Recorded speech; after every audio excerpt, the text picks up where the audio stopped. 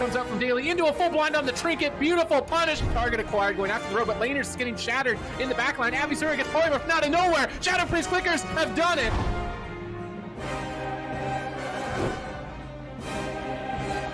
Too slow. Frost Nova, big crits. Frank goes down. 2v2 time. Using his prep vanish. Honestly, this rogue year 5 right here, he's dead. Go Cleveland an early death here. They're year 5 in so much trouble. Try to get damage on the Sandman. Look like he's going to go down in the note. So he has to kill Bali right here. He closes it out and gets the kill on match point, pulling it off. Oh my goodness.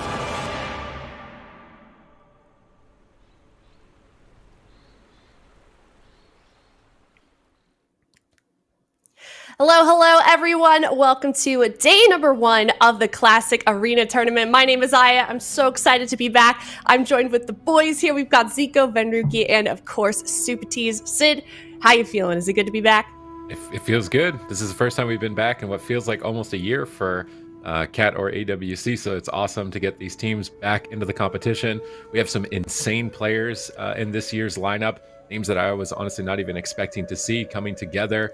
One of the main treats that I really want to see in Europe, and it might not happen because one of the teams is in the lower bracket, but it's something that I feel like if you're a Warlock player, you want to see these players go head to head. Like you want to see Walrix versus Chanimal. That's the type of matchup that you like want to see. You normally only get to see it at a LAN because they're playing in separate regions, but because Chanimal is competing in Europe this time and Walrix is competing also in Europe, obviously, there is a chance that that could happen. And I mean, that's something that I really want to see. Yeah, definitely a rare treat. We got some legends playing today. So excited to get started. And let's get down breakdown of what we're going to be seeing in today's tournament. Of course, we've got 200 teams actually signed up, and we're only seeing the best of the best competing today. It's going to be best of 7 today in all of the games on broadcast, now that we're, in that top 8 here. And then, of course, at the end of the weekend, we're going to crown both America and Europe's best team on Sunday. Today, of course, though, Elliot, we are going to be playing in Europe. Yeah, and I mean, like Sid kind of previewed, there's some phenomenal teams out here. I mean, we have Blackwater Gaming, Minpoike, Mir, Chanimal, probably the favorites in the region to win it, but they're not the only ones. I mean, we have big names like Blizzo, Walrix, Neezy, as well Chaz, Blaze, Laners, so some big names that compete in the AWC, as well as some names that are kind of exclusive to the classic scene, and we'll have to see who can kind of rise to the top.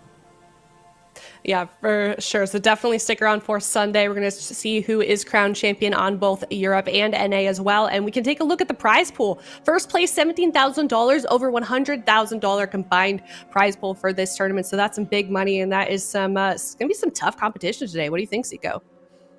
Yeah, absolutely. I mean, there's a lot of pride on the line as well here for these guys. There's a lot of people that have been playing TBC for a long time. They definitely want to get that title as the champion. And then, of course, not a bad chunk of change here as well for just a weekend of double-elim games.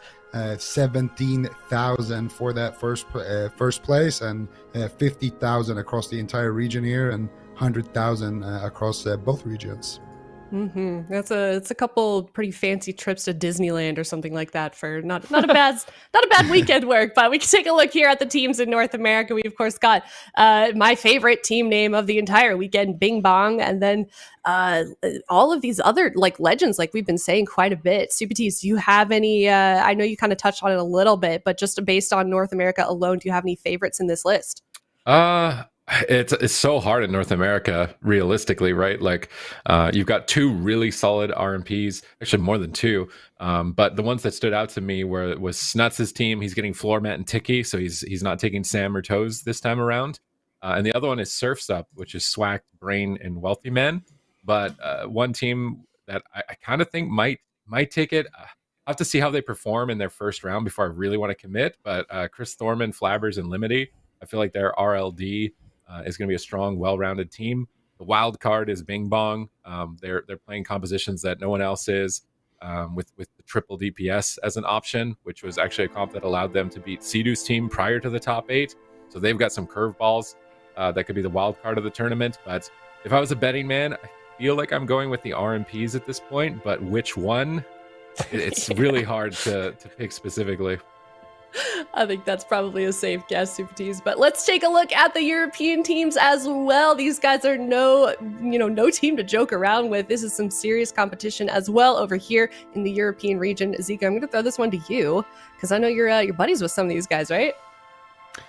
Buddies, nemesis. Some of them they hate to see me. No, I'm just kidding. Yeah, no, we definitely got some very, very strong rosters here. We got some teams as well that you typically would see, on retail, and they've been doing very, very well on retail. Knees, Warwicks, those type of guys, and also Mercy in Bald Pythons playing that WLD should be a very strong roster, as well as Blackwater Gaming. Blackwater Gaming, I think, would be the favorite to most people to win the entire thing here. You got Mir finally able to compete here on that rogue, and then of course Minpoike. This is kind of his meta to shine in. Season 3 Druids are very, very strong, and Minpoike has been looking in tip-top shape. And then of course Chanimal joining them on that Warlock. It should be a very scary roster to go up against.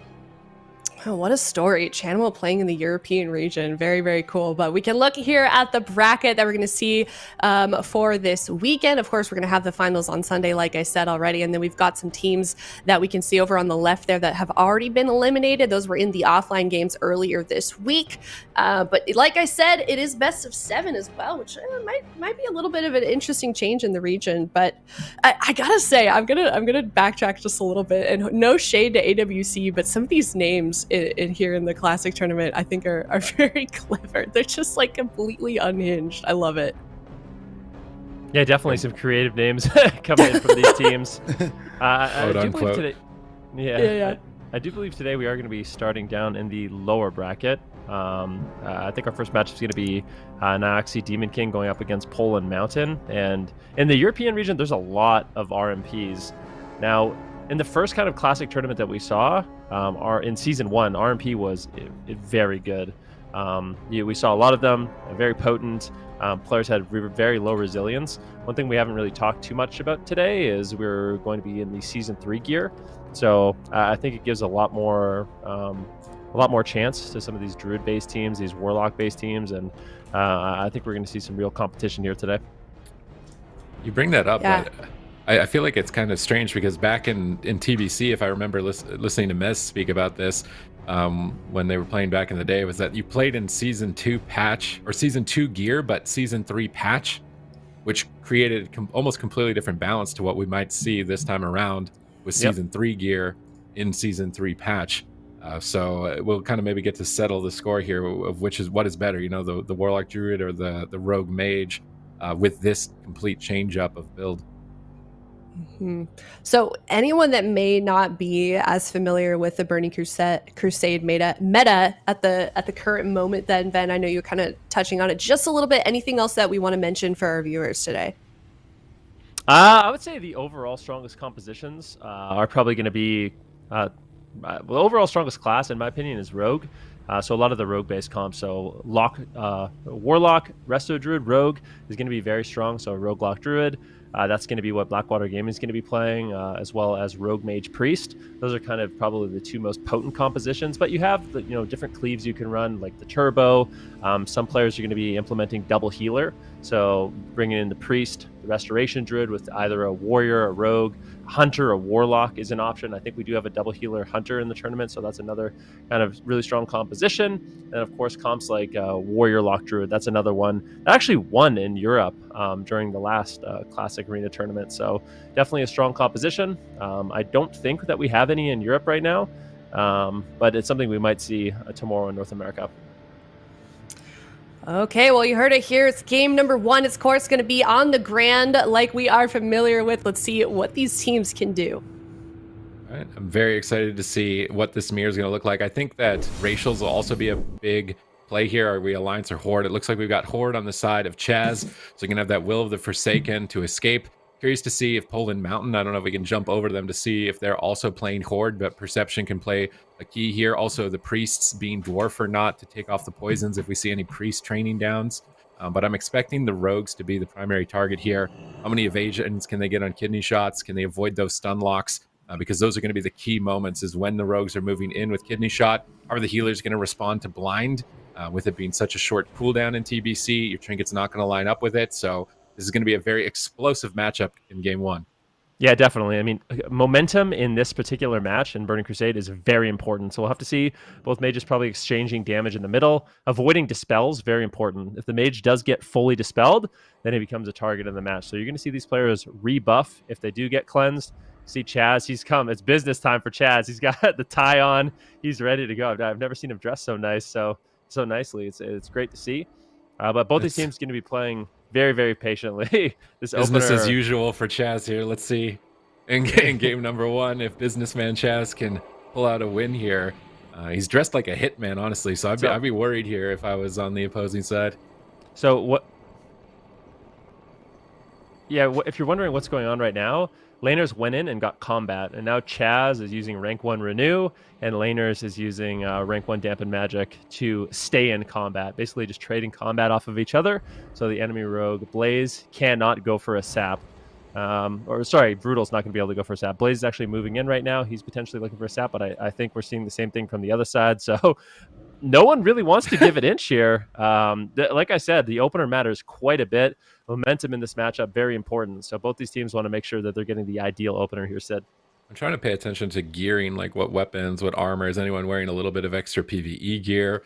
I'm not expecting the mages to be the target. Maybe they're dumping everything into haste to try and get as fast of cast as possible. Rank 1 Blizzard's coming out. Combat still secured. They haven't found the rogues, though. Blaze is moving in. Is he going to start the fight? Garrote onto Deal. And it does look like the mage is going to be the initial target here. Pain suppression immediately. But now a swap over onto Chaz. Is Chaz going to be ready for it? Ducks away behind the pillar. Brutal gets peeled to the kidney shot. Poly on the priest. Deal is isolated.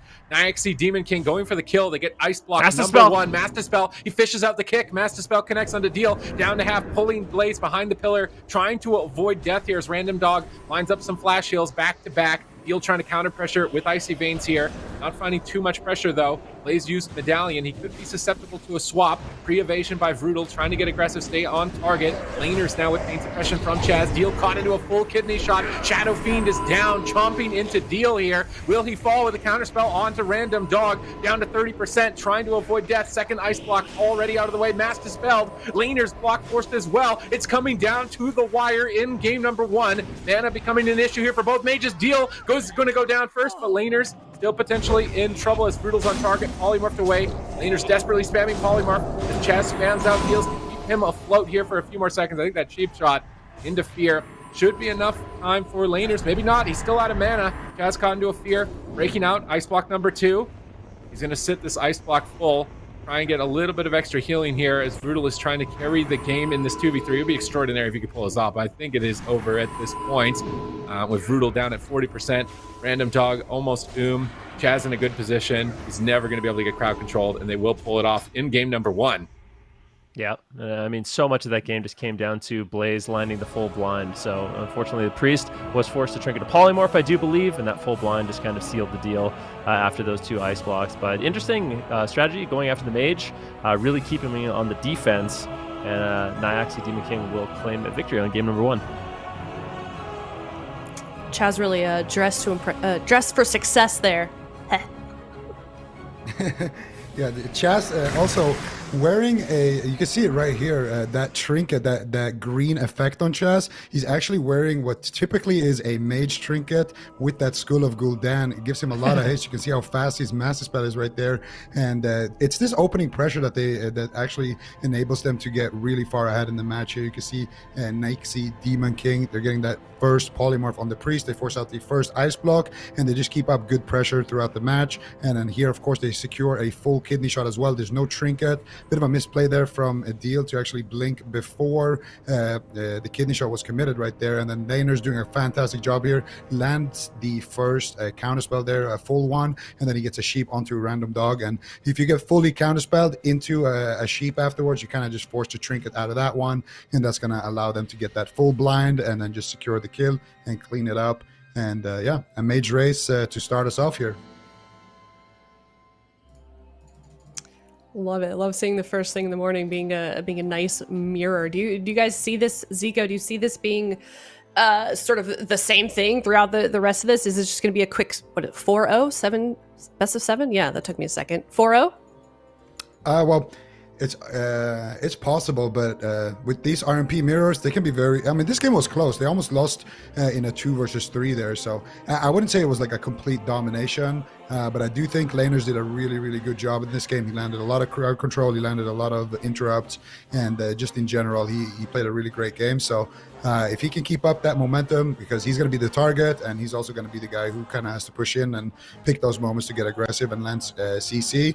And if he can keep that up, it could be a 4-0, but I think they're pretty evenly matched. And with RMP mirrors in TBC, a lot of it comes down to the opener as well. Like in the start there, when they're trading combat, both rogues are looking for each other. If Poland Mountain finds the rogue of Chaz and Laner's team, then all of a sudden they're going to have a really big advantage there, because they can open up on that rogue, clean off his buffs and everything, and maybe even ride that momentum into a win. Okay, well, Poland Mountain, they are already down 1 game, so we're going to have to see if they can maybe catch up in game number 2 here, try and get a tie. They've got a few more chances. I'm just trying to reiterate as much as you guys can that it's best of 7, because that's definitely not the norm here as we see these tournaments happen on Blizzard. But we're going to see if they can tie it up. What do you want to see them maybe change as we move forward into game number 2, Zico? Well, I think in this game in general, they just had a worse opener. I think both teams in the start, they were kind of just feeling it out, trading combat and trying to get ahead. But eventually, I think NAIXI Demon King, they just pulled the trigger first. And I think a lot of it is positioning as well. If the priest is caught up in the open field like that, like he was in the opener, and the mage is also right next to him, it just makes it an easy job for laners and Blaze to actually set up some crowd control, land a polymorph, which they were able to in the start. And if the rogue of Poland Mountain has to open up on a mage that's really far away from his team, it's going to be really hard for him to actually stick on that target. 1 Nova, 1 Frostbite, his priest is going to be forced to push out very deep to actually dispel those, and that's when he can get crowd controlled. So just better positioning and just commit a bit more. Either you're committing to the defense and letting the other team kind of run in, or you're the team that just rushes in and starts dispelling the mage. So that's what I want to see. More decisiveness. Okay, let's see if they implement that. Or is NAIXI Demon King gonna get a game number 2 here in Ruins of Lordaeron? I think in game number 1, the thing that kind of had Poland Mountain fall behind is the fact that they didn't open mage. So laners had a lot more freedom in the beginning of the match to get a lot more damage, and that's kind of what we saw on the scoreboard. And damage is super impactful in these matchups, especially if wound has stacked up. You can basically out damage any kind of incoming healing, and that's where you have to trade those cooldowns. And I just want to see Poland Mountain a little bit more confident in their opener. I think if they're going to go after Chaz, you kind of have to commit to it. Otherwise, just start on the mage or even counter pressure the rogue, because we did see NAIXI Demon King open first. So you can go for an option, peel the rogue if you really want to go for something like that. But we'll have to see how this one does play out, Zico. Yeah, absolutely. And we're going to see the next map selection here is going to be Ruins of Lordaeron. First game is always going to be Nagrand Arena. And then, of course, the second and games beyond that are just going to be randomized. So we could go back to Nagrand after this. We could go to Blade's Edge as well. Ruins is going to be interesting because both teams will have kind of an edge if they rush that tomb in the middle. So I would imagine both teams pushing for that tomb. We're going to see, yeah, that's exactly what's going to happen here. And we're going to see actually laners and Chaz pull back. They get the sap here onto deal, and now they get swap it through random dog, and they get an opener onto deal. But Chaz also getting sapped here by Brutal. So it's a 2v2 rogue mage mirror right now, and we're going to see a lot of pressure coming out onto deal, and laners here doing a pretty good job so far. Chaz sealing the blind a little bit, trinkets out, dispels his rogue there, and now Blaze having a decent amount of uptime. Pain suppression is being forced here from the team of Poland Mountain, but Chaz actually able to hold on to it. They do trade out the ice block first though, and now deal as well down an ice block. So actually a little bit of a misplay there. I think deal maybe could have held that ice block right there, and now they're going to be 1 pain suppression ahead here on the team of NAIXI Demon King. Yep, very back and forth right now. Random dog with no trinket, Chaz with no trinket. Pain suppression's been traded by both teams. Laners in a little trouble. Deal at the same time, getting low. He's trying to kite away. Blinks away, but the Shadow Step and Blaze is all over him. The mana shield's coming in, but I mean, when you're a mage and you're forced to spam the mana shield, it's pretty much over at that point. Laners going to throw out another ice block, and it looks like NAIXI Demon King should be fine here. Full cheap shot on Brutal. If a kidney shot lands, this game is done. 2-0. I mean, these teams are very evenly matched. This comes down to little plays, more aggression, more effective damage, and NAIXI Demon King does claim game number 2. it's very nice that they were able to hold on to that pain suppression. Chaz just kept it in his back pocket there, whereas they were able to force the pain suppression and the ice block right there. So they had kind of a major defensive lead already to start things off. And they were able to ride that momentum as well. And, having that pain suppression in your back pocket just means that you can play super aggressive and kind of run that mage down, Sid. I mean, in this replay, like the teams are mirrored. Both priests stab at the same time, blinds, and this is where the pain suppression lead you called in the match. Random Dog uses pain suppression right away. Chaz holds on to his.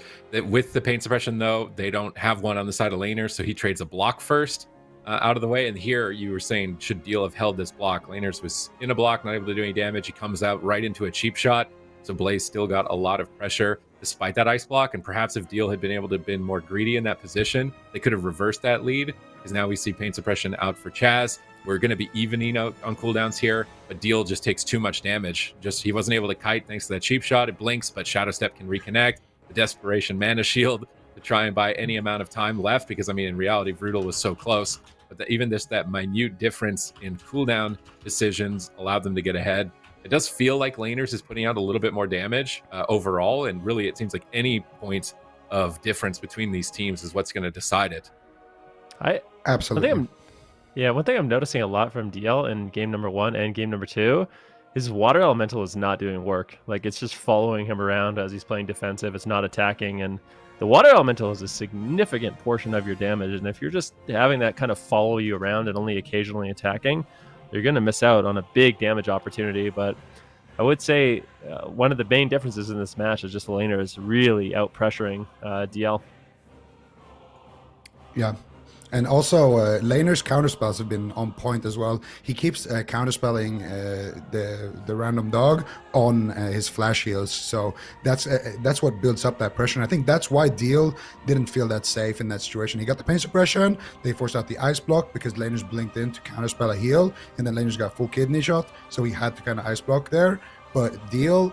the counterspell was already over on his priest at that point, and then he ice blocked anyway. So I think that was the big mistake right there, because after that it was just way too much pressure. He had exposed armor on him, he had a rogue, using prep on him and everything, and there's no cooldown really to trade there to kind of equalize that. So I really think it's just that defensive overlap that happened there in the start that set them super far behind here. So just to reiterate then, Zico, in just like short terms, what exactly is happening here? Like, is it this team is outmatched? Like, it's just a skill thing, or we're just seeing Poland making the same mistakes twice in a row?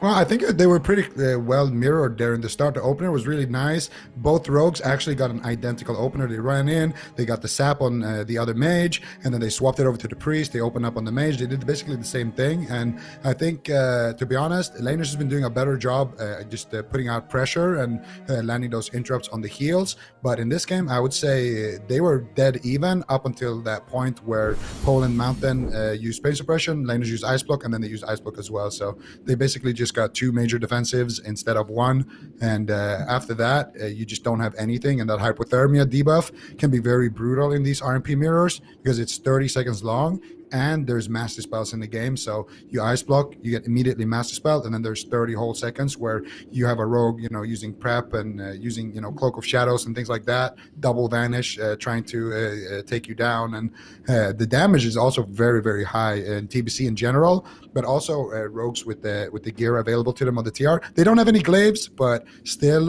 they have a lot of armor pen on that gear. Shucks. Yeah, they should have had the glaives. I feel bad enabled. for them not having glaives, okay? Poor rogues. Rogues won't be viable at all in this tournament, unfortunately, because of that. No, but the armor pen is really big here in Season 3. But we got another game on our hands here, Sid. Yeah, here we go. Oh, they find them. They're going to open with a gouge on the Chaz, but Brutal gets intercepted. They might be mixing up their target here. Now, cheap shot into gouge, setting up CC.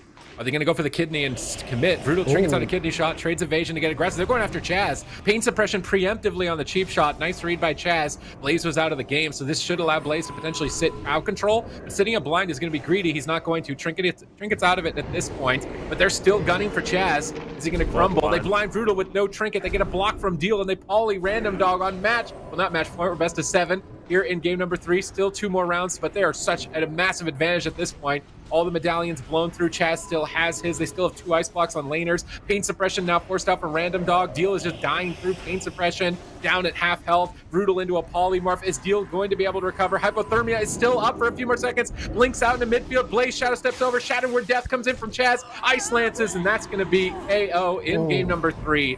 NAIXI Demon King look unstoppable. Look at Chaz. Chaz with the killing blow there with that mind blast. Had to adjust his tie there a little bit after that one. That was a little dirty there from Chaz. Very nice. I still would love to know why he decided to show up today in a suit, but whatever reasoning behind it, certainly paying off. They are now 3-0, only 1 victory away from winning this one, Ben. Yeah, I mean, that was domination. So we saw right away an all-in attempt here from Poland Mountain, and I have to say NAIXI Demon King did exactly what you want to do. They just cheap shot the rogue, they gouge him into a kidney, and if Rudel wants to keep up any pressure, he basically has to trinket. But at this point, NAIXI Demon King, they're feeling great because all they need to do is land a full blind and Rudel's going to be out of the game. So Chaz a little bit scared right now, but as soon as he reopens, boom, there's the full blind, and Rudel's just going to sit that CC. So they're pressuring DL, keeping him out of the game. Rudel's into a full blind, and out of that, Blaze goes for a vanish cheap shot, another 4-second CC, into a kidney shot while going after DL. So Rudel basically hasn't played the last 16 seconds of this match, and we talked about how important momentum is, how important damage is, and when your rogue is just CC'd for 30 seconds straight, there's absolutely no way you're going to be able to keep up on momentum, and Poland Mountain kind of falls apart. So I would say out of the 3 games so far, this is by far the most dominant here by Demon King. And you said in game number 1, Van, how important momentum was, and I think it's really clear that we're kind of seeing that progress through these games. And do you expect this to just be another one happening in game number 4 from this team? I mean, it's kind of looking that way. I mean, even if you look at the damage, DL, he's not even eating the stuns that game. Sure, there's interrupts and stuff like that, but you really have to get pressure. I mean, it's definitely difficult. Your rogue just crowd controlled the entire time, but I think what we're seeing here is just more flexibility from NAIXI. It seems like they've been in these situations more often, and they kind of know exactly how they need to react, and that's why they're kind of pulling ahead. Based off the last 3 games, if I was to say who was going to win the series, I would say it's probably going to be a 4-0 here for NAIXI Demon King. But Poland Mountain, definitely signs of life, and they're not out of it yet. It's possible that they go for the reverse swap. All they need is a good strategy. What I want to see from Poland Mountain, if they want to win this series, is more confidence in their strategy. Just play really, really aggressive, get the damage out, try to get NAIXI Demon King on the back foot, because once you're on the back foot in a matchup like this, it can be really difficult to recover. Mm-hmm. And even if they do lose this next game and lose the entire series, it's not the end of them in this tournament as well. We will see them play again at the end of the day. They're going to play the loser of match number 4, so they've got a couple more chances left. Let's not count them out. We'll see what they do in game number 4, but right now looking really solid for NAIXI Demon King. Super T's, what do you think? This is the end of the road of them. This is the lower bracket. Yeah, they're going to be done so if they lose this one. So there's a lot of pressure, and I think you can maybe you're right. even, I apologize. I was looking at it wrong. You can maybe even feel the pressure in the games. Like Chaz's team is just a little bit more confident, and that's what it takes. I feel like when I watched the open bracket, some of the teams were streaming. It felt like there was a lot of pressure on people to not play aggressive, like druids that were just only healing. They were just sitting in the back, only rolling life plume, not going for any clones, and not playing aggressive because it's a tournament. It's like, I don't want to make a mistake. I'm just going to focus and play safe. But then these teams that are able to mix not making a mistake and also get this aggressive crowd control are the ones that are pulling ahead. I love it. So just a correction, it's the winner of match 1 we'll see at the end of the day playing the loser of match 4. But game number 4 here, let's see if it ends here. Well, we'll definitely have to wait and see. Momentum. Poland Mountain, we want to see them not play so defensive. They need to see this mage get more damage out. Honestly, I think they should just go after laners more than likely. Unless the rogue opens early, they could try to kind of steal the strategy we just saw, where you go for kind of a cheap shot, gouge, kidney play, and kind of see how Blaze reacts. If he trinkets, you can full blind him. If not, you can kind of ride that momentum and try to take him down. But Poland Mountain definitely going to have to find their footing here in this game number 4. Otherwise, unfortunately for them, this will be the end of the line. I mean, NAIXI Demon King, they came to play. You can see Chaz looking very spiffy today, and he's ready to game. And they're in the lower bracket right now. Yeah, they're in the lower bracket right now, which is not exactly where you'd expect to see this team, but that just kind of speaks to the level of competition here today. Yeah, I mean, we had hundreds of teams sign up, so there was an insane amount of competition in this tournament. Match point here. Poland Mountain need to reverse sweep 4 games in a row. Blaze is moving forward, gets a sap on DL. He wants to likely switch that, but he's trying to find Vrudel as well. Vrudel's nowhere near him at the moment. Vrudel crosses in, opens with a Garrote up onto Laners, trying to stay on target with Cheap Shot. Laners blinks the Cheap Shot. Deadly throw on the Polymorph, looking to build up combo points for the full kidney shot. We see pain suppression during that lockout on Laners, so he can stay aggressive with the pain suppression on DL and try and push a block, but Random Dog blocks it with the pain suppression of his own. Will it be enough, though? It is not. Pain suppression and ice block already out of the way. NAIXI Demon King with a massive lead. DL is still down at half, desperately spamming Polymorph, not able to get any damage. Vrudel is trying to carry the game on Laners behind the pillar here. Will he be able to get a block from Laners alone? He's caught in a Frost Nova, unable to connect, and DL is caught in a Silence. If he doesn't have a blink for this next kidney shot, it could be the end of him. Chaz gets counterspelled. Laners into the ice block. Nice counterspell from DL. Nice kidney shot from Vrudel after the Master Spell and Laners. But he is able to blink around the pillar. DL blinks into midfield. Is this going to be a mistake, though? He's kidney shot in midfield. Immediately ice blocks the Shadow Fiend. Master Spell comes through. No ice blocks left for either side on match point. Full blind onto Blaze with no trinket. Maybe a miracle for Poland Mountain here to try and take down Laners. They've got Blaze locked out of the game still for a few more seconds. Can they take it down? Put a point on the board against NAIXI Demon King? No. Ice block number 2. Master Spell not available. Random Dog is out of mana. Yeah, both of these healers just completely tapped at this point of the game. There's no cooldowns left. DL, though, Wound Poison has stacked up. All of this damage really laying in, and a full kidney shot lands. That should be the game. Laner's still in a little bit of trouble, though. It's not over yet. Potential cross kill. If we see a stun on Vrudel, that's going to be the end of it. There's the cheap shot into a kidney shot. And I think NAIXI Demon King going to be walking away with a clean sweep. Now we see the scoreboard of this one. Okay, we do see the cross kill, but wow, you kind of wonder if the priest didn't leave. Maybe they could have had a chance there, but it looks like we are going to see NAIXI Demon King pulling away. And we'll see the scoreboard of this one once again. I think just so much of this matchup came down to these little micro plays, just more aggression. But that was probably the best game we saw so far from Poland Mountain. Yeah, a bit unfortunate that we kind of saw them pulled together there, but a little bit too late, and they are knocked out of the tournament, and we will see NAIXI Demon King move forward here in this bracket. But what do you think about this one, Zika? What's your take on how NAIXI Demon King did in this whole series? Well, they summited the mountain. That's my take here. I think just more experience. You know, Chaz and Laners, they've been playing together at the top for a very, very long time. And I think Poland Mountain, they didn't exactly know maybe what they wanted to do.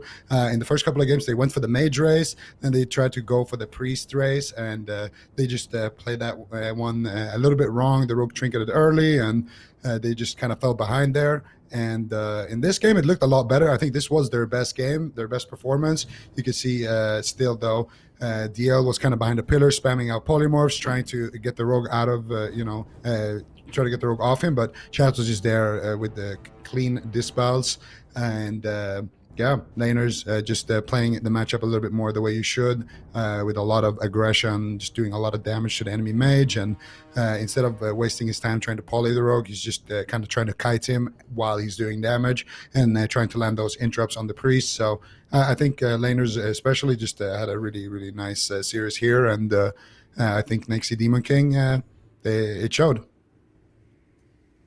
Yeah, most certainly did, and they pulled it off very nicely as well. Subatiz, how do you think that this team is going to perform if they can keep that performance up against the rest of these teams today? I mean, the fact that they're already down in the lower bracket might mean a bit of trouble for them, but they've dressed for success, as you've already said. They seemed really confident in that first series, and I think that's going to be a very important component for the teams. Is do they have any sort of tournament jitters? Is any of their players going to be playing a little bit too defensively, not committing to what the strategy demands, which is going to take a little bit of risk?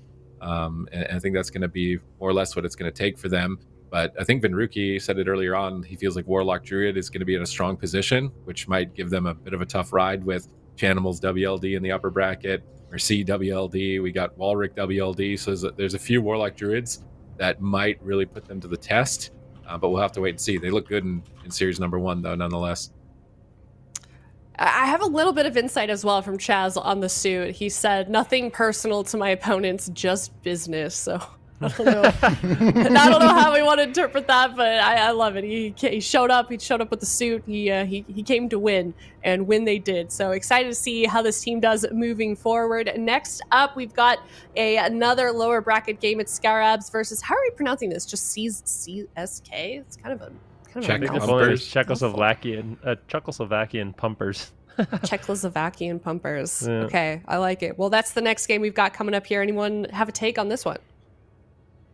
So SCARABS, I feel like they're in a decent position. I mean, big names on that team, Blizzo, Walrick, Knees. And I mean, when I was talking to Zico about this matchup yesterday, I kind of anticipated Walrick to play Warlock, but it turns out he's been playing a lot of Enhancement Shaman. So he actually is likely going to be on the Enhancement Shaman here and playing Warrior Enhance. So that Turbo going up against, I do believe they play Warlock Rogue Priest, if that's correct. And if that is the matchup that we do end up seeing, I feel like Turbo has a fair shot. I mean, if you're a Warlock, you don't have a Druid to peel for you, you have an Enhancement Shaman and a Warrior kind of training you down, that can definitely be a rough spot to be in. So this next matchup could be favored towards SCARABS in their cleave. All right, stick around, guys. We're going to go to a break, and when we come back, it's going to be those two teams up next. We're going to send another team home. We'll be right back.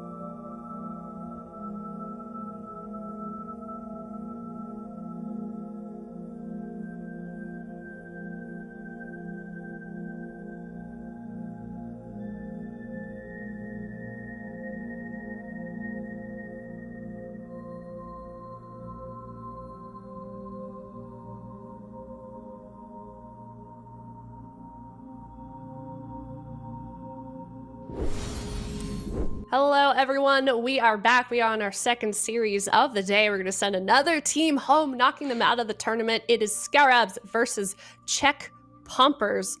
Zico, I want to hear your predictions on this. My predictions is we're going to see some big Wind Fury procs for Blizzo, and he is going to show them what the Pumpers really mean. Okay. I think SCARABS win. I like it. You have any comments on that, Ben? No, I hope he's wearing. I'm curious to see what kind of gear he's wearing. I'm always a big fan of the sword, so I hope he has a sword on with that Wind Fury totem. We see some lottery Wind Furies and sword spec procs. I know, we all know that the mace is better for the stuns, but everybody truly in their hearts wants to see the sword spec procs. I mean, it's true, all right, and I hope we do see it. Yes, it is. Is he speaking for all of you guys? Yeah, please tell me. If you got Kata Edge on your warrior, Ben, would you wear it? Oh yeah, 100%. But only if I'm playing with my favorite shaman, Absturge. So he can Wind Fury me to victory. But we'll have to see how many Wind Furies do end up happening in this game. SCARABS likely going to be playing the Turbo. Maybe not, though. We could see some surprises from them, but I think that's most likely what they're going to be running. And of course, the Czech Pumpers.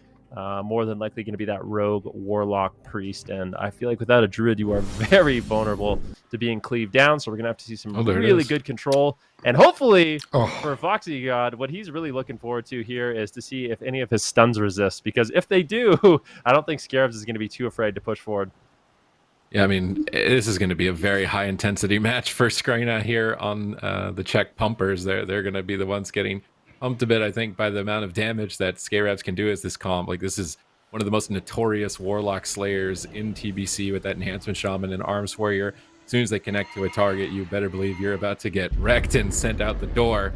Knees coming in on the Discipline Priest, going to be providing more dispels, purges as well to get his team offensive here. Cheap shot not resisted, but Blizzo is already connected. Skrina has that Voidwalker sack shield at the moment, so he's just going to work down that shield, maybe go after the pet. Pain suppression aggressively on Walrix. He's just trying to get him on target. Walrix has Tremor Totem down for the push here. He gets it on that fear. Then Wind Furies are coming out here onto Skrina with the mace stuns. He trinkets out, but he's still just getting procced on by Blizzo at the moment. Will he stay afloat? If they stay on target, he's just going to disappear. Walrix gets stunned away with no trinket, but he pre-sham rages the incoming lockdown, and it looks like he's going to be able to tank through the damage and reconnect onto the Warlock. It's a race to the finish here in game number one. Skrina gets a Feldom Fellhunter trying to stay afloat, but he just cannot. Walrix could go down in a cross kill. Fox getting Shadow Steps over, takes him out. 2v2 time now between Knees, Excite, Fox God, and Blizzo.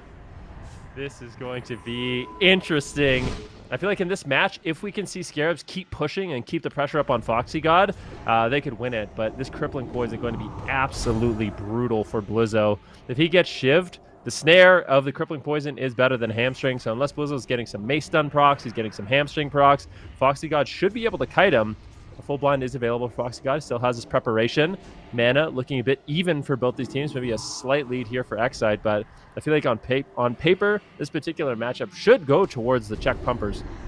All right, let's see if they can finish it out here. 0 mana for Knees, no pain suppression, full blind, no trinket. Blizzo is all alone, but he doesn't seem to care. He's just proccing huge damage with those Whirlwind. He intervenes back for the sap. Fox God's going to pull away. Unable to continue that crowd control chain. Nice intervene by Blizzo, but he's still down at half health with not much mana. Fox God down at half health, trying to avoid kiting with that Crippling Poison. Knees is auto-attacking him with the staff. Both healers playing different staffs as well. We see Excite running the Ethereum Life Staff, whereas Knees is running the MP5 staff from BT. That might be a big difference as Fox God gets critically low in execute range with evasion up.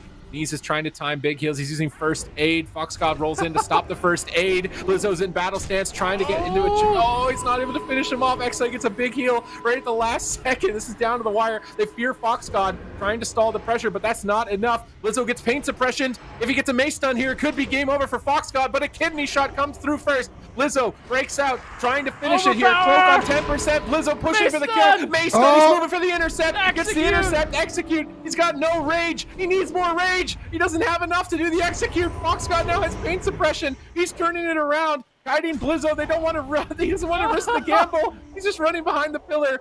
0 mana left on both sides here. The next auto attack could close this game out. Excite gets a greater heal onto Fox God, but he has to line the greater heal chopped away by one auto. Excite praying for mana, but the double fear. Fox God wills out of it. Xside breaks out. Knees can't heal Blizzo. Blizzo has a disarm, though. If he lands this disarm, he might be able to close it out. Intercept into disarm. No, he gets fully blinded. Now Knees is all alone, and there should be no way Knees makes it out alive here. How did they pull it off? Rogue Lock Priest against Turbo. Check Pumpers are going to check Scarabs out here in game number 1. What a close game that was. I mean, it came down to Foxy God with the clutch Hellstone. He was holding that in his back pocket when he got into execute range when it was so scary. He threw out that heal, and then at that point, Scarabs just couldn't recover. Blizzo's going to be going for the hero 2 versus 1. There's no way at this point. Blizzo's just too low. He's got bleeds on him. He's playing Flurry as well, so just all in, massive damage. But it is going to be Check Pumpers that pull ahead. And I have to say, I feel like the one kind of defining moment in this match where pressure slowed down, or where Check Pumpers was able to actually find pressure, was when we saw Walrus trinket out of a death coil into the cheap shot kidney. That was just, even though they managed to get the kill, that's where I felt like he just could not recover at that point. Oh, I love when games go that way. Always super intense. Check Pumpers coming out on top, though. Is that something, though, that they can repeat? I mean, obviously not a cross kill or something like that, but do we see that just being like a lucky game number 1 for these guys to go?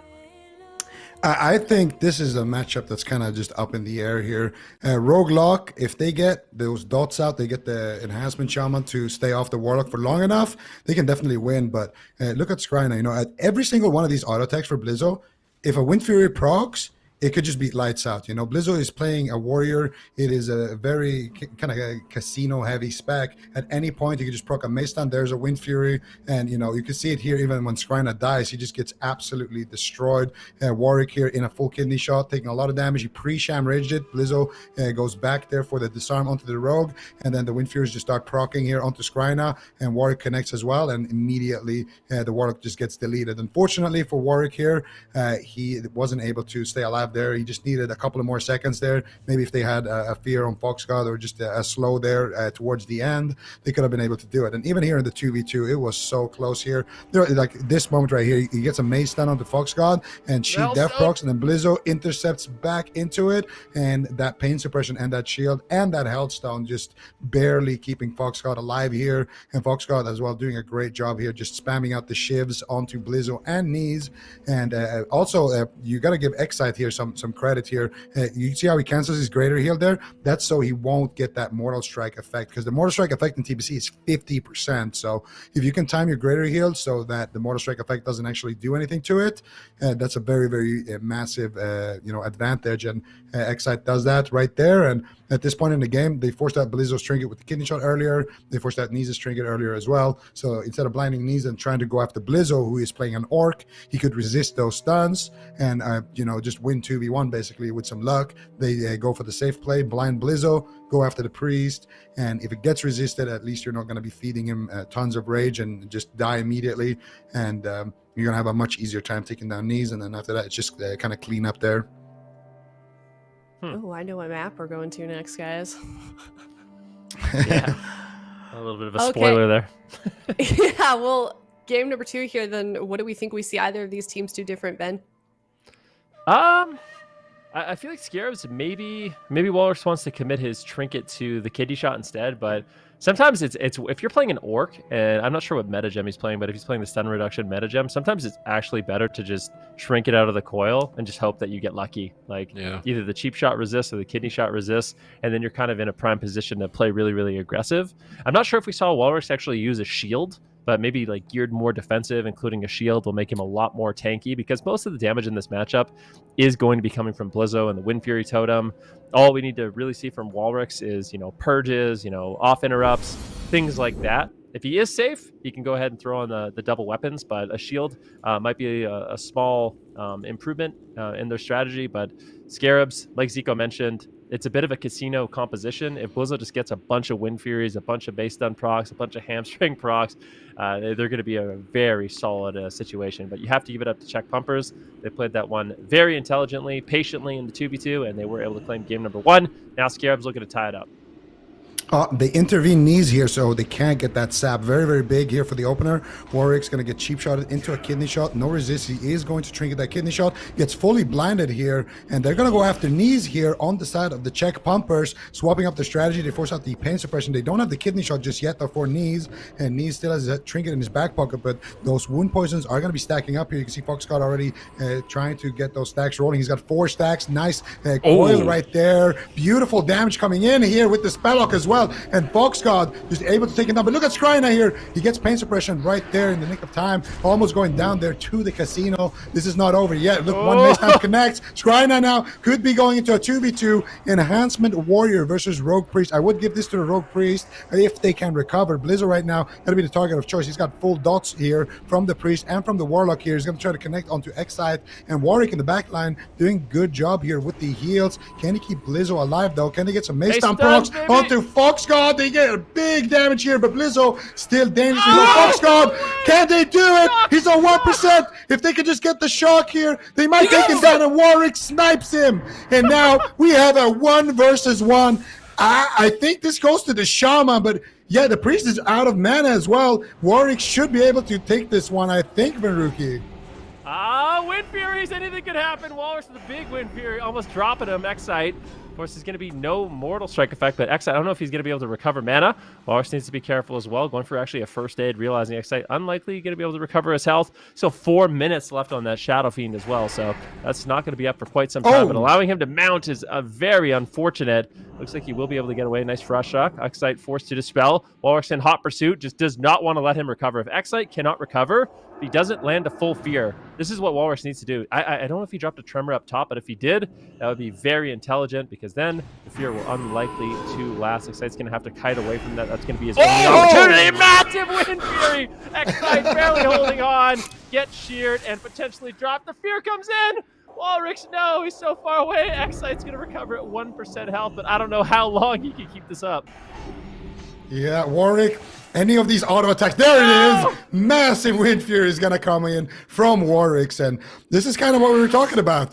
You look away, you see knees falling down, and you're like, okay, the RLP, they got this, it's over. But then you look at the Warlock, and he's at 50% HP. All of a sudden, he's gone. Then you look at the Rogue, he gets maced down, he gets improved hamstring, and he gets deleted from the map. And all of a sudden, you have an enhancement shaman going up against the priest on a very, very good map as well for those Tremor totems. And Scarabs is going to tie it up here. Look at this. This replay is insane. Like, what I caught from the replay was absolutely insane. So, like, Walrick's weapon swapping, and at one point in the 2v2, he uses Sham Rage to get mana back because he was to heal Blizzo. And if he didn't do that, like, there's no way he would have been able to keep the game going. Right off the bat, they saw Walrix have a shield on, so they baited him to trinket and blinded his trinket and went after the priest. So they responded to Walrix weapon swapping, and the weapon swapping from Walrix this game was actually insane. He actually switches to a healer weapon later on, but Czech pumpers responded to those weapon swaps by going after the priest so expertly. Like, they have to kill a target really fast or it's game over. So they found that strat, worked it out, got the kill on the priest. Skrina almost survives here with pain suppression. It was such a close call. But unable to, that shock from Walrix. And then right here, you'll watch Walrix. He'll do a weapon swap. He'll put on a Spire of Karabor for healing onto Blizzo, and he'll use his Sham Rage to get mana back. Right here, he switches on Spire, so he's got healing weapons on. He's spamming heals out with that, and then he's out of mana, so he's going to use Sham Rage to get his mana back and get back onto Fox God and have mana to be able to finish the game. And if he didn't make those split-second decisions, like Fox God would have killed Blizzo out at this point, it buys him just enough time. And right here, he snipes the kill with a shock around the corner on the ramp. And then in this 1v1, he hides Tremor Totem. He gets fully feared here. I think he actually had his trinket. I was surprised he didn't just trinket this. But he had Tremor down, so he pre-Tremors that. He had Wind Fury on the top. Like, he's an expert Warlock, but switching on to Enhancement Shaman, he's definitely got the mechanics down. He's got the procs. We see these chunky Wind Furies, and that was just an insane game from both sides. Love it. I love seeing the adaptation from the Czech pumpers as well. Like, if he's going to trinket the stuns early, just throw him in a full blind and all in the priest. It was really, really well done. But you have to give it up in the 2v2 to Walrix and Blizzo. I love the fact that Blizzo just throws caution to the wind. Like, you know, you're a warrior. I guess you had kind of a healer with Walric, but he just goes for it. He realizes there's no resetting here. I'm in. I'm a big scary warrior. And with no evasions, that rogue was definitely feeling the pain. Nobody makes me bleed my own blood. Yeah, but no, it's definitely an intense way for that to end. I'm just gonna rewind to game number 1 when I was like, oh, they won't get another cross kill, but no, instead it turns up to a 1v1. So thanks for that. It's 1-1 right now in this best of 7 series as well. So I mean, I forget who said it, but there's definitely a pretty even match between these two teams, and I can't even guess where we go next. Sipties, how do you think the rest of the series continues? Is it going to continue to be like these 2v2 1v1 type of situations? Kind of depends on the opener. Like that game, they stop the sap, but if they can't stop the sap, then maybe they go after a different target. That game, they responded to it really well by just opening on the shaman, baiting the trinket, and then swapping to the priest. But if that shaman resists the kidney and then trinkets the blind, it's game over. So I feel like RNG is more on the side of the turbo. Like if they get any good RNG, it's going to just be over for the RLP. Whereas the RLP, it's like, what can really go wrong for them based on RNG? Not too much. Like there's a lot of just randomness that could happen, and the turbo just resists every stun, runs in, procs Wind Fury twice, Warlock is dead.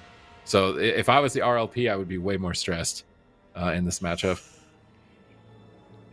This is so fun. I feel like there's just so many unpredictable situations so far that we've seen, and it's been a really interesting tournament so far. I know we're only into series number 1 or number 2, but I'm just loving how these players are showing up in the games that we're seeing so far. But it looks like we're gonna get game number 3 going soon. Let's see who pulls out ahead, SCARABS or Czech Pumpers. Game number 3. All right, we got game number 3 here, going back to Nagrand Arena, and I guess we'll see here. I think personally, going after knees, it might seem like the right thing to do there, but I think they need to make sure that they commit that kidney shot back onto Warwick. Warwick can, if they're not going on Warwick, he can never play the game again. They need to make sure that he is not ever touching his character again. If they do that, that could work out. And again, I think we're going to see the same kind of opener here. Blizzo going to just intervene over onto knees, and then they're going to all run in together as a team to avoid that sap right there. If they can connect onto Skrina early on without, getting disrupted too much from Fox God, that's exactly what the SCARABS need here. And of course, getting that early Bloodlust out, because this is the Burning Crusade. You can use Bloodlust in Arena here, and Warwick's he's going to look to get that out immediately here. He's running it in Ghost Wolf, so he can't get stabbed. Fox God actually tried to get it right there. And this is a good opener. He didn't get cheap shotted here, and now he's forced to go into the kidney shot there immediately. Trinkets out. There is the Bloodlust coming out, and Warwick's now looking to connect here on his target, so please. Yeah, coil into cheap shot, a bit overlapped here, but the coil was dispelled. Pain suppression on Warwick. Are they going to blind him on pain suppression here? It's now the question. Are they going to hold and wait till he connects onto the target? Skrina's in a lot of trouble. Wind Fury procs are coming through. He at any point could explode. Blizzo's all over him. Warwick's trades Sham Rage to stay on target. Switches to a shield for a moment. Now back to double axes to finish down Skrina, but Warwick's is still just in so much trouble. No resist on any kidneys here. Warwick's, he fears off the road, but he's still in trouble. Tremor Totem's down, breaks the fear. Warwick's at 10%. Czech Pumpers are just looking unstoppable in game number 3 here. There's no pressure onto Skrina. I don't know what's happening here. Warwick's could just go down before they are able to finish him. Warwick's at 10%. Knees can't keep him up. Blizzo now needs to solo Skrina. Skrina's out of mana. If he taps here, it could be game over. I love the Voidwalker Feldom. He can just sack it for his shield here if he needs to. He's so low. He's probably going to have to. He life taps. He gambles it. He's trying to stay afloat here without using the sack pet. Just waiting for it, but Knees Shadow Word deaths them. Is he going to play the gamble? How much longer is he going to play the gamble? He's down at 30%. Blizzo is still just hacking away at him. I should say smashing away at him with that mace. Knees is getting raced down by Fox God. Skrina caught into a fear, 30%. NAIXI is healing like a legend to be able to keep his Warlock alive. There's the sack pet, and Skrina should be able to survive here. Blizzo's still just trying to 1v3, but okay.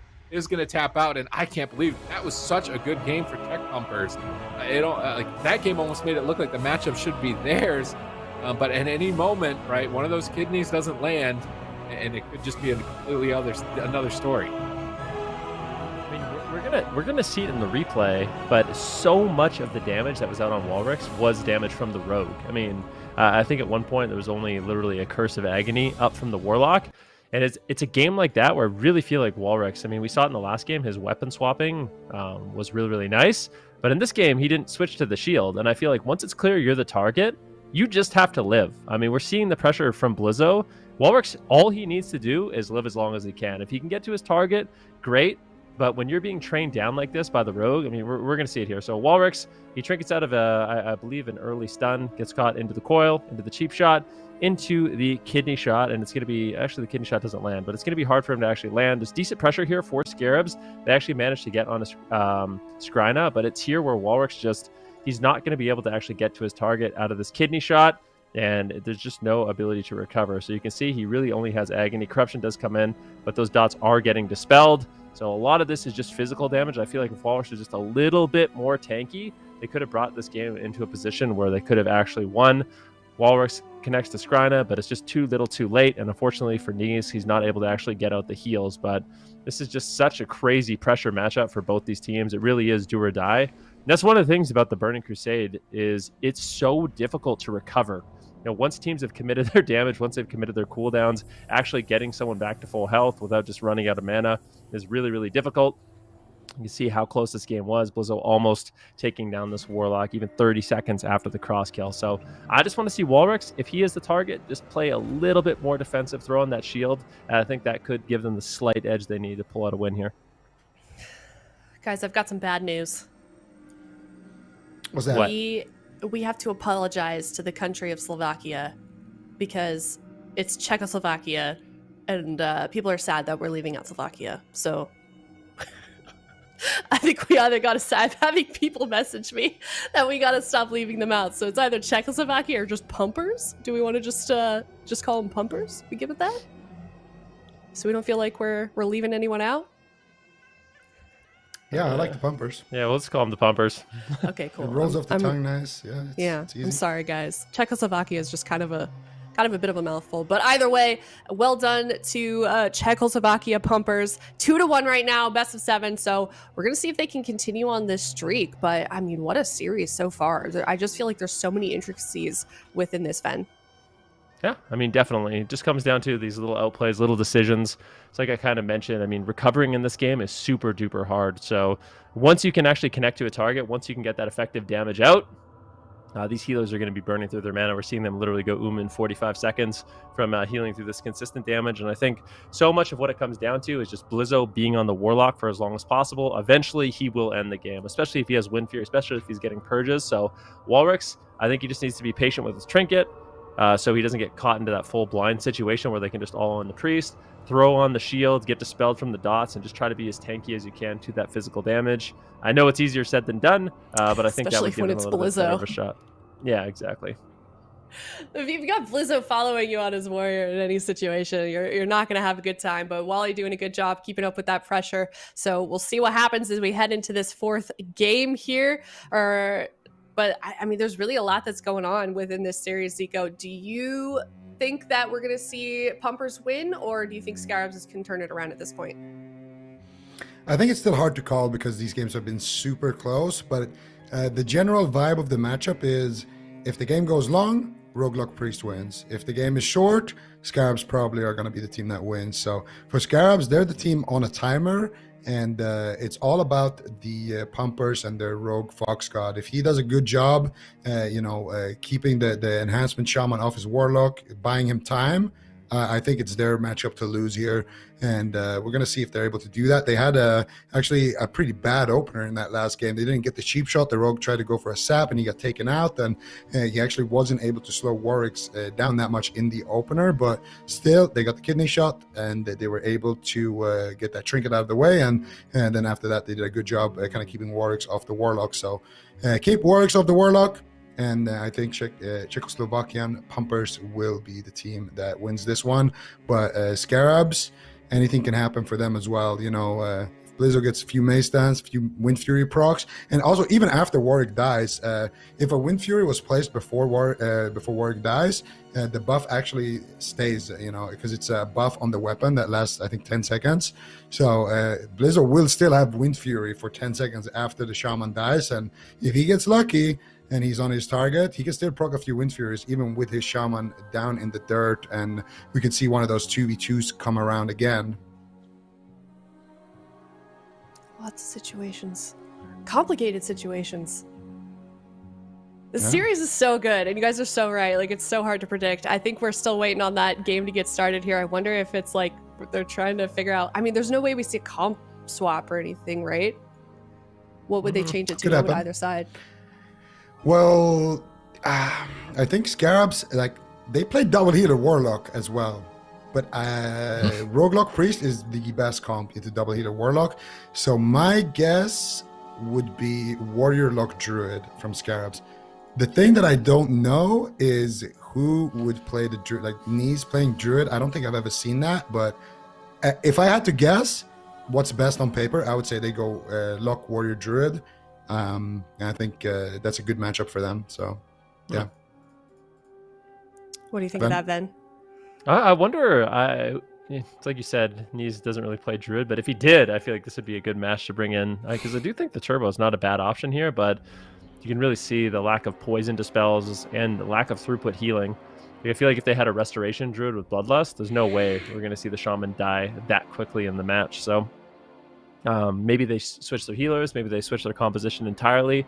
I don't think Czechoslovakian pumpers are going to be switching anything anytime soon. They're looking good right now, up 2-1. So we'll have to see what Scarabs decides to do, how they're going to adapt. But I think at this point, it's kind of just like, and unless we saw like what, there's no way they're going to play Warlock, Warrior, Priest, because that would kind of still be everyone on their mains, right? So I don't think that would be a good matchup, but we'll have to wait and see what they come up with here on Ruins of Lordaeron for Game 4. Yeah, very curious. We're going to see it soon, hopefully. In game number 4 on Ruins of Lordaeron, Scarab versus Czechoslovakia Pumpers.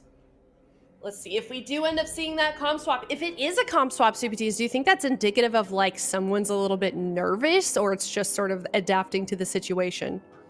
I think it all just depends on if NAIXI actually can play something else, because if he can't, then I don't see them switching. It would only be Walrus that could switch, and it wouldn't make sense in the matchup. I feel like they could just play more safe. I feel like Blizzo could solo this Warlock. Like, Blizzo could solo Skirna, even as long as Walrus doesn't die. Just keep Wind Fury down, keep the Poison Cleansing Totem down, maybe wear a shield for most of the fight. I really feel like as long as they can just protect him, that Blizzo would actually just carry the game by himself, having watched it play out the way that it has throughout these games. So maybe Walrus just slows down a little bit on getting aggressive towards the target, but Ruins of Lordaeron is also a really good map for aggression. So maybe that's not the best move given this map, and that might determine it for their strategy. But I feel like I would be surprised. I feel like Turbo, I guess it's mostly just because they have a Priest. Like if they had a Druid, okay, so they are going to switch, but it's not to a Druid. Holy Paladin. I didn't expect to see this in a competitive format in TBC, but at least I think that he's going to be running Holy. Yep. This is going to give them a lot more mobility, a lot more uptime. We can see some bops on the kidney shots. It's going to get the Shaman on target. This is maybe like an all-in 100% from Scarabs here.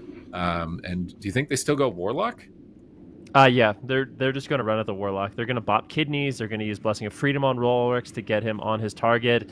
NAIXI is going to have basically what we're going to see from NAIXI here is minimal healing, but he's just going to spam cleanse. So cleanse off the wound poison, cleanse off the crippling poison, cleanse off the dots. Very effective. And then when it's scary, he's going to use his Divine Shield. They need to stop the Mass Dispel. If they can stop the Mass Dispel, they'll be in pretty decent shape.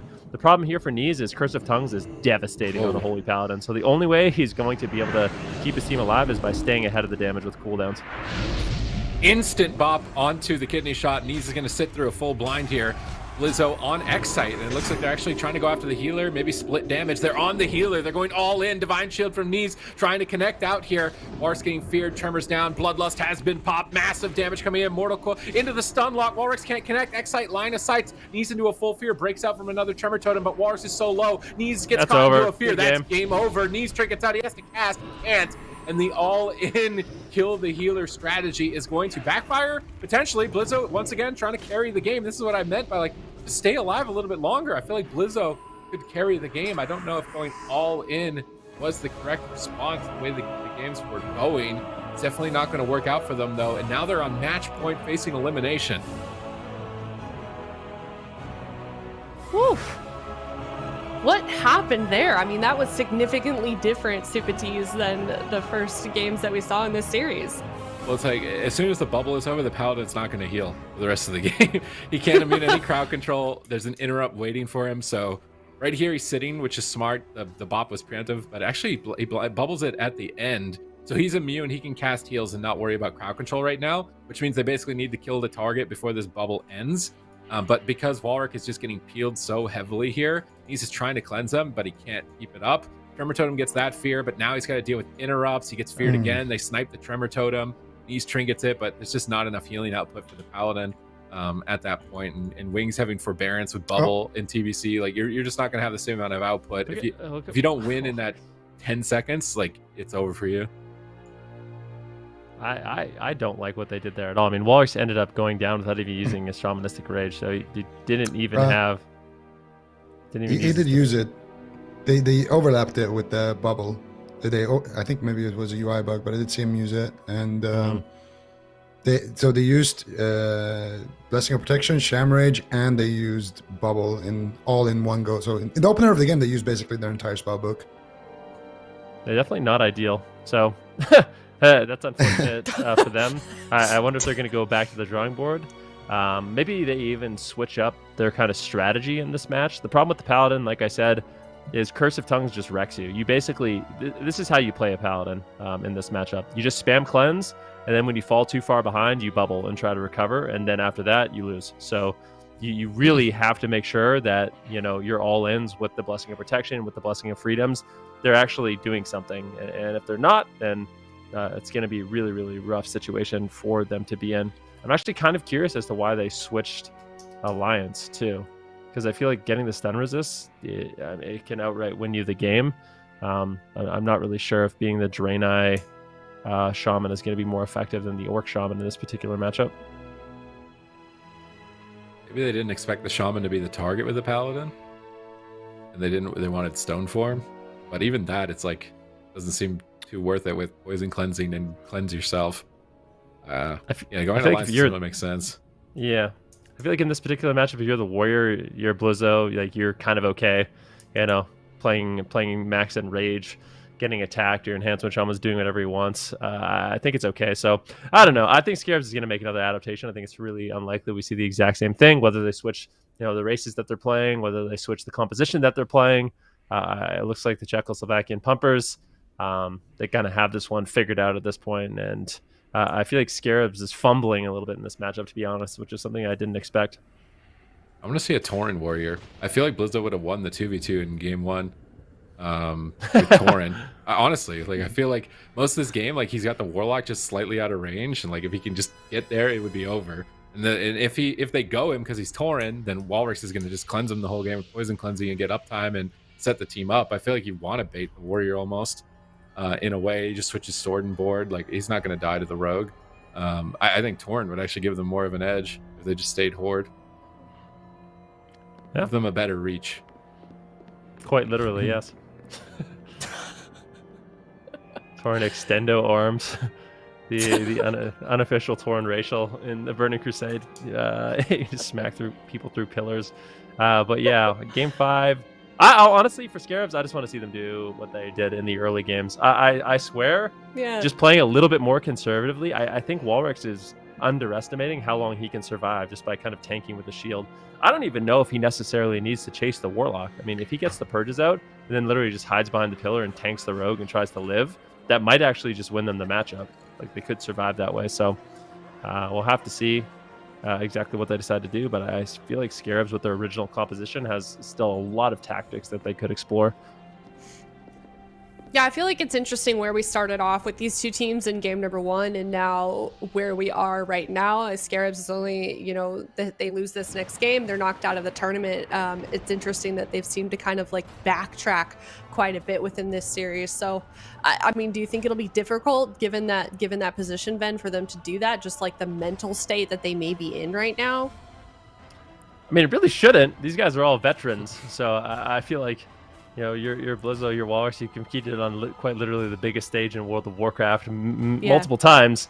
I feel like you should be able to, kind of shake it off in an online tournament. But maybe we'll have to see. I think it just really comes down to just a little bit better execution in their strategies. These players are more than capable of making these adaptations and coming back in the series. So I definitely wouldn't count them out just yet.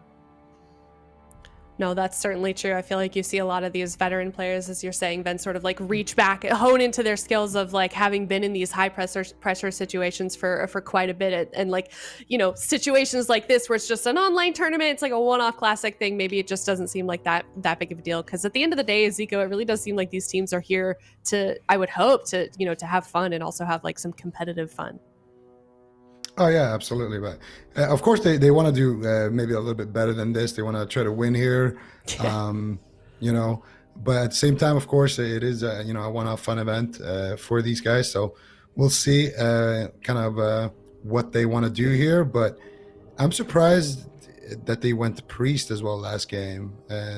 I don't mind the Holy Paladin that much, but I'm surprised that they actually decided to go for a Priest all-in with that Holy Paladin, because they would at least have more uptime on the Warlock, and I don't think that you necessarily need the Priest purges to sit on that Warlock. So I think it would make more sense, give you know, Warwick the freedom and you know, Blessing on Protection as well, and then just try to buy him 20-30 seconds on that Warlock, and that's their game plan. So we'll see if they decide to stick with that Holy Paladin, if they decide to get longer arms to the Tauren Warrior, if they decide to swap up their composition entirely. Like Tauren is the move. Okay.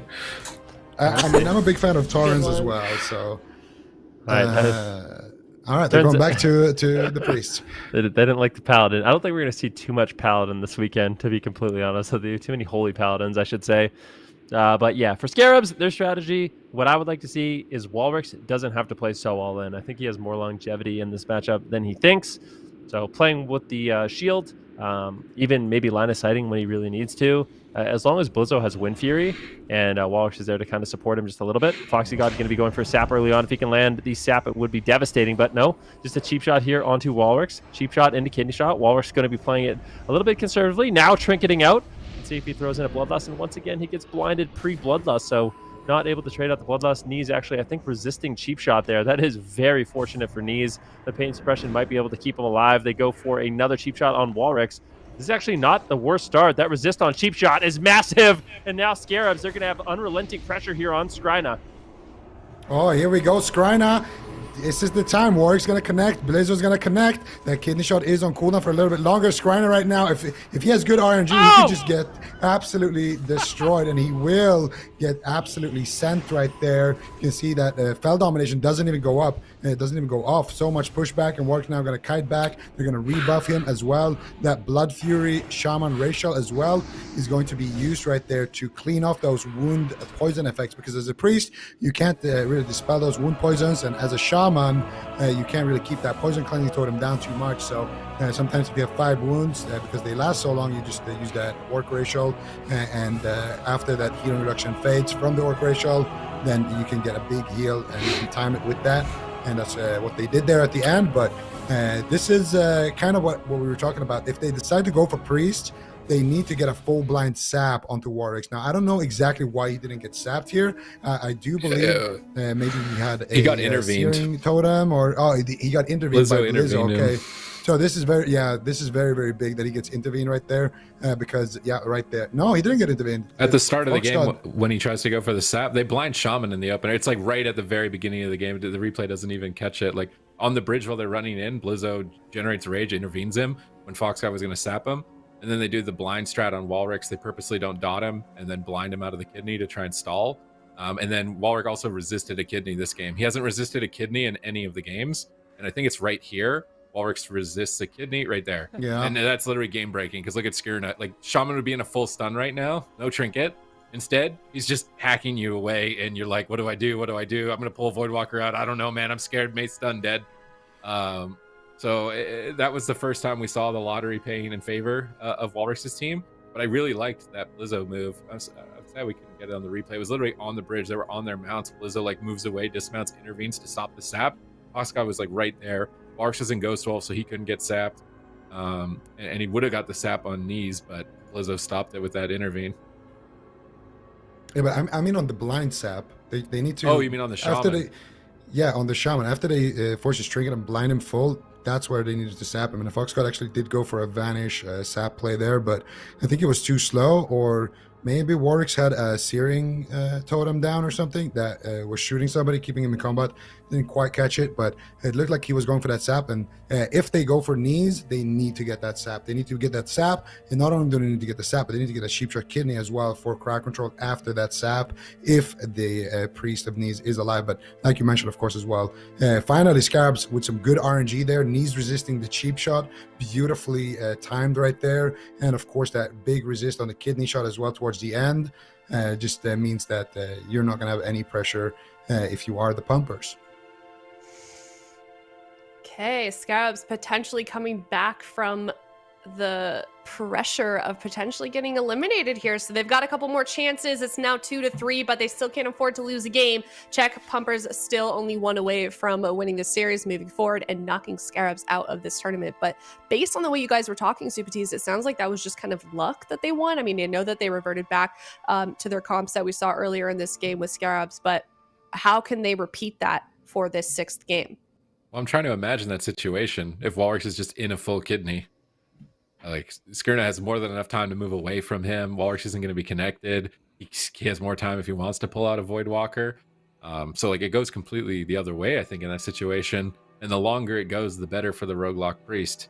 So, at this point, you're kind of counting your rabbit's feet. You're flipping your coins. You're making sure you're trying to, trying to manipulate that RNG a little bit onto your side here. Maybe running some coin flipper simulators, because they really need those kidney shots to resist. Like, that's the whole point of running the orc.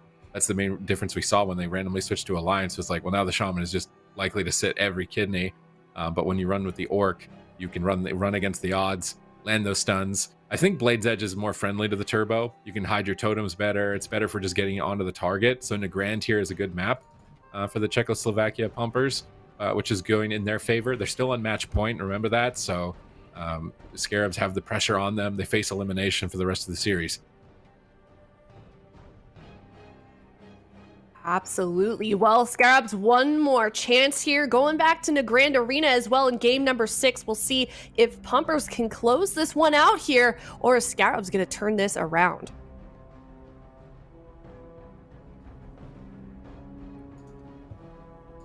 All right, let's see what comps too. They locked in really fast, so I don't imagine they're changing anything.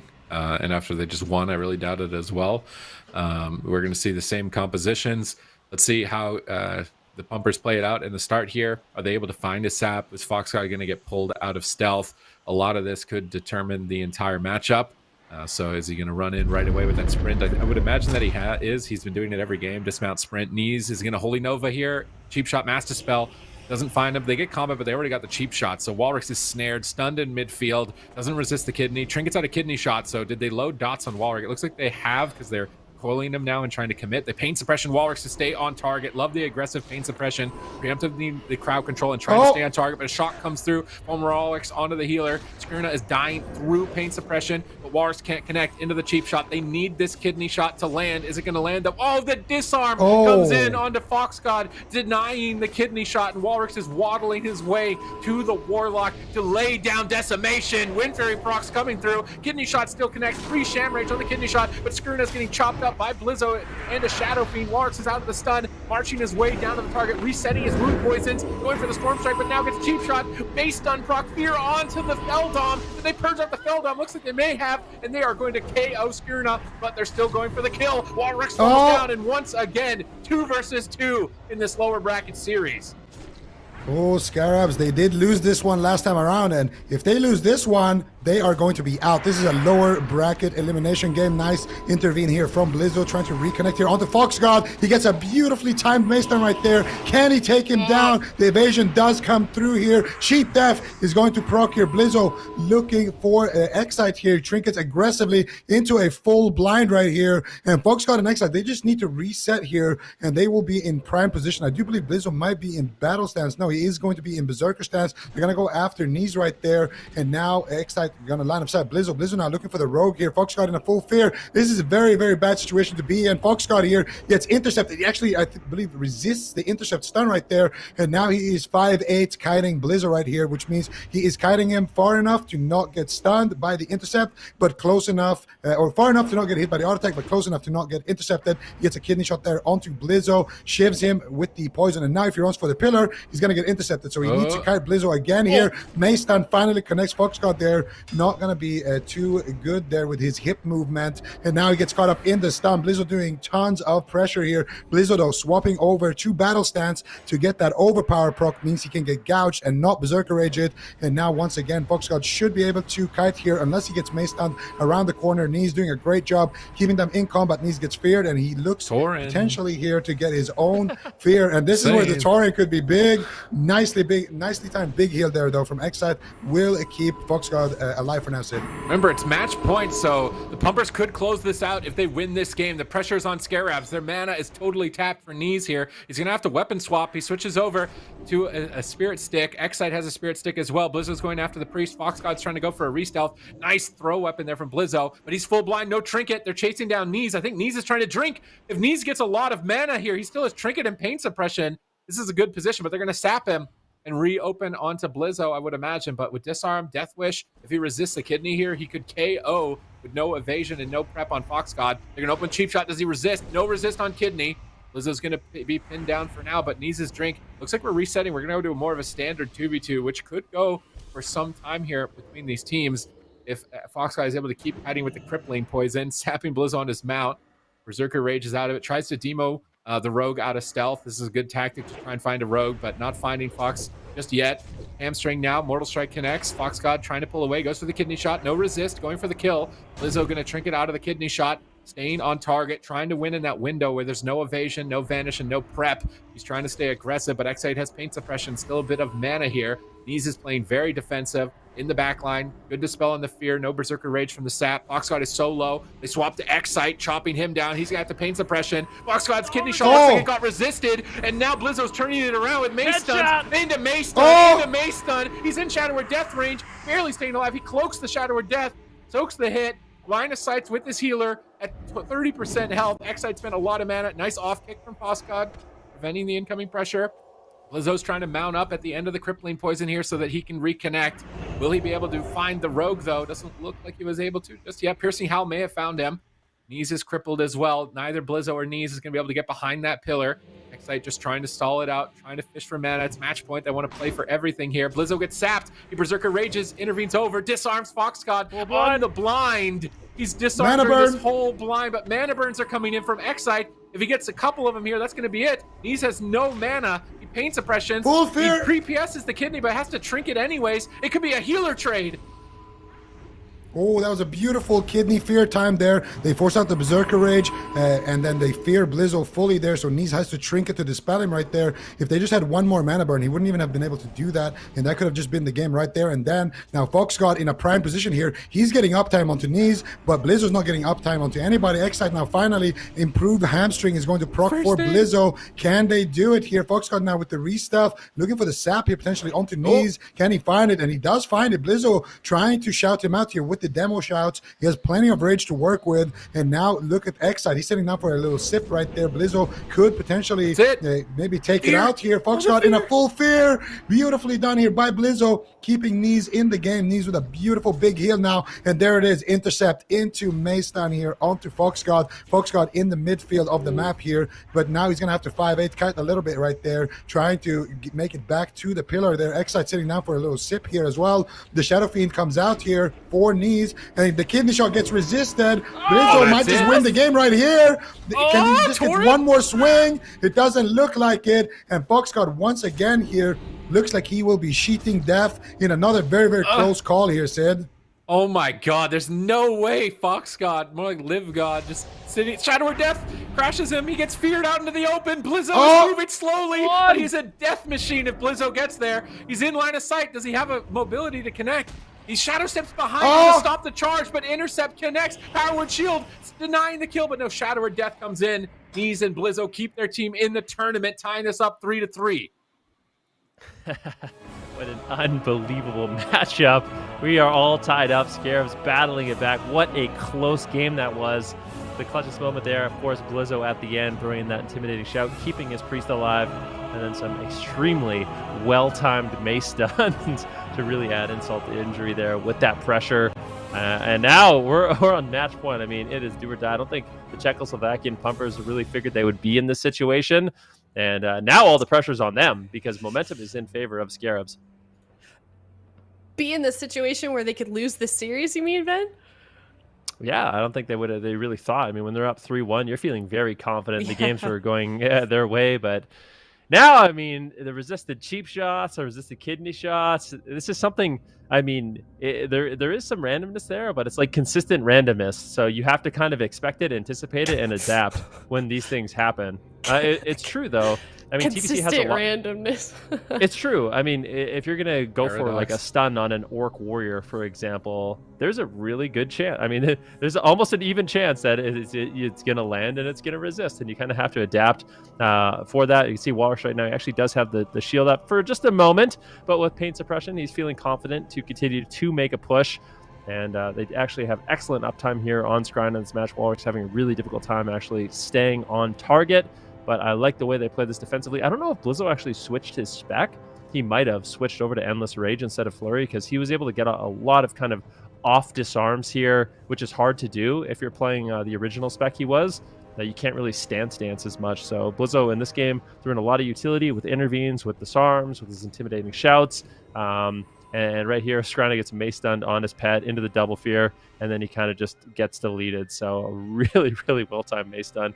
Unfortunately, Scryna not able to get his fell domination up. That might have kept him alive potentially, but in this situation, in this 2v2, basically the Czechoslovakian pumpers, what they're looking to do is just set up off of full blind. So just kind of run around the pillar, keep Blizzo into cripple poisons, and try to capitalize on full blinds. But it can be difficult. I mean, if Blizzo's getting those mace stuns, he's getting those improved hamstrings, that's going to be his moment to really capitalize and kind of stay on target and keep up that pressure.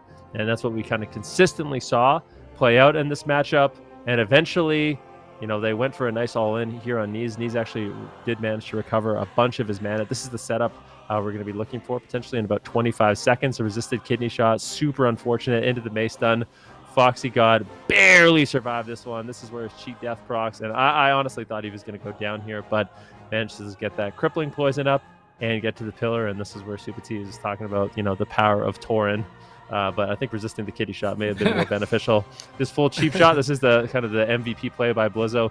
Gets the full intimidating shout on Foxy God. If that did not land, it was lights out. And then just to, you know, add a little bit of insult to injury, Foxy God gets caught into a stun, gets caught into a disarm. And at this point, Blizzo is just kind of a wrecking machine. Both these healers still out of mana.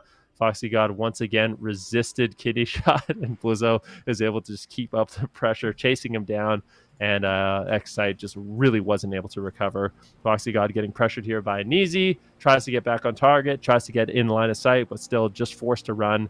And there's basically no way for him to recover here. Neez moves in for a Shadow Word Death, gets the double fear, and Blizzo is just still crippled behind the pillar, said, I'm going to get there, I'm going to get there, and eventually does with the intercept and closes it out, keeping his team in the match. Well played by both these teams, but Scarabs really staying calm in the face of adversity. Oh my gosh. I mean, the pacing of this series is just all over the place. And now we are, in fact, going to be going to a game number 7. Scarabs coming back from almost dying, almost getting knocked out of this tournament. I mean, they, like Ben said earlier, Czechoslovakian pumpers were up 3-1, and they have completely closed that gap on the side of Scarabs. And now here they are, only one victory away from winning this series and sending pumpers home. So let's see what they can do. We're going back to the Grand Arena. It's game number 7, 3-3 between these two teams. I can't believe we're seeing a game 7 already. I thought that this one was going to be over. Czechoslovakia pumpers were just farming, but now Scarabs with amazing disarms from Blizzo. Like, if he didn't disarm that kidney earlier on, Walrus wouldn't have been able to get onto the Warlock to find the kill. Like, to me, it's like, just get Blizzo on the target. Just stay alive a little bit longer.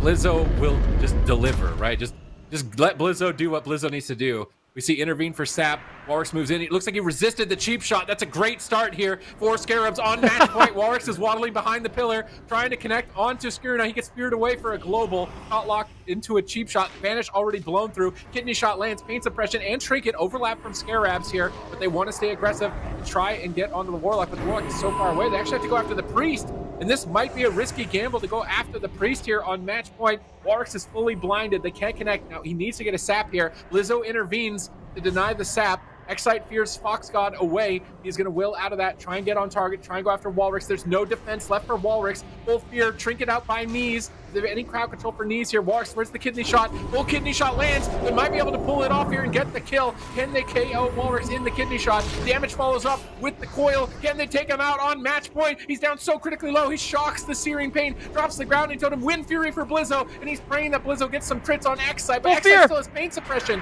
He's full feared into a Mace Stun. He can't pain suppression, and he's gonna go down. Warx at the same time could still get KO'd with a Warlock and a Rogue still alive. He's on the run, trying to avoid death. He gets spell locked on his heel. Knees is trying to stabilize, spamming out as much as he can. Walrix manages to hold on for a little bit longer. Intercept on the Fox God. Blizzo finishes him. Skirna has the 1v3, but I do not think he's got the power of Orange Marmalade here to pull this off at this point. And Scarabs unbelievably have done it. They had a wrench thrown into their plan. Both teams had wrenches thrown into their plans with resist. They end up going after the healer. They fear him. They let the fear sit so he can't pain suppression. So he get in range to intercept for the kill. Like that was a sick game 7. That was beautiful. I mean, Skryna had really good positioning this game. It was so difficult for Blizzo to actually stay on target that they were forced to go after the Priest. And I think they played it. They played it excellently. This is what I wanted to see from Waller from the beginning. Just kind of tank it out. I mean, you can line of sight. You can survive an exceptionally long time if you just have that shield on. And you see the full kitty shot here. Overlapped a little bit with the pain suppression. So I'd say that was kind of a mistake there by Scarabs. But they managed to get on their target. And such a big part of this game is going to be when you see Foxy God actually trinkets. I think he has already willed out of a fear.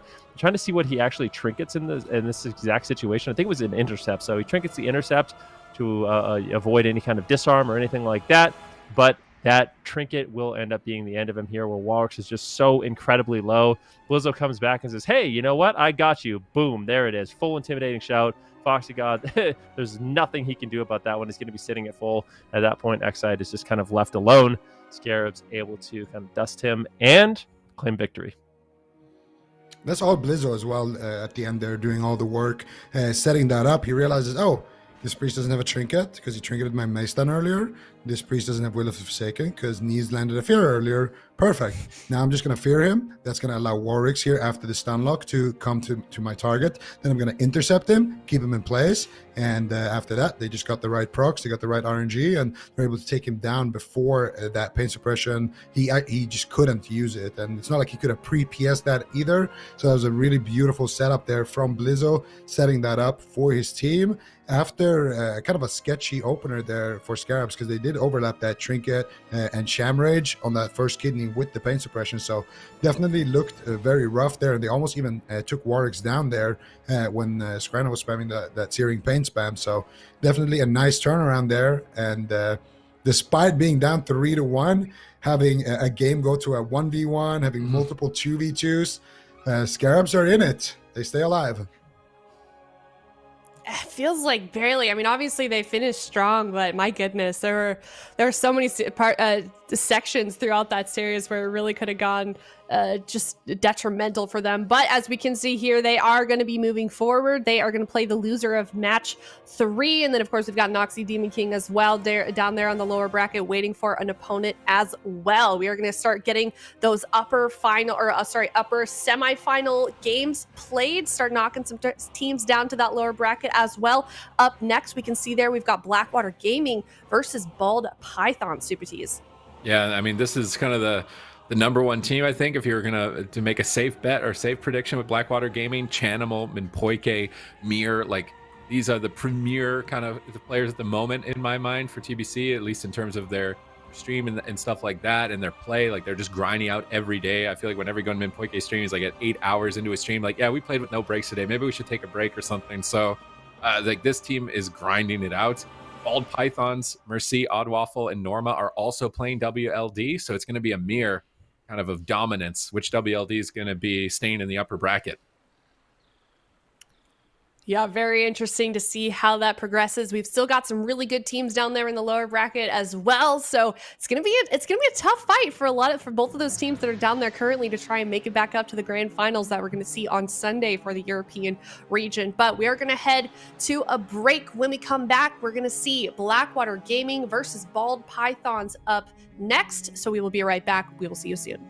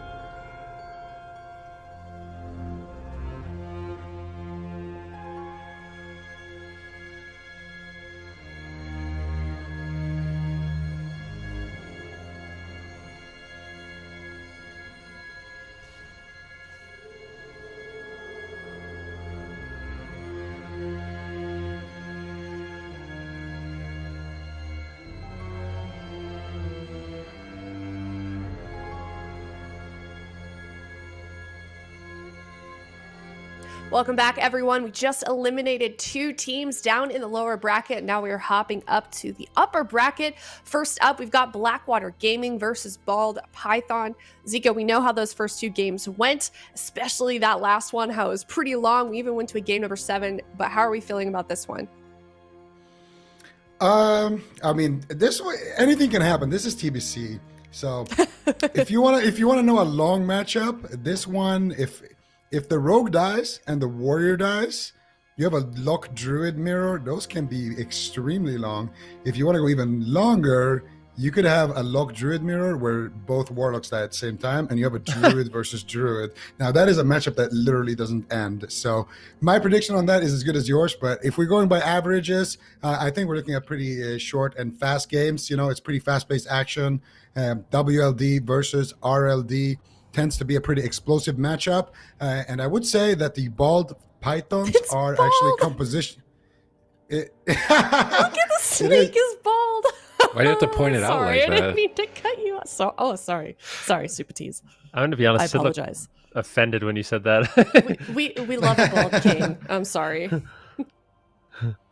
It just makes him cuter, don't you think? Yeah, It's definitely. fine. Anyways, Zico, finish up your thoughts. Sorry about that. No. Oh, and never mind. It doesn't Ooh. matter what I just said because we are seeing a odd waffle. Now, this is the guy who usually plays the warrior. He's going to be on the enhanced shaman, and Mercy, the guy who usually plays warlock, he is going to be on a warrior. So these guys going for a druid turbo. Now, this Chan, I hope you're ready for this one. He's already pulling back on his Mount Stain max range. Mir is going to get pounced from stealth by Chaos here. Chan still has that Voidwalker shield, so they haven't been able to slash that down. And Mercy is running that cat's edge. He's gonna be sword spec. Yes! He might be proccing a huge amount of Wind Furies here in a moment onto Chan at any moment. He goes for the coil onto the Shaman Odd Waffle, peeling him away, trying to keep the Shaman off of himself as long as possible. Spelllock as well, trying to slow down the Shaman into a full fear. And it looks like Odd Waffle's gonna trinket a fear to reconnect here. But Chaos has good control. Will he be able to keep it? Or sorry, Minpoike has good control and Mercy with these roots. You can see root into a bear charge, trying to get the warrior out of the game as much as possible. That's Minpoike's main job right here. Now he's switching the clones, gets interrupted on it though by Chaos. Now Chaos War Stomp, but here come the Wind Fury procs onto Chan. Mercy slowly, oh my goodness, just turned over to Mir for a second. Got evasion, he's chopping him through evasion right now. Minpoike charging in onto Mercy. Chan doing a great job running laps around the map, but they could swap potentially to the Druid Minpoike. They've got him pinned behind the pillar here. Looks like they want Mir instead. Trying to go after him with no evasion. He cloaks, goes for a gouge, gets intercepted. Oh, is that going to be a sword proc? Evasion number 2 out of the way for Mirlol. Is he going to be able to tank the damage, Ben? I really don't know. Chanimal kind of abandoned his team. I mean, as a warlock, you want to be as far away as possible, but now Mir basically has no cooldowns. He goes for the cheap shot and resists. The full kidney shot does land, though, and that could be it. Nax gets spell locked. Odd Waffle potentially going down here. Beautiful root coming in from Minpoike, getting lots of control of the match. A root on Mercy, a cyclone on Odd Waffle. Minpoike really shining in this match. He still has his Innervate available. He still has his Nature Swiftness. Blackwater Gaming right now, they are looking good. The cheap shot lands onto Odd Waffle at the back of that re-stealth. Mir just keeping up the wound poison as much as he possibly can. I would say Blackwater Gaming in kind of a commanding position, unless we see a Mace Stun on Mir. If Mir gets Mace Stunned, it could just be lights out, but Mir has the full blind in his back pocket. He could throw that on Mercy at any time. And with that full blind, I feel like they're going to feel more than confident, push forward, and take down Odd Waffle. Blind on Mercy, kidney shot on Odd Waffle. Oh, big heal, though. Alex gets caught into a Cyclone, forced to trinket, and Minpoike with a Recyclone. Minpoike just doing a great job in this match with his crowd control from start to finish. And I just don't know if we're going to see Bald Waffles. There's no way they can recover here, right? 0 mana. Chan has dots on the whole team. Mercy needs to proc right here. If he procs on Mir, maybe he takes him out. He's caught in a root. He's not going to be able to proc. Odd Waffle's running around in Ghost 12. Desperation times here for the Bald Pythons. Chan has got him in a chokehold right now. And it's the Pythons that are getting choked out. And are they going to be able to, how long can they hold it together? They top Odd Waffle, but now he's in a full fear. Mercy is getting dotted down. Drains connect. Mercy will get dropped. And Blackwater Gaming knew exactly what they wanted to do in that matchup. Chan is just going to be marching his Warlock as far away from combat, and Poike intercepts with crowd control. Mir tanks it out with that double evasion until they get control, and then they just squeeze down until there is nothing left. Blackwater Gaming take game 1.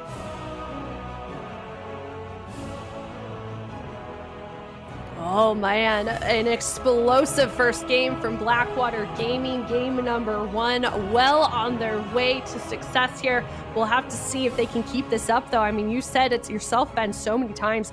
How much did momentum play as a factor in that game number 1? A lot of it, but the thing is, I feel like in this particular matchup, we really got to see Minpoike shine. So such a crucial part of this game is going to be Minpoike actually getting full roots on Mercy. Unlike the last turbo we saw, Mercy doesn't have Priest to dispel him. So right away at the beginning of the game, we saw him trinket a full blind. And I swear if we had a replay for that, Mercy, he got entangling rooted. It was like a pre-entangling roots casted. Minpoike knew that he was going to trinket that blind. The roots came in. Mercy was stuck. Minpoike getting really confident after that, charging in with his feral charge, throwing a bash on the healer, throwing in Cyclone. So crowd control coming in from Minpoike definitely put his team ahead, but offense from Mir and Chan definitely on point. These guys know exactly what they need to do. I would say Mir, Chan, and Minpoike at this point are probably the most experienced team. Like, these guys are playing a lot, like Super T said. They know exactly what they have to do in these situations. And when you have a composition like RLD and they know their win conditions, that's what makes this team so devastating.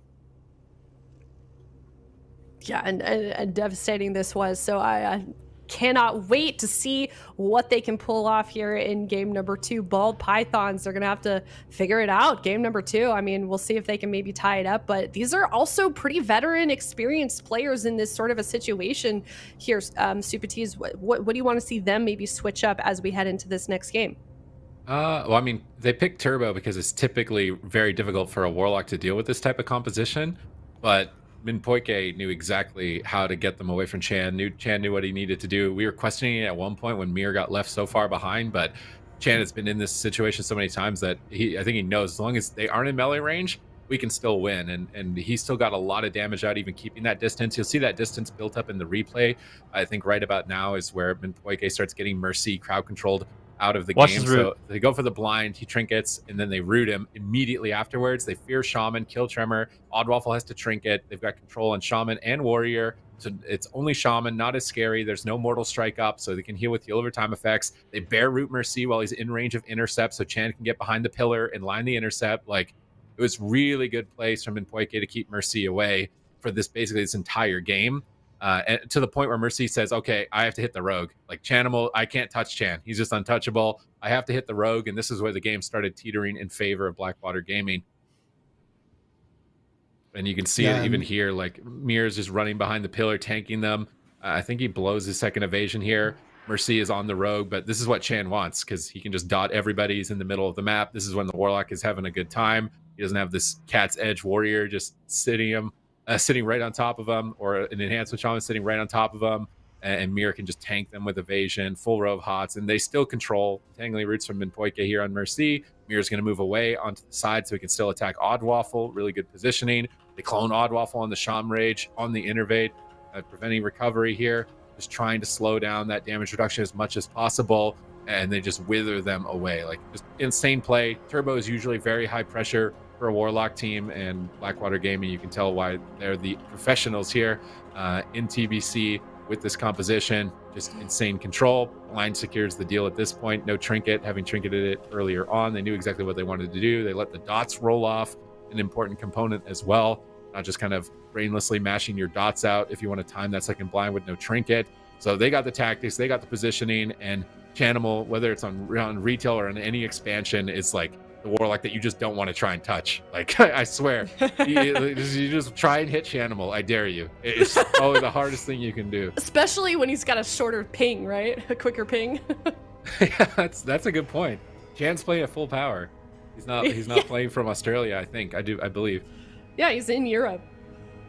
Oh. So he's been unleashed, the full potential of Chanimal. So, but yeah, really, thank you for that analysis, Super T's. So we'll have to see if if we see a repeat from Blackwater Gaming as we head into this next game. And it may just happen right here. We are heading to Ruins of Lordaeron, game number 2, Blackwater Gaming versus Bald Pythons. Ben, take it away.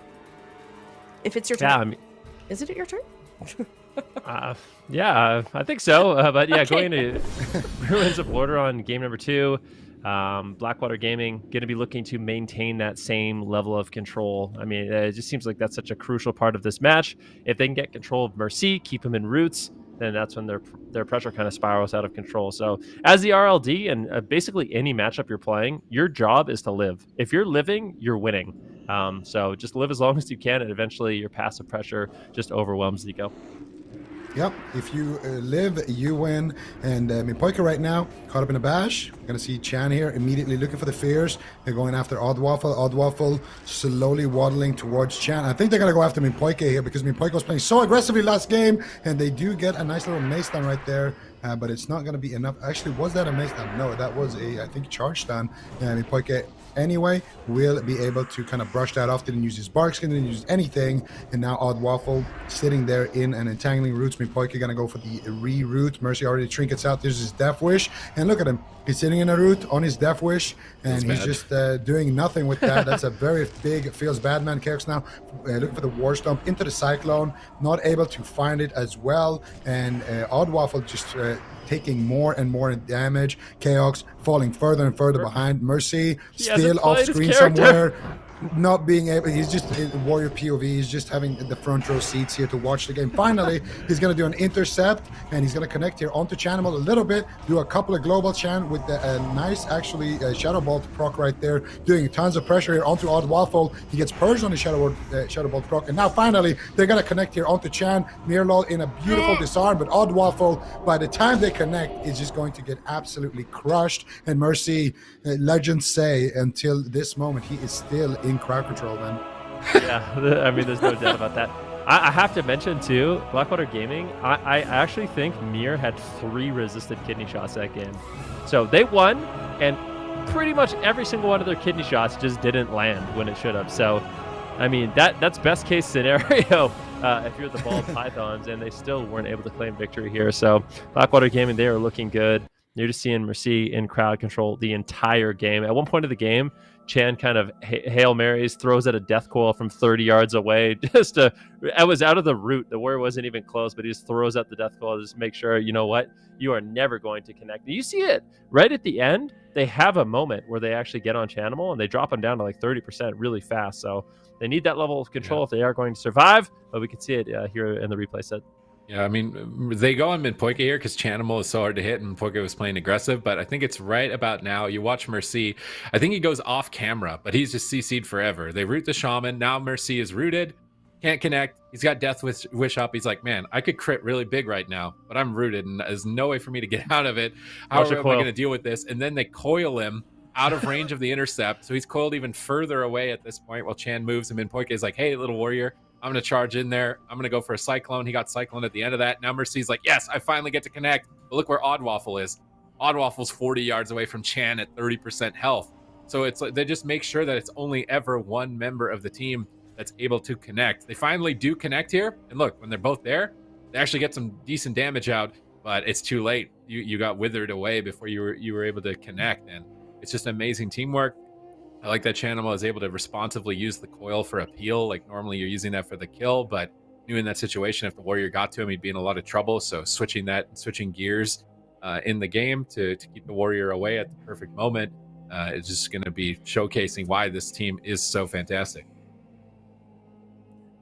Fantastic indeed. I mean, it really just seems like there's nothing stopping them right now. They're certainly a strong force to contend with. Had some super solid games so far in this series, and it kind of is looking like you guys are dead on with the predictions that we had earlier on, Zico. It seems like Blackwater Gaming is going to win this one 4-0. What do you think? It could be the case. I mean, Bald Pythons, they still have, a few, aces up in their sleeve. They could go back to the Warrior Lock Druid. They could also swap in a mace at least on Mercy, because in my opinion their problem isn't the damage. Their problem is that they just can't connect in the start there. If they connect on Mipoika like that and they get a mace done, all of a sudden that could be a very dangerous situation because Mipoika is playing very aggressively. So if they look to punish that, they need something more than just an intercept or a charge stun, and then Mipoika can just kind of run away scot-free. So if they do that, that could be an adaptation. There's still definitely things that they can do.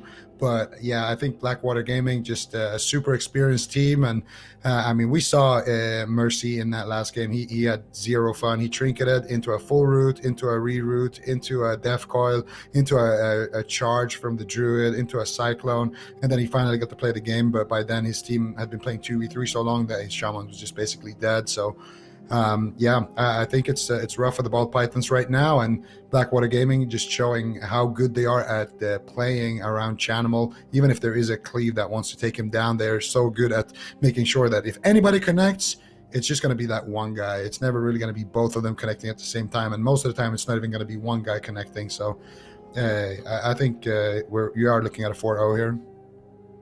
Okay, well, game number 3 starting very soon here in the Grand Arena. We are already seeing, like we said, Blackwater Gaming up 2-0. However, they have to win 2 more games to win out this series. It is best of 7, so Bald Pythons a few more chances to turn things around here.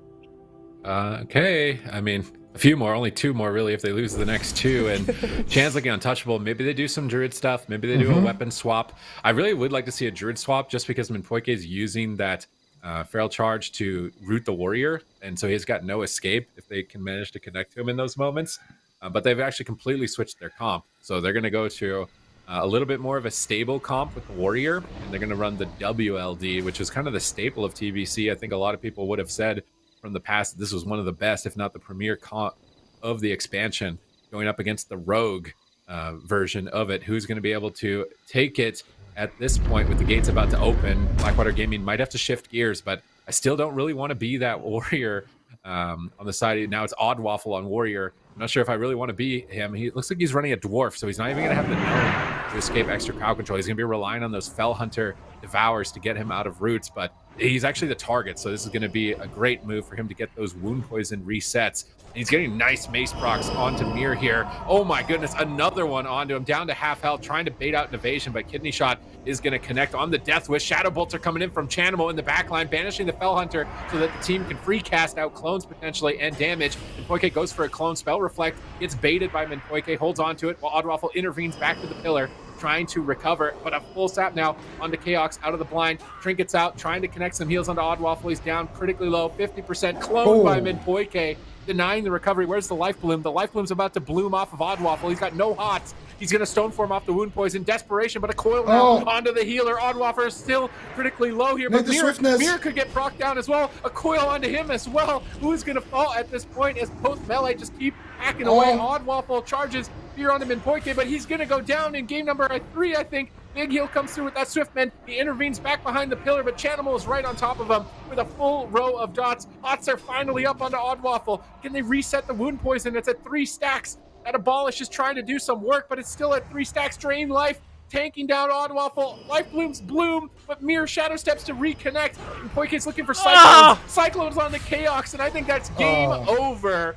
Blackwater Gaming with nothing but offense. The BM cannibalize from Mir in game 3. They're moving to match point. That was just disgusting. I didn't think Chaos was going to get that Nature Swiftness off for the longest time. We're going to probably see it on the replay, but he got death coiled on his Nature Swiftness after he already used the trinket on that sap, and then after that he couldn't use it for about 20 seconds. They wanted to time it with that dwarf racial to remove the healing reduction and then get a big basically lay on hands with that Nature Swiftness, but we'll see it in the replay probably. He could not access it. He got bashed after the death coil. He got NS cloned by Minpoike as well, and then they had those wound poisons again. And then Rookie, you can probably call this one out for us.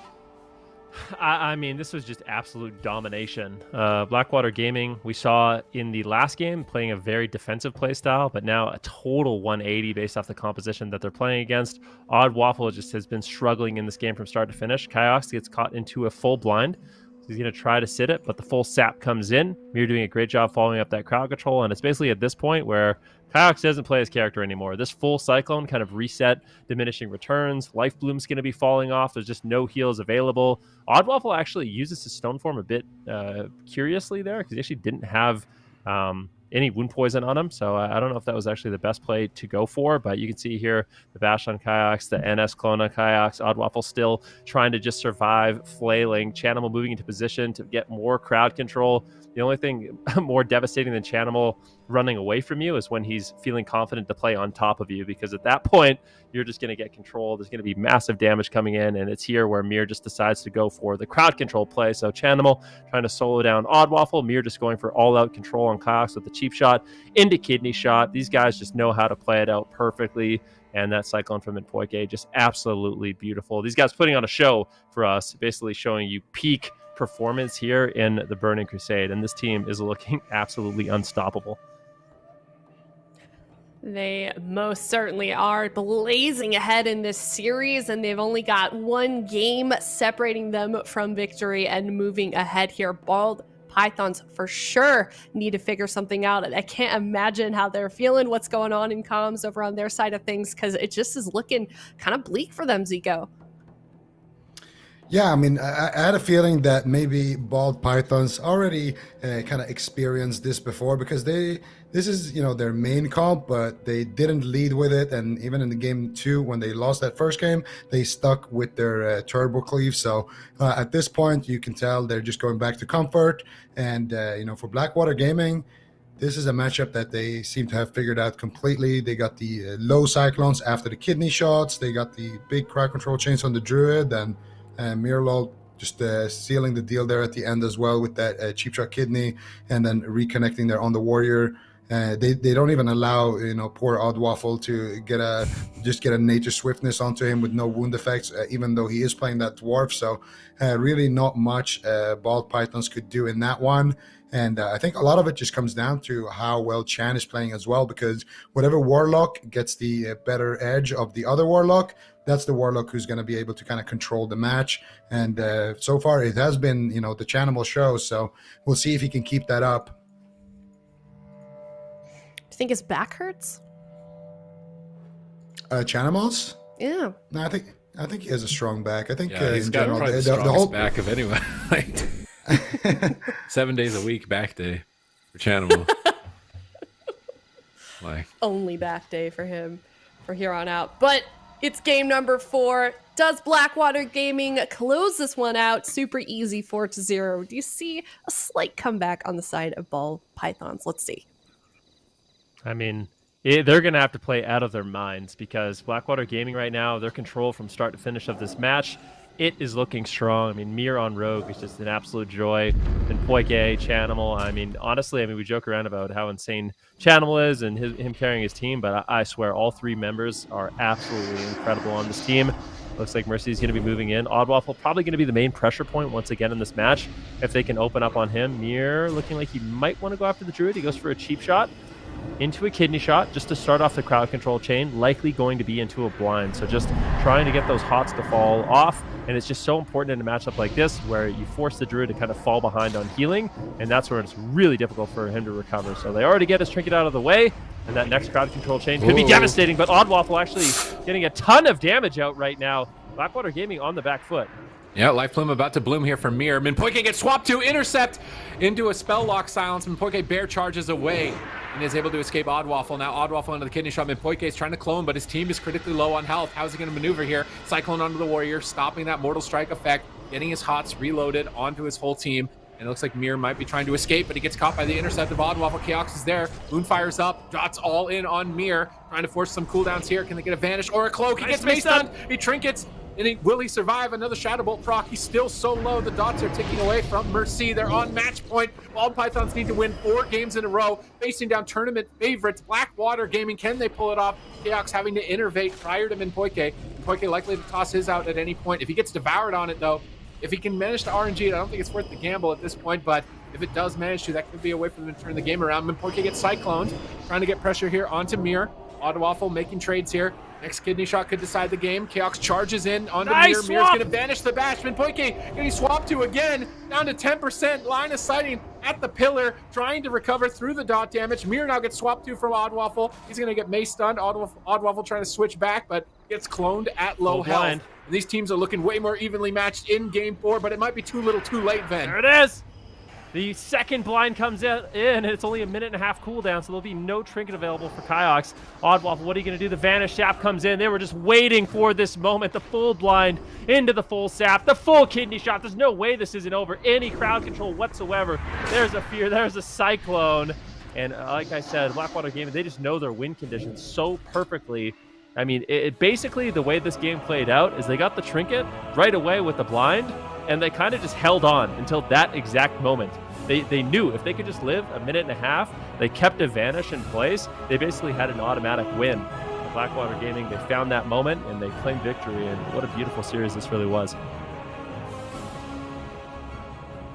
Absolutely. I mean, Blackwater Gaming just implementing every single small minutia of what they're doing so cleanly, so perfectly, and really just thought out every single moment throughout this series. And they're going to continue on into the bracket and continue that performance as well, we hope, of course.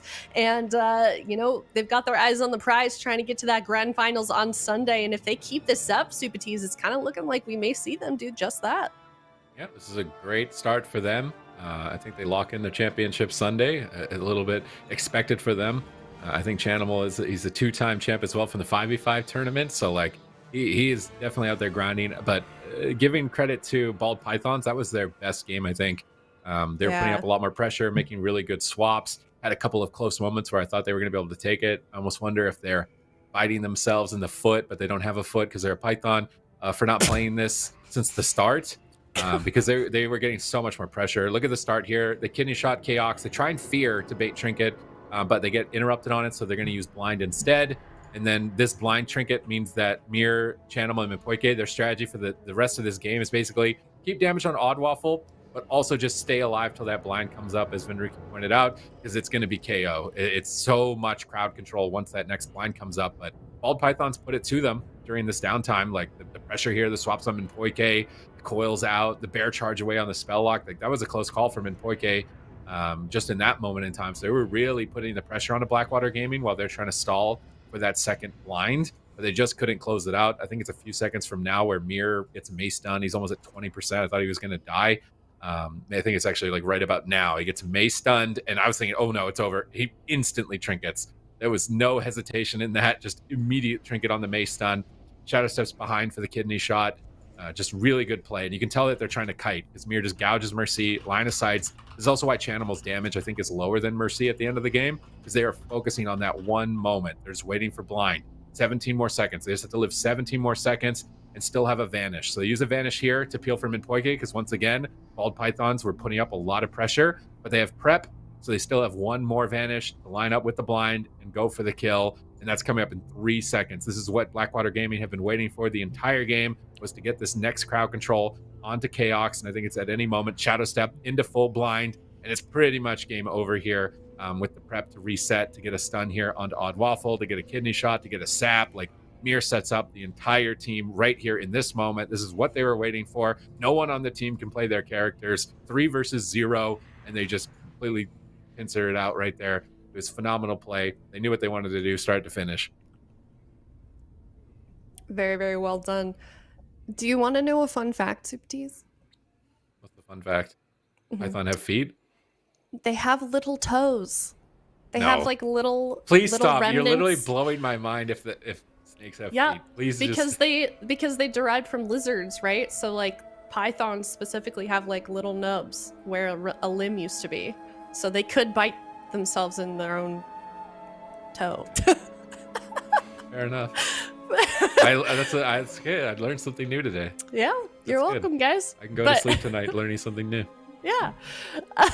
But anyways, absolutely well done, and congrats to Blackwater Gaming. Unfortunately for Bald Pythons, they are going to be dropping down to that lower bracket. We can see it right here. They do have an opponent already, a team that we saw earlier today in that last series, actually. They are SCARABS, of course. And do we have any idea of how that series is going to go, Vin? Do you think that that they win? I mean, we did see some signs of life with Bald Pythons towards the end there. Yeah. I think their composition is a lot better into Scarabs, I would say. We could go into like a turbo mirror match. So, seeing the warrior enhancement shaman with the resto druid. I'm not exactly sure how that plays out into the priest, but I would imagine having the druid for control, if you can kind of stay ahead of the damage, might be better, where it's going to be a lot more difficult for the priest to actually escape. So Going to be definitely an interesting matchup. That particular matchup I don't know too much about, but it'll be interesting to see how the priest and the druid kind of contrast in that match, or if they decide to bring in a warlock for that one, maybe playing some WLD, being a little bit more conservative and just kind of sicking their warrior on the enhancement shaman and trying to keep him off the warlock as long as possible. So lots could happen in that one. Yeah, stick around for that one. We've got one series between the one that Ven was just talking about, Bald Pythons and Scarabs. We'll see who gets to stay in the tournament. But before that, up next in the upper semifinals, we're still in the upper bracket here. We've got renamed and JB Phelps Insta. That is another mouthful. I think these players are like trolling us with really long-winded team names. But either way, we've got that one coming up next. We're going to go to a break, of course. But real quick, Zico, do we want to get a prediction in on this before we head to a break? Oh, that's tough. I'm going with got renamed. Got renamed. Okay, let's hear in chat who you guys want to see win this one up next. But quick break, and we'll be right back.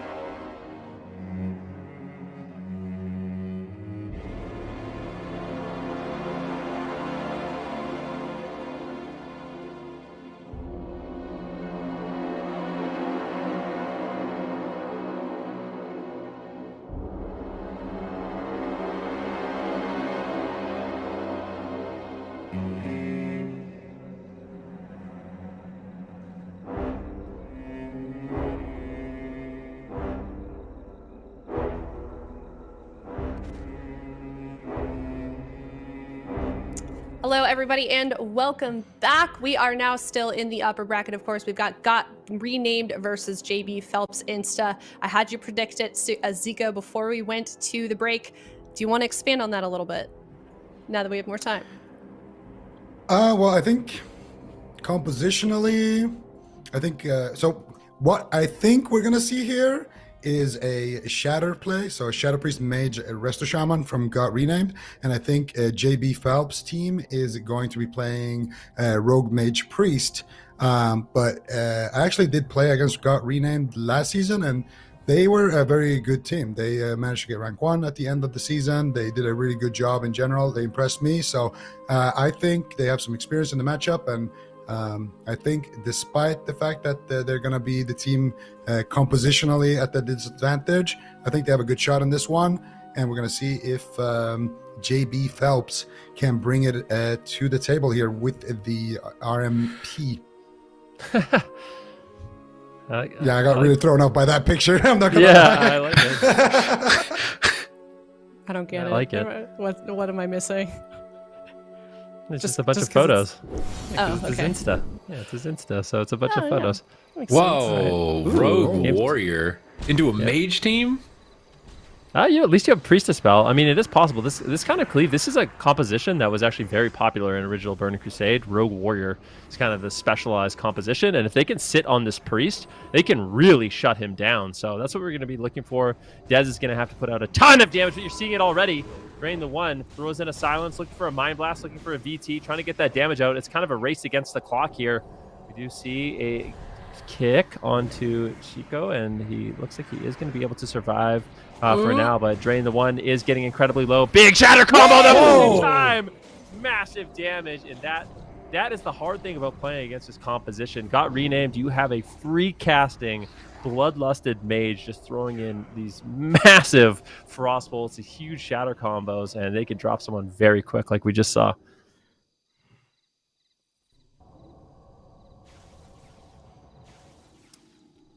Yeah, that Shaman was actually playing Skull of Gul'dan as well. So a lot of healers been playing with Mage Loot for some reason, but They might debate you on if it's mage loot, but that's you and Mage I know Loot. the terms, all right? You guys trying to set up What your we own say raids. goes then. Just set up your own what, Super Cheese? They're trying to set up their own raid loot distribution, trying to get in the heads of their raid leaders. Like, that's mage loot. Don't give that to anyone else. We need that. Where is that shatter? Right there. Oh, I want to see the shatter, Zico. Look at that green icon on the Shaman right there. You can see him rocking that mage trinket right there. And I mean, the warrior rogue, this is a comp. They have to win fast. And here, Sid, is the shatter. Right, it's coming. He gets the frostbite. Actually, didn't get any crits on It's that right. one. It's here. It's this one. Right here. Boom.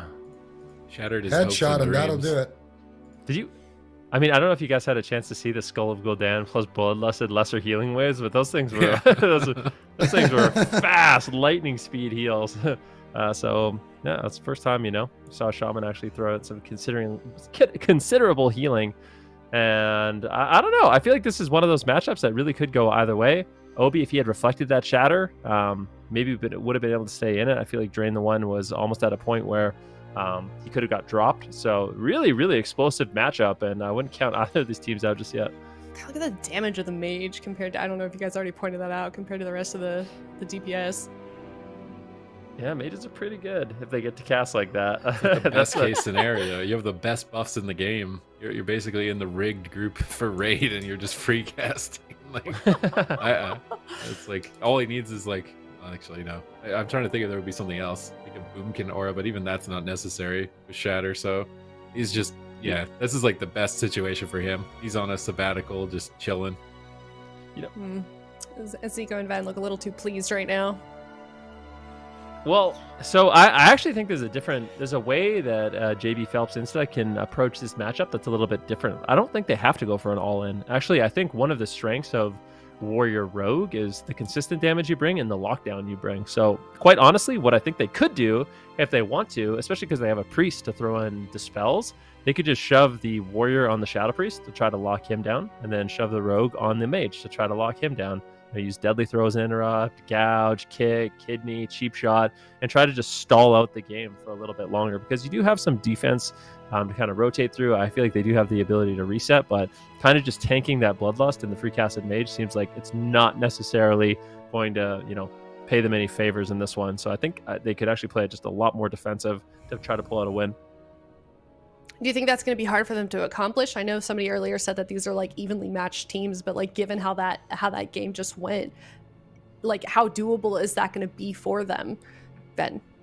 Well, I mean, we saw their all-in attempt. It looked decent. Like it wasn't too bad, but unfortunately, they got caught off guard with that massive mage damage.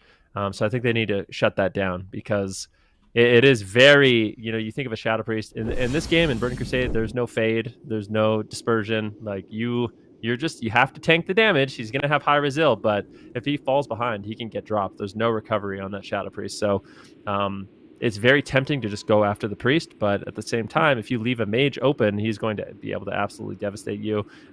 Drain is also playing Troll Shadow Priest, so he has that Hexive weakness to reduce healing even further, making it more difficult for Jamie to actually, top off his team. So just little things to consider. I'd really like to see Arky try to shut down DZ a bit more in this one. Yeah, let's see if he can do that. Let's see what they decide to go for, because split damage versus Shaman, it's not very efficient way for a Shaman to heal. If they have to hit 2 targets, they don't really have that much AoE healing. You do get the Rogue out here. Blanket into Counterspell Sheep here. No. This is a strong opener. And look at this. He sheeps the Trinket. Oh, this is disastrous opener. They could get another Sheep into a Shadow Priest Silence here. This Warrior might just die in the opener here, unless he can reflect one of these shatters here. And there it is, the Silence coming through as well. And look at Shishiko here. Just going to be spamming out the Purges at this point. And that's it. Goodbye, Mr. Warrior. That is a opener sponsored here by Deslate on that mage. Gets the Nova CS Sheep into the Sheep on the Trinket, and then they get that follow-up Shadow Priest Silence, and the Shaman can just sit there and spam Purge and just have a field day right there. And yeah, on to the next game we go. Did they even have enough time to try and be more defensive that time? It just felt like you blinked and it was over for them. It's definitely rough. Like the triple Skull of Gul'dan, like just watching how fast they're casting with Bloodlust. It's like the Priest in Nepal. He doesn't have time to get rid of any of these buffs to try and slow down what's happening. And it's just insane play by the mage that game to get crowd control. Not only just pumping out damage for the team, but also crowd control. And I think you'll see that in a moment here where Blizzard is pinning Archie and Jamie behind the pillar. He blinks in. Nova's tried to hit the Warrior. Dodges that Frost Nova, but there's the Polymorph. Polymorph Trinket. Pain Suppression's up, but they don't even really care about paint suppression on Obi. They're just going to cut through it. And those Skull of Gul'dans are up. These casts are so fast. Frostbolts are just clinging in. Silence out. Mind Blast gets interrupted, actually. And the Resto Shaman is spamming out the healing waves during this. And the Mage just solo carries the game. Like, Shadow Priest is just there for the spam purge, there for the silence, and then just flash heals for the rest of the game. And it's really Desley that gets to be the hard carry on this comp. It seems like we're seeing a lot of that, Supati. It's just a lot of like MVPs that are really shining in these series. People are really it seems like these teams are all just so much talent in every series that we've seen so far. Well, we had like hundreds of teams sign up, so it boiled down. We refined it down to this. Only 8 teams remain. Now only 6 teams remain actually in the tournament for Europe. So we're getting down to the best of the best. This team is looking solid to make it through, unless Arky and Obi make some dramatic changes here in strat or comp. Maybe map for them, maybe Runes of Lordaeron map, the split strat that Venruki talked about. It seems like they're pretty dead set on this tunneling the Shadow Priest one, though. So they might not be changing that up. I don't know how often they fight triple Skull of Gul'dan Shatter play. I feel like that doesn't exist on the ladder right now. So it might just also be like, oh, wow, this is way harder now with the gear set available on the TR. We got to change this up. Training the Shadow Priest isn't going to work. How would you handle that situation, Zico? I think it's nice of them to go for the Sap Shadow Priest and Purge and everything, but I think JB Phelps Insta, they're just playing the matchup too slow. Like their mage is already in their face. He's already crowd controlling everything. He's already got Bloodlust. He's already going crazy. I think they need to shut him down, or to be honest, just comp swap to an RMP, which I believe is their main composition. So I would have just liked to see the RMP at this point. But if they want to stick to the Warrior Rogue, they need to do something about this mage, because right now I would say getting the sap on the Shadow Priest versus getting a growth on the Mage, or getting a growth on the Shadow Priest, and at least starting kind of the pain train a little bit earlier is a lot more important than cleaning the target here. They can do that, as they're going. So I feel like they just need to play the matchup way quicker than they have been, and that could be a way for them to win. Well, let's see what they can get done. I'm excited. We're 2 wins already up for Got Renamed. They're not switching comp. They're sticking to their guns, sticking to the Rogue Warrior. Let's see if they can stop Desley from just totally dismantling their team with crowd control. He's in invisibility at the moment, I believe, crossing center field. Arky crossing center field. Is Desley going to come out with a rank 1 Blizzard here, try and find the Rogue and stealth is the question. It doesn't look like the invis is up any longer for him, or just in a moment it is about to end. Arky just waiting. Not going to get a sap on a Shaman and Ghost Wolf. Urshield already up on the Shadow Priest. They sap Shadow Priest. They might be going Mage here. Arky is slipping over towards Desley, trying to dodge a Frost Nova, trying to bait an AoE. Another sap potentially onto the Shadow Priest. Where are they going to go? They got to get on target here soon. They're trying to... Fished him out. Sniped him behind the pillar, it looks like, with that Blizzard. And Arky's already having to sprint, trying to re-stealth behind the pillar. Desley now switching his attention. Here comes the Skull Dance. Here comes the Bloodlust. All 3 casters going to be just sending massive damage. That Polymorph is so fast. Another Polymorph once again onto the Trinket. Frostbolt after Frostbolt. Ice Lances crash in game number 3. MCS onto the Priest. Frost Nova in line of sight. Ice Lances fly through, and Obi is ducking for cover behind the pillar. Gouge onto the Mage, trying to stall for a few more seconds. They blind the Mage. They're desperate to try and stop damage. They intercept back over, but immediately go back to the pillar. Obi's in Shadow or Death range. 1 crashes through, trying to close out the game. We see a death on the Poly, but into another Poly, and it looks like the Resto Shaman's going to auto-attack the Warrior out of the match, and Got Renamed close out game 3. Obi pulling out some defensive maneuvers here, but still struggling to show that they have potential to be able to pull off a kill. I mean, this is certainly rough so far. They're kind of implementing the things that you guys are discussing as we move through this series here, but it still just isn't enough. You're seeing Got Renamed win a 3rd game in a row. It's best of 7, so they've only got 1 more very quick game. We'll see between them from winning and closing out this series, but let's take a look at that replay. I mean, this is just when you see Desley here, he's just doing whatever he wants in the match. I mean, I'm telling you, from the Mage point of view, this is just the most fun you could possibly have. You have Skull of Gul'dan, you have Bloodlust, you have Icy Veins. Like, you're just getting silences on the Priest, you're getting Sheeps on the Priest on cooldown. You actually see a nice Shadow Word Death here. Look at Jamie. Polymorph comes in, he gets the death, he doesn't even care. He just re-polys him before he can even do anything.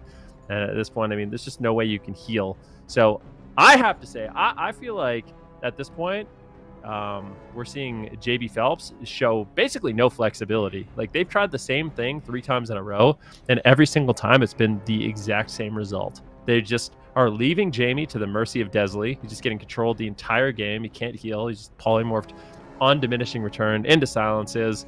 And I really feel like Arky and Obi, they need to switch it up. Like, as a team, they need a new strategy. You have to shut down the Mage a little bit more. At least try it. Even if they don't want to go for a split strategy, I feel like go after the Mage, clean him, dispel him, try to get off the Icy Veins, avoid Polymorph, try to get off the Bloodlust. And at that point, it's probably still going to be a difficult, rough matchup for them, but it can't get any worse than this. Yeah, especially when you have no more chances in this series. They've only got 1, they can't lose. If they lose this next one, they're dropped down to the lower bracket here. And maybe if we see them play down there, they start to get a little bit more flexible, like the things that you were saying, Ben. But I mean, their back is certainly against the wall. So if they try the same thing again, if we open the gates and we see them sort of starting to move towards what we're seeing in the first 3 games, do you think that's just kind of an instant loss for them, Ben? I think so, yeah. I think if they try the same thing again, where they just leave the Mage completely open, they're going to lose. Like, the Warriors just immediately, as soon as the gates, well, not as soon as the gates open, but the second that he charges in, his Priest is in CC, and he's dead. So, I mean, that's literally how we've seen every single game play out. So, unless they change that up, I feel like we're going to, see the same result once again, and it's going to be a 4-0. But I still have faith. I'm telling you, this composition, Rogue Warrior, is one that has durability. It was kind of the strength of the composition. You have the Rogue and the Warrior. They both have Mortal Strike effects by themselves, can cause a lot of pressure. And as long as you can live and you can survive and you can shut down the enemy team, It's the one weakness of Shatter, actually. I mean, if we see Got Renamed actually make it through and they play against Blackwater Gaming, you're going to see the weakness of the composition, which is mana. You are limited on your mana. Shadow Priest eventually will run out of steam. So if you can kind of weather the storm, I feel like JB Phelps is going to find their stride and their advantage in the match a little bit later on. And I feel like we're seeing that in a lot of these series. You know, there's clearly a team that's like more favored to win, and then it's just like, for whatever reason, towards the end, we start to see small signs of life, small signs of them sort of picking things up when things are too late. So we may just see that here in JB Phelps up in this next game, in this last game, potentially in the series, if they don't do something. But where do you think that lack of like willing to change things up really comes from then? Are they just like nervous to change things? Are they sticking with their comfort pick? Do they really believe that what they're doing can work? Like, what's going on here? I mean, if they really believe it can work, I don't know. You got to question it at this point when you're down 3 or 0-3. You got to make a change, but it could be a comfort thing. I mean, Zico kind of mentioned that their main composition's RMP. RMP, surprisingly, I mean, this composition isn't one you see often, the Shadow Priest, Frost Mage, Shaman, but it seems like in both regions, in both North America and Europe, there's a couple teams that play it, and it is good.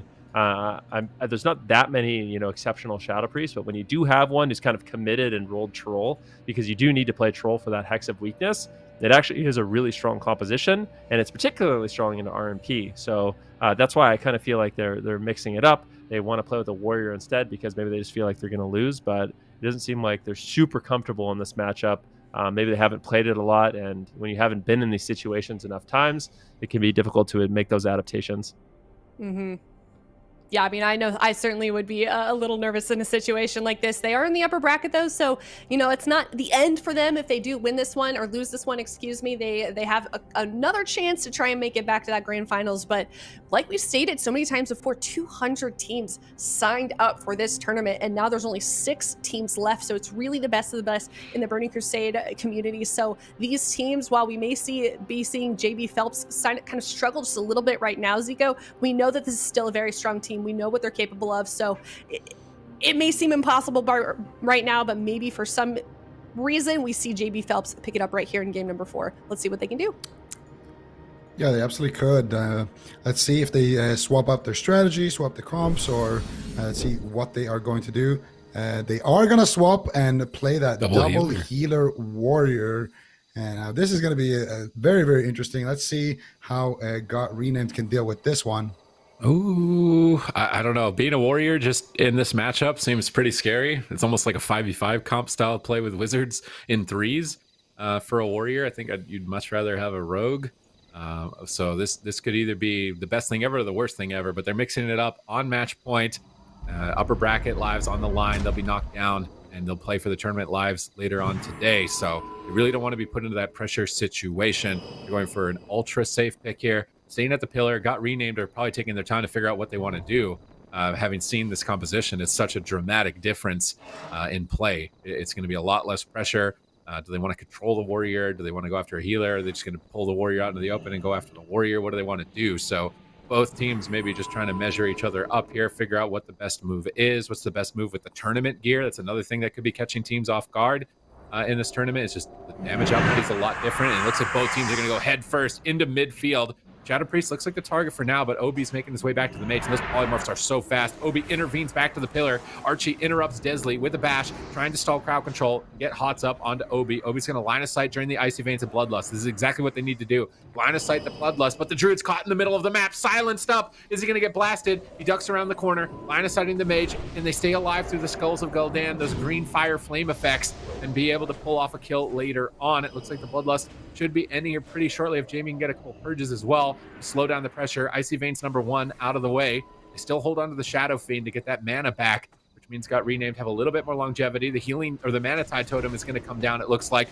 to regenerate the team, and they're going after the Druid and the Warrior, splitting their damage. If they get any crowd control on the Priest here, it could be lights out. NS comes through. Oh, a Misery Stun, almost sniped it. Mind Blast trying to connect, gets intercept stun there by the Warrior. Archie line of sights. Obi's on the Shadow Priest. They survive the Bloodlust, and their upper bracket lives are still on the line, and they pull it off.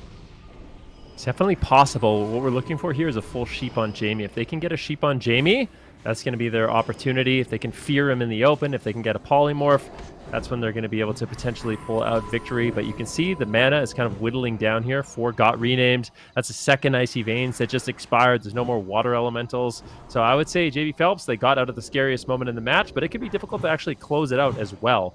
So I think if got renamed, they want to play defensive and maybe even go for a potential reset here. It definitely is an option for them. And I think it's something they should really consider, because I don't know if they have enough kind of gas left in the tank to close this one out. So I think repositioning, trying to drag them out in the open, instead of doing this kind of chase game where you're chasing the enemy team around the pillar. I just don't think they are going to be able to win at this particular point. Desley trying to slow down the drinks, but with no mana himself, going to be having to look for an evocation. And if he gets stopped on that evocation, which he does, I feel like JB Phelps Insta, this is looking great for them. Yeah, Jamie's getting a drink. He's going to get so much mana here. Drink is almost Desley got stopped on the Evocate. Chi-Chi's out of mana. This is lights out, I think. JB Phelps might have found the solution here right at the last second as Obi going for the kill. They're interrupting polymorphs. Mace Stun going to connect, and Chi-Chi goes for a lesser healing wave with no mana left, refreshing that water shield, trying to sneak back for a drink, but he can't get back there. And they pull it off, almost making you wonder why they didn't start with this comp in the first place. They managed to survive the short fused got renamed burst window and pull off a kill. And now it's got renamed that need to answer back.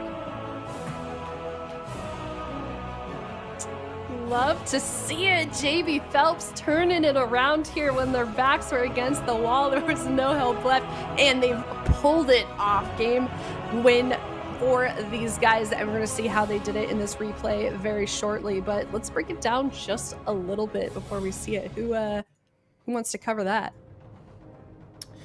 I mean, that was a pretty nice time to swap in the double here. Why didn't they just play this way earlier? Yeah. If they have it available, I didn't know Arky plays Resto Druid. He's definitely more known to me, at least, as a rogue. But yeah, he did a good job. He was actually the guy who was focused, so he was a little bit tested there. There was one scary moment where they could take him down, but he was able to survive that one.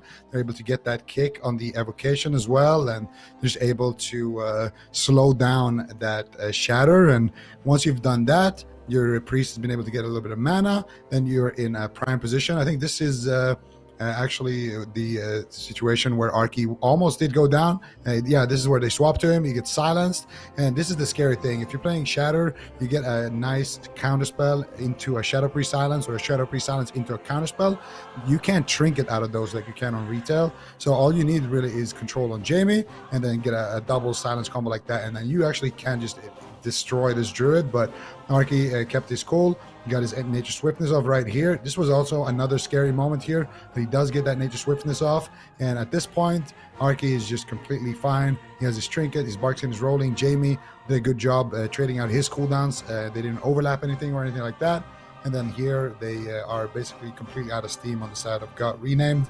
Desley trying to counter pressure a little bit, trying to set up a little bit of pressure there on the warrior, not able to find it. Goes for the evocation as he is basically completely and Arky, of course, going to be all over that. Goes for the bear charge immediately. He gets one tick there, and at this point, Shaman is Shadow Priest is basically and the mage is pretty much Jamie's drinking, and both healers still have a little bit of mana to work with, and you have a warrior on a Shadow Priest here. And Desley is even feeding him rage with those frostbolts, so Obi is just going to take that and take it immediately to the bank right there. Okay, there was that replay. Man, I mean, do you think that that's just a one-off game then, or Zico, or do we see them maybe get a reverse sweep like we saw in that last series?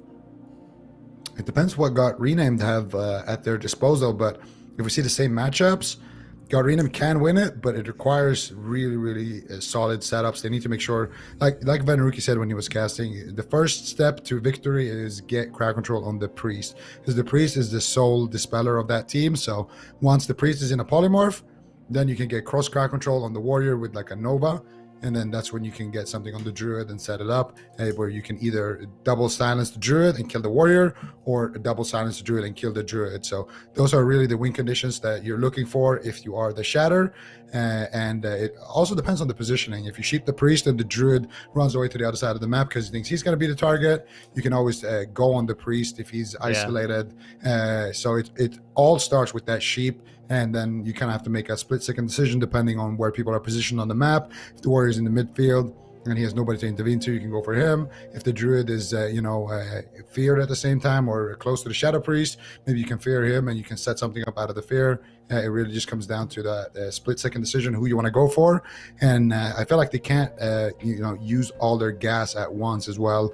If you are using double elementals very early, bloodlust and everything, and you don't get a kill, then you don't really have any more opportunities. And this is a double healer, so if they trade all their defense and you trade all your offense, typically the double healer are going to be okay with that, and then they're going to have kind of a long period where they can just grind it out slowly and take the game like we saw here. So we'll see if Got Renamed can adjust their strategy or their comp, but for now I would say JB Phelps Insta, they made some good adjustments, and the ball is kind of in Got Renamed's court. Mm-hmm. It most certainly is. And I know that then in that last break between the two games, we were wondering, why JB Phelps wasn't making those adaptations. We were seeing them implement the same thing over and over again. They finally did. They got that victory. So it definitely makes me wonder, Zico, why, one, they didn't start off the game with that comp, or if they had, where we would be right now in terms of the score, and why we see them implementing those things really late in the series. It's a great question. Maybe they didn't have the confidence, or maybe they were missing some setup on that druid or something. I really can't answer that, but one thing's for sure, that Rogue Warrior, it's just not a good matchup to begin with, in my opinion. Even if you do a split strategy, even if you slow down the mage, even if you survive the bloodlust, I personally don't think that's a matchup that the Rogue Warrior priest should win. If you go for a long game with a druid, maybe, but even then, you won't have any dispels. It just lacks longevity, and Got Renamed, that's kind of their weakness. If a team can go for a long period of time, then basically you win. You lose rather if you're Got Renamed. So I think JB Phelps Insta, they got their work cut out for them now. They found a nice composition, and this is the time for them to go for the reverse sweep. They're probably gassed up. They got some good momentum as well from that first win, and let's see if they can ride it in here into the next one. Yeah, one thing you mentioned that I think is really important is I think their best setup here is to get a sheep on Jamie and then use silences on him. The silences on Jamie are the most important. You have a counter spell into the priest silence, that's 9 seconds where he can't really do anything.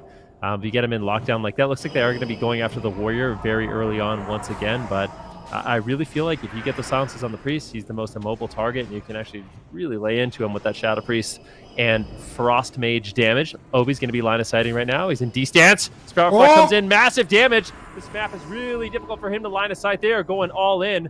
A swap here onto Jamie as well as he gets low. He doesn't have a chance to dispel himself. A nice fear, though. Chi-Chi forced to use his trinket. Didn't have the tremor down. Bloodlust still available, still rolling. And JB Phelps Insta, they just need to weather the storm. They're going after Arky. He's in the open. This is not the place you want to be. A silence comes in as well as a death, but looks like being out of line of sight, he should be able to survive there with Jamie. Good Chi-Chi just there, just spamming in the purges, auto-attacking, doing everything he can in terms of damage. And Arky running into the open. This is a really scary position to be. He's gotten off the pillar, and if he's in the open for too long, could absolutely get blasted down. A full polymorph lands on Jamie. He's forced to trinket out. Do they have another? They do. Arky could easily go down. He doesn't have any backup, and he gets dropped. That is the worst spot you can be if you are Arky in the open. Chi-Chi drained the one, as well as Desley going to be happy about that one, and they claim this series 4-1 with their shatter play. Yeah, and that's exactly kind of what we were talking about right there. In the start, they get that counterspell Nova Sheep onto Jamie, and that's what sets off that initial pressure for them. And they go after the warrior, they spam purge him, they silence the druid, and then they force out the pain suppression that way. They force out the nature swiftness, and those are the two biggest defensives you have as a double healer. Once those two are down, you can do pretty much whatever you want. After that, they get the sheep onto Jamie. They snap, they get that second pet, and that positioning of the druid as well. Definitely a little sketchy there. And this is the second sheep right here onto Jamie. And you can see they get beautiful damage. There's the silence coming out on Arky, and he has his nature swiftness up. And that forces Jamie to use his pain suppression overlapped with that nature swiftness. So now they are just completely out of cooldowns here. So now you just wait for that next sheep DR. And as soon as you get it, Arky here did a very kind of bad charge there onto Desolate. He ended up taking a lot of damage right there, forced to use his Battlemaster Trinket right there. And of course, now he's repositioning out in the open field as well. Chi-Chi doing a good job here on the Shaman as well, just putting out pressure, interrupting Jamie, getting the crowd control, and then here Desolate able to get some frostbolts. It looked like a crit there as well. They get a sheep onto Jamie. Nice Shadow Word Death. Summon a new pet. Cold Snap. Jamie Trinkets gets triple DR sheep, and then here Shatter comes through. Boom, headshot, and Drain as well there with a nice timed Shadow Word Death, and that'll do it, man. Yeah, I mean, certainly it will. Called it out in the cast. Being in the open against this composition is not the place you want to be. But yeah, you kind of wonder, we talked about it, Arky, Jamie, Obi, if they had led with this composition, maybe this is something that, a series that could have actually went their way. But they're not out of the tournament yet. They are going to be going down to the lower bracket. So maybe this is just a lesson learned for them. And if they end up going against this team in the future, they might have an advantage. Yeah, I mean, that was going to be my next question. Like, I know that we kind of saw JB Phelps switch things up just a little bit in the end game there. Supatees, moving forward, they are dropping down to that lower bracket and trying to see who they're playing. It looks like they're going to go up against NAIXI Demon King, I think. Yep. What do you want to say to them, either of you, Zeke? I know you're nodding right now. Like, what would you say to them moving forward to try and implement in the next game for this team? I think no matter what, it's hard for them. Like Rogue Mage is going to be hard for them, even as double healer. Specifically, I feel like they want to get Warlock teams. It seems like with the Rogue Warrior. If I'm NAIXI Demon King, I mean, you're basically just going to play RMP. It's going to be, do you have an answer for this? Probably one of the best RMPs in the game right now. Maybe they mirror. That might be their best bet. Like we've been saying that they have RMP as a mirror and they haven't played it yet. They actually played double healer rather than playing RMP. So this could just be RMP mirrors. That might be the best way to start it. But after they saw Poland Mountain get scaled in series number 1, maybe even that's not. No matter what, it's tough for them. Like they would have much rather have just dodged this and gotten into Championship Sunday. Right. Yeah, I mean, everybody wants, to kind of just shoot straight for the grand finals, play as little teams as possible, but there are some strong teams down there in the lower bracket. As always is the case, I feel like, with these Warcraft tournaments. I mean, it's just like, no matter what side of the bracket you're on, all of these teams are going to bet, are going to, they're playing to win, obviously, and it's going to be tough from here on out for Bald Pythons, and JB Phelps Insta. So we can see here, as they have just dropped down both of these teams from the upper bracket, JB Phelps Insta, like I just said, and then Bald Pythons from that previous match. So it's, all 4 of these teams, they're kind of fighting to the death here, trying to get back to that grand finals on Sunday. So who do you think then is the team that makes it out alive from the lower bracket? Can you guess? I was gonna say it's really hard to say. I mean, I feel like in the upper bracket, I have to give an edge to Chanimal's team. So I think it's likely we do see the Shatter play go down to the lower bracket again. But there's a lot of RMPs down there, and those RMPs aren't super happy to play against Shatter. So it might end up being them once again into the grand finals, grinding it out from the lower bracket. But it all kind of depends on what happens. We'll definitely have to see. I think we have an RMP mirror. Actually, we have a turbo mirror more than likely coming up, and then an RMP mirror coming up. So these teams really going to have to put their best foot forward if they want to make it through. So lots of different compositions. These teams are very strong, like you mentioned. There's no free wins at this point in that lower bracket. It's do or die. If you lose, you are going to be eliminated. Absolutely. No more second chances from here on out. The rest of the day is going to be in that lower bracket. So we're going to see 2 more teams sent home, knocked out of the tournament before we end the day. So we're going to head to a break. When we come back, it's going to be another elimination round with Bald Pythons versus SCARABS. We'll be right back. See you soon.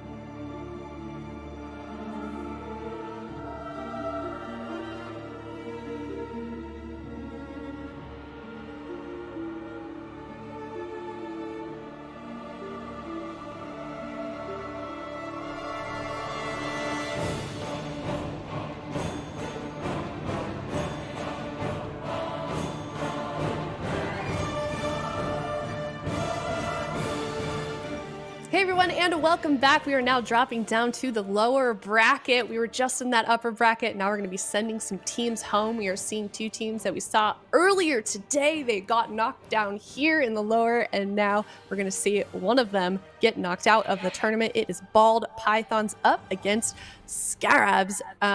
Do we want to go like around the table? Like, we've got 4 teams here in the lower bracket. I know I kind of hounded Zico a little bit, but like, is there a favorite right now in the lower bracket, Ven and Supertees? In the lower bracket, who's the favorite? Honestly, I would say my favorite in the lower bracket is probably going to be the RMP of Chaz, Blaze, and Laners.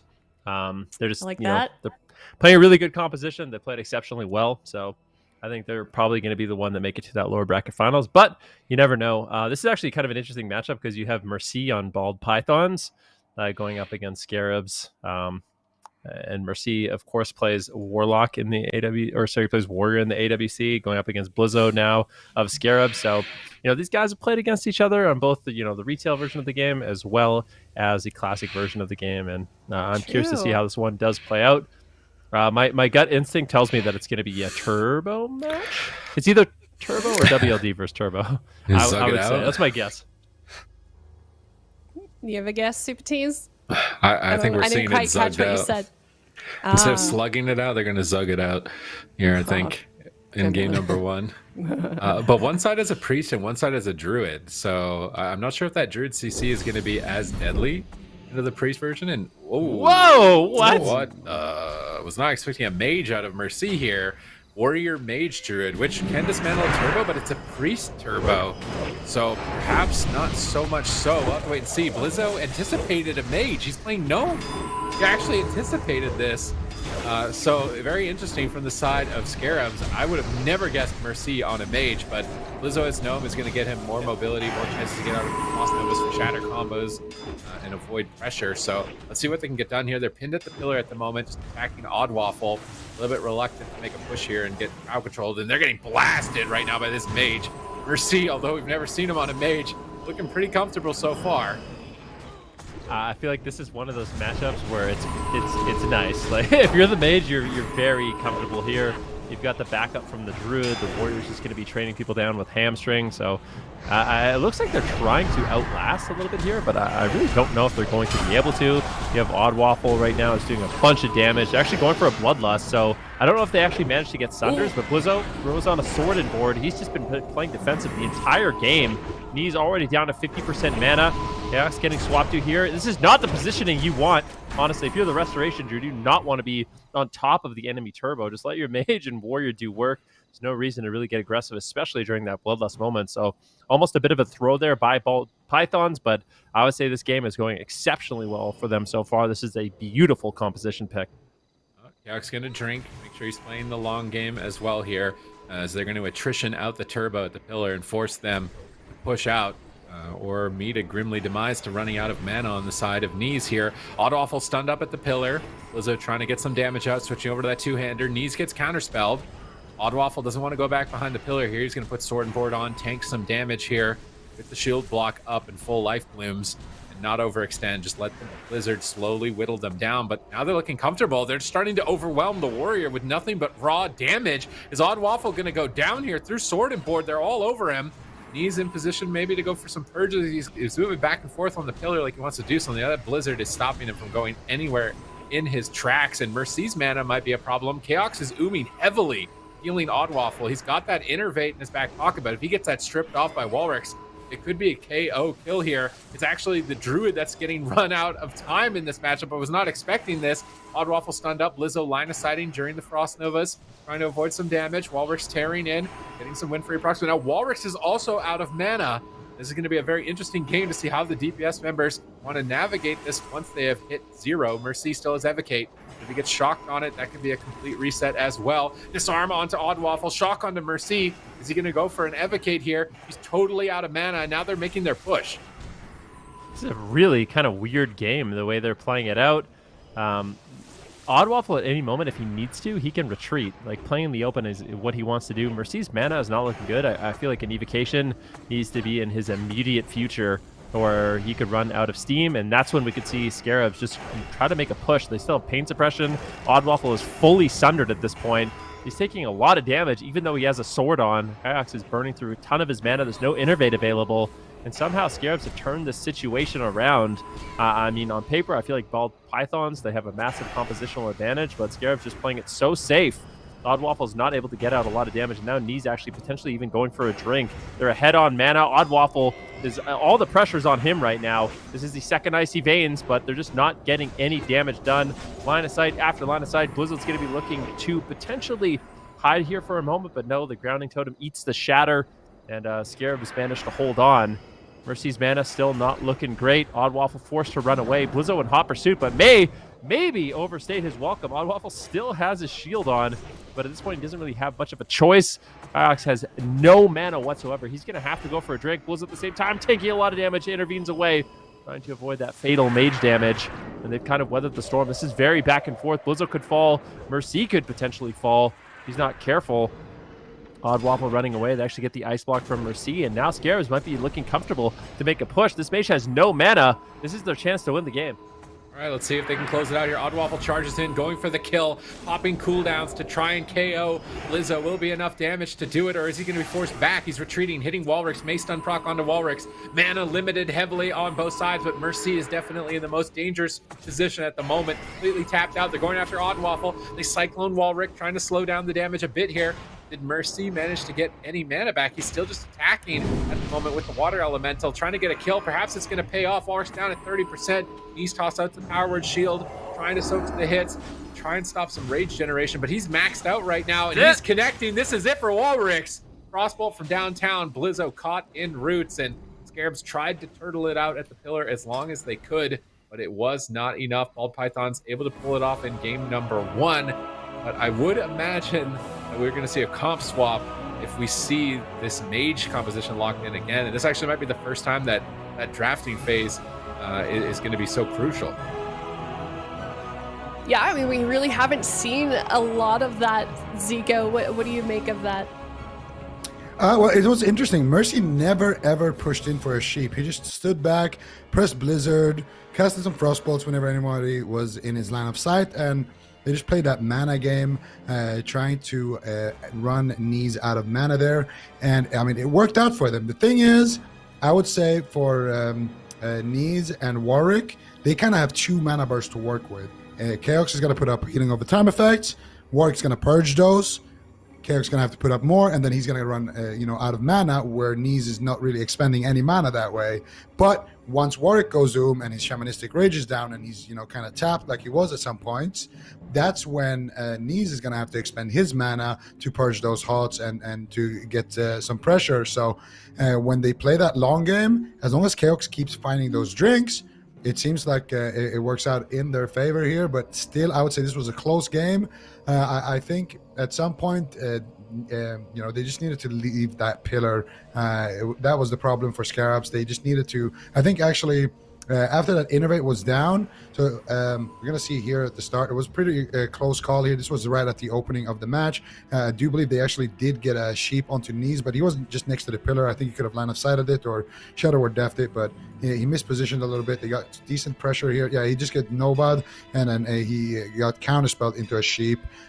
So I think he did dispel that Nova, but he got unlucky, got a Winter Shield, or maybe the spell resisted. But this was the one time where they had good pressure. They got the Cyclone onto Blizzo, and this is kind of how you would expect the Mage Warrior to play with that infinite crowd control. But since Chaos did get swapped to and had kind of a scary situation go on there, they decided to just play it super safe. And this is where Warwick, he has 0 mana left. He has to activate his Sham Rage.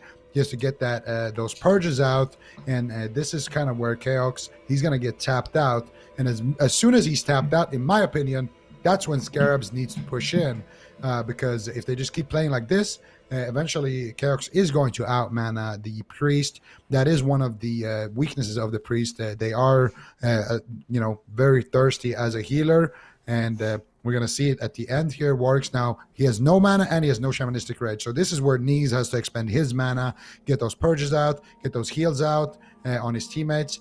and that's where he's going to start burning through the mana. Meanwhile, Chaos, he doesn't really have to expend too much mana. He's just drinking. This is the moment where you need to push if you are on the side of Scarabs. Potentially even a little bit before this, when when Mercy hadn't used his evocation, because at this point it's kind of a half push, because Nees just doesn't have enough mana to work with. And I think also a split strategy in general would work a little bit better here for them, instead of having both of them go onto Oddwaffle, because if you have a warrior hitting an enhancement shaman, and a warrior hitting the warrior, it's not too bad for the warrior, because warrior just does way more damage to an enhancement shaman compared to what the enhancement shaman will do to the warrior. Enhancement shaman is typically one of those classes that does a lot of damage with auto attacks, and you're going to be doing tons of damage onto something like a warlock or something like a mage. But fortunately for Warwick, he's not able to connect onto anything really, so he's just forced to hit Odd Waffle, and eventually they just run completely out of steam there, and they're able to take down the kill there. Anytime they leave that pillar, when Mercy has mana, that's kind of when they're going to be losing. So as soon as Mercy goes for that evocation, I think that's when they all try to dogpile on him and try to get something going, instead of just kind of playing it scared there at the pillar. They could also swap some compositions there. They could maybe do Warlock Warrior Priest with Warwicks on that Warlock, and it wouldn't be too bad, because Warlock is kind of a direct counter to Mage, and that would kind of force Mercy to have to play at least a CC heavy game and try to rush down that Warlock before he runs out of steam. So there's still a lot of options here, but a smart pick nonetheless from Bald Pythons.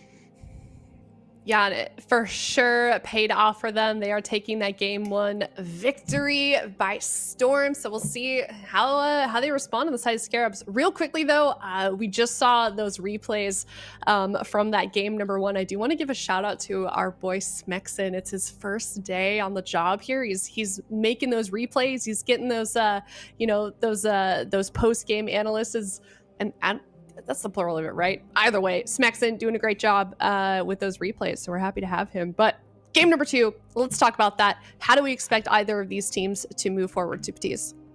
Really depends on how they get the draft done here. If we end up seeing a Warlock, then I think Mercy's likely going to have a pretty big struggle. Like, this is the best matchup for this. You're just pretending the other team is Slave Pen's trash, basically blizzarding them behind the pillar and setting up the gauntlet that they're never getting through back onto their target. So it's really rough. But if they get Warwick in on a Warlock here, which I really want to see, honestly, at some point, like, great, he's playing Enhanced Shaman, doing a great job, but like, I want to see some Warlock action from him at some point in the tournament. This is maybe that one time that we get to see it. Perhaps they just go for a Turbo Mirror instead, which could be a result, and that could come down to like which healer is going to perform better, the Druid or the Priest. In this specific matchup, is the Dispels and the Roots going to be enough disruption, or does the Priest just get rushed down? Like, how is this going to play out? There's so many variables they have to take into account. And now with the map shown here, it's Runes of Lordaeron. I don't think they're going to want to play the Turbo into a Mage on Runes of Lordaeron. I think that would be rough for them. But if they lock WLD into the Turbo, that's also rough. So they are going to swap over to the Warlock here, and that is going to give them a bit of an edge. As expected, I think, for the matchup into the Mage. And now Mercy is really tested. Like, sure, you can play a Mage into the double melee where you're set up to success. We've never seen him really in a tournament, at least I think. Pretty sure him pick up the Mage. I feel like he's complained a lot about the Mage from the Warlock POV. So now he gets to put on the Mage shoes, and we get to see what he can do, because this is going to be a very terrifying team to beat a Mage specifically, especially if it's your ult.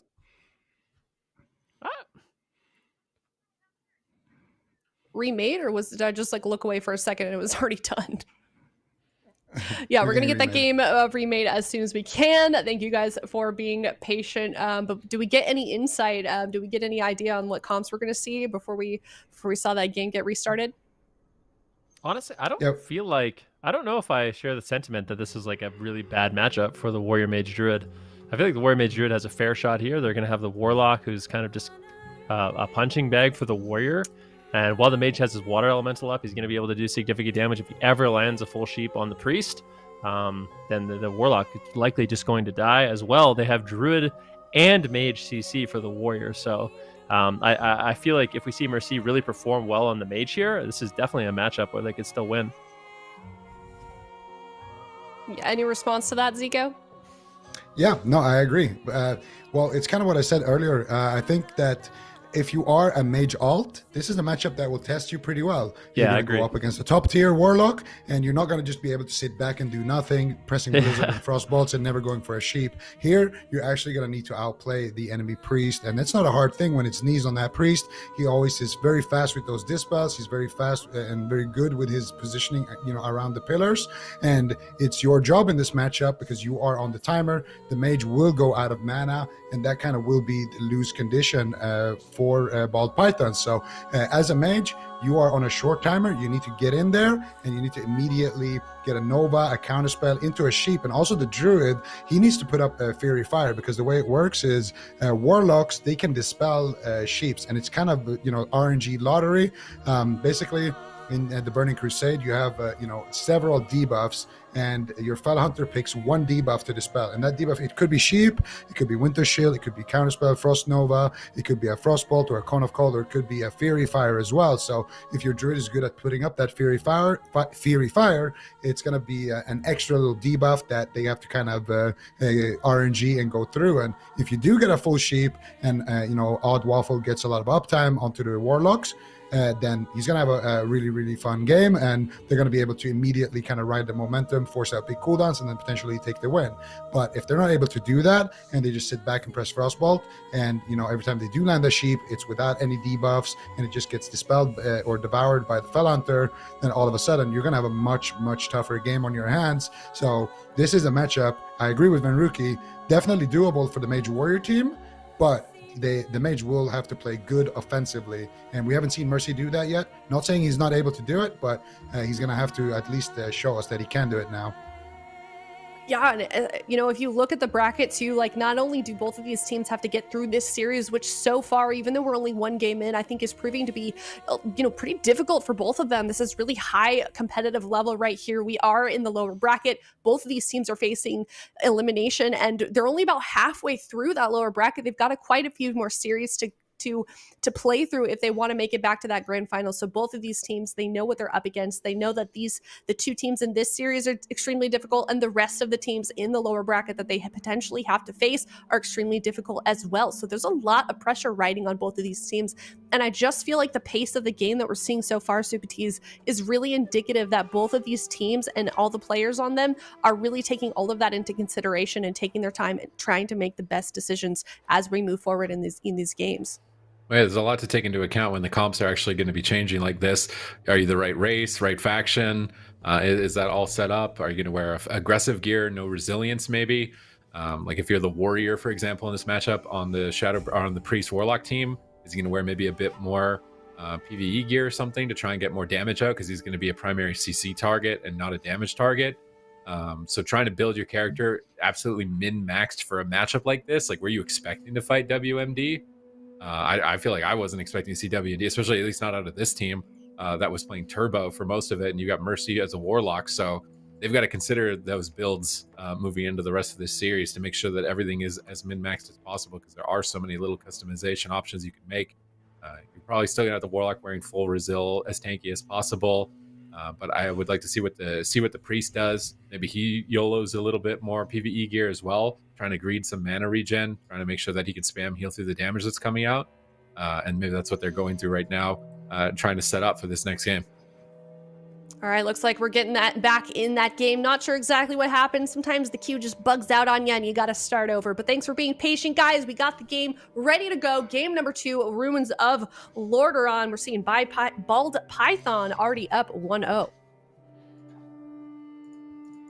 This is going to be an interesting one. There's no doubt about that. We're going to be going to Ruins of Lordaeron. So this one does play out. I think Sid kind of mentioned it.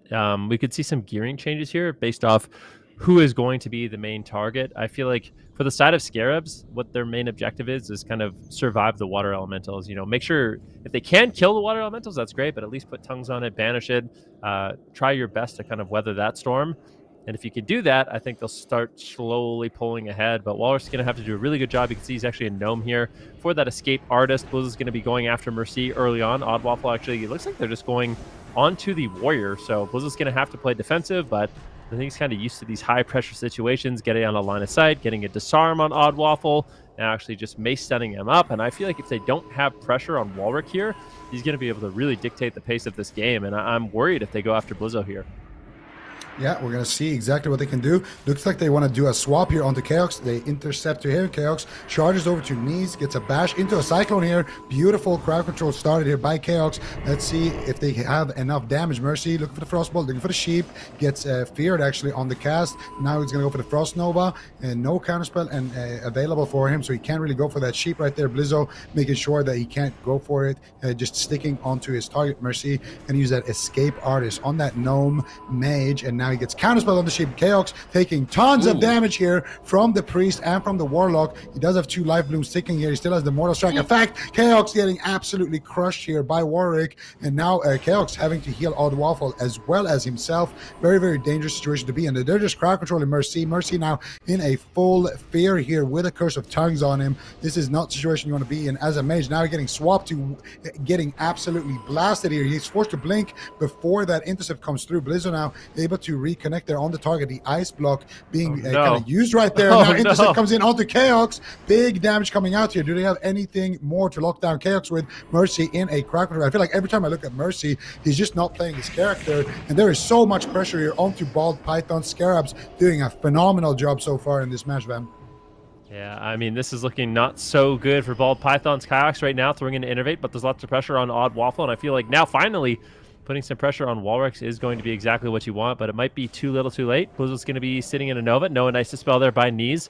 Really really helping the uptime here of Blizzo on Mercy. And I don't know if Mercy's really going to be able to recover. He still has his Water Elemental out, but it looks like things are falling apart here. Odd Waffle just incredibly low, getting Searing Pain down by Walrix.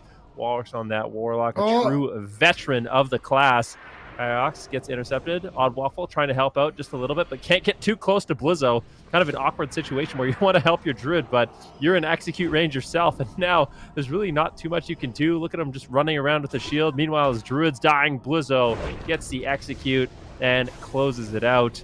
I feel like SCARABS, they had a much better game plan in this one. I feel like it was a serious lack of execution here by Bald Pythons. Yeah, very interesting, especially, what we saw in the difference here between game number 1 and game number 2. Quite a bit of a contrast there. What do you think here, Sid? I mean, it just seemed like Walrus's team knew what they wanted to do more than Bald Pythons did. Like getting the mage and spam fear was pointed out by Zico, just removing the mage from the game. Druid can't dispel it. It was a great adaptation to this. They knew that he would be the biggest threat. And then it kind of put Mercy and all in this position where it's like, do we hit the Warlock and go behind the pillar? We're just getting feared. We can't really get onto the Warlock. We wanted to be on him. Keox tried to carry at that one moment with the charge bash clone, but then no one could really capitalize after it and get any more chained crowd control. So it was really just Bald Pythons not able to get the strat that they wanted. They want to go after Walrix here behind the pillar, but Odd Waffle is reluctant to go back behind line of sight on the tomb. You can see Mercy is chasing the Warlock, trying to get to him. Odd Waffle, he charges back to Blizzo. Maybe he's playing too defensive. Like Chaos could escape here a little bit too easily. He does manage to get back in time, but they just could never really get to Walrix, which I think should have been their main plan, right, from our discussions in the pregame, was to pressure the Warlock. And it's just amazing swaps too from SCARABS. Like after they fear Mercy, they switch some pressure to him. They get a fear on Chaos. They switch pressure to him. Then they get pressure onto Odd Waffle. They really capitalize on that Warrior-Warlock synergy, just softening one target up, making them choppable, and then just going over and cutting them down. Chaos is struggling behind the pillar. Like, they're in total chaos at this point. Battlemaster almost wasn't enough for Chaos to survive here. Sitting on the Nature Swiftness, burning down mana super fast in this position. And they just never got to attack Walrick. Like, I'm just watching them this whole game. Like, when are they going to attack the Warlock? I thought that was going to be their plan here. Was to put pressure onto him and get control onto the Priest, but they just weren't able to. And Blizzo is really maybe the one that's leading the charge on that by making all of these swaps and pressuring the Druid and then making it like, oh, Odd Waffle, you got to help me out here. I can't deal with this. But maybe that wasn't the right move. Maybe it was better to just pull Blizzo into a spot, bash him, clone him in the corner, maybe use the Druid CC, peel the Warrior, rather than get aggressive CC, then have the Mage on top of the Priest. But they just got totally dismantled. In this match. There's pressure across the board. Like SCARABS had their number for sure. Even just watching this back on the replay, Odd Waffle is just kind of like uselessly running around because if he tries to do anything useful, he's going to die. So he's just like, I can't do anything, guys. I hope you live. All right. Good luck. You died.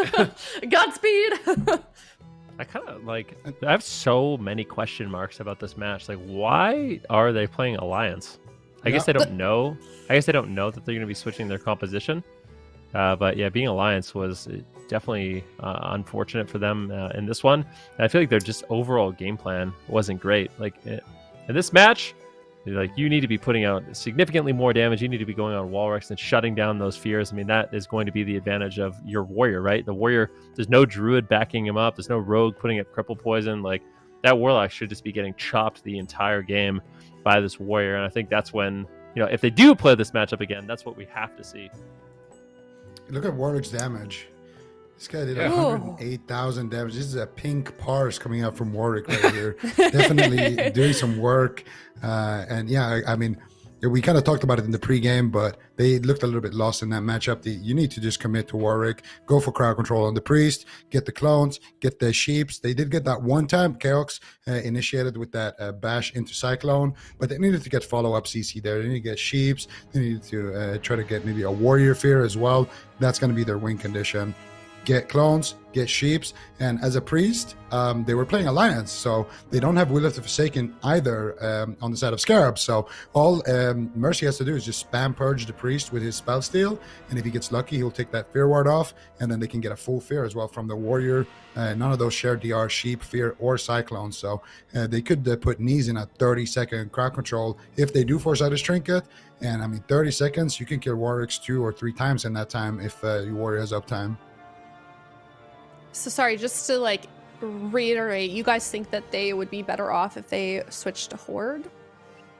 Absolutely, yeah. But I don't think they knew that that they were going to go up against this composition. But in general, yeah, because you don't have any dispel. Druids don't dispel in TBC, so you at least get Will of the Forsaken. So you have 2 ways to break out of a fear. And I also think Scarabs would be better off playing Horde as well.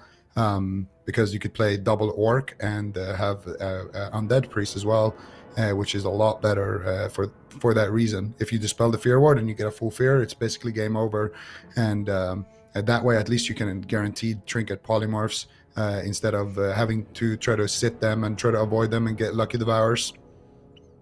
What are the races that we're seeing the most commonly at the top of the ladders in Burning Crusade? That's kind of determined by popularity. I feel like EU is Mostly more Horde. Alliance dense, and then Yeah. you think it's more Horde overall? I feel like for NA sure. is definitely For Horde both overall. regions? Yeah, I think so. Horde is I think it superior, depends on- So I think the brackets matter as well a little bit. I think if you're playing like 2s and you're a rogue, having perception is really nice. But for the most part in EU, yeah, for sure, it's Horde heavy at the top. just based on social structure, not necessarily like the advantages of the racials or whatever. Yeah, I think it's just more active PvP community on the Horde side. Makes sense. Kind of been like that for a while. I can't wait until we see cross-faction play coming up here. But anyways, let's get back to talking about the game at hand. We've got game number 3 coming up. Scarabs tying it up in that last one. Let's see what they do here in this one. I got the turbo matchup. So are they going to do a rush down? Are they going to stay at the pillar? How long are they going to stay at the pillar? Is the question here. That we saw this in game number 1 and they just got strangled out. Walrus went down. So Oddwaffle already at the pillar in position to try and squeeze out some damage. Gets an intercept onto Walrus, but Blizzo intercepts him back. It's a big crit there. Down to 80%. Chaos is trying to load out Life Blooms as fast as possible onto Oddwaffle, fishing for maybe some roots, but Oddwaffle's getting procced down by those Wind Furies. Is he going to be able to survive? We see the Shatter. I love Neese's Dispels. He's dispelling these Shatter combos so perfectly. Right as the Ice Knight's about to go, he's dispelling it. Goes for a Mana Burn, gets bashed on it by Chaos, but they're going to punish Chaos for the swap.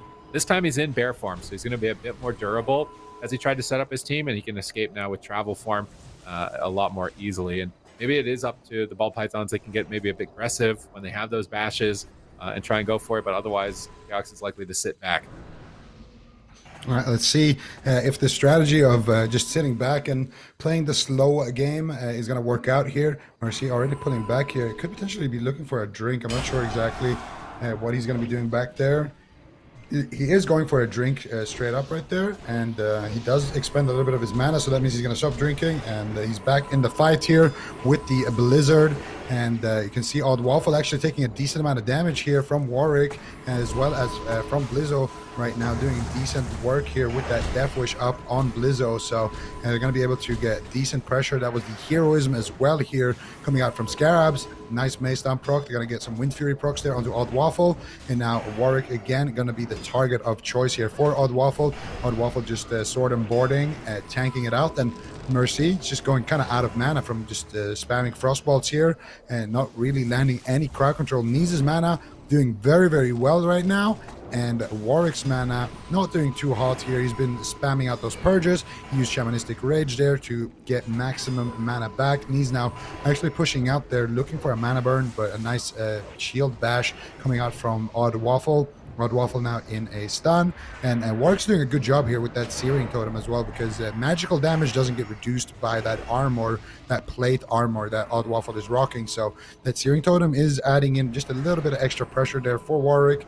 Now they're going to get a Cyclone of Warwick. He's just going to Trinket out. And they do have decent pressure onto Blizzo here from that mage. He's forced to use that big swap there onto Chaos as well. And they do get a full sheep here onto Warwick. And Nee's mana just doing fantastically so far. Chaos completely tapped. And this is the moment where I would like to see Scarabs actually try to push out a little bit, see if they can maybe put some pressure, because Mercy's mana doing very, very badly. Chaos forced to use that Innovate in the back line, but looks like he's going to be able to fully recover. And Scarab's going to be more than happy to just go back here to their side of the map and try to grind it out on the long game. The Innervate from Chaos is going to reset the mana bar here and give them a second life.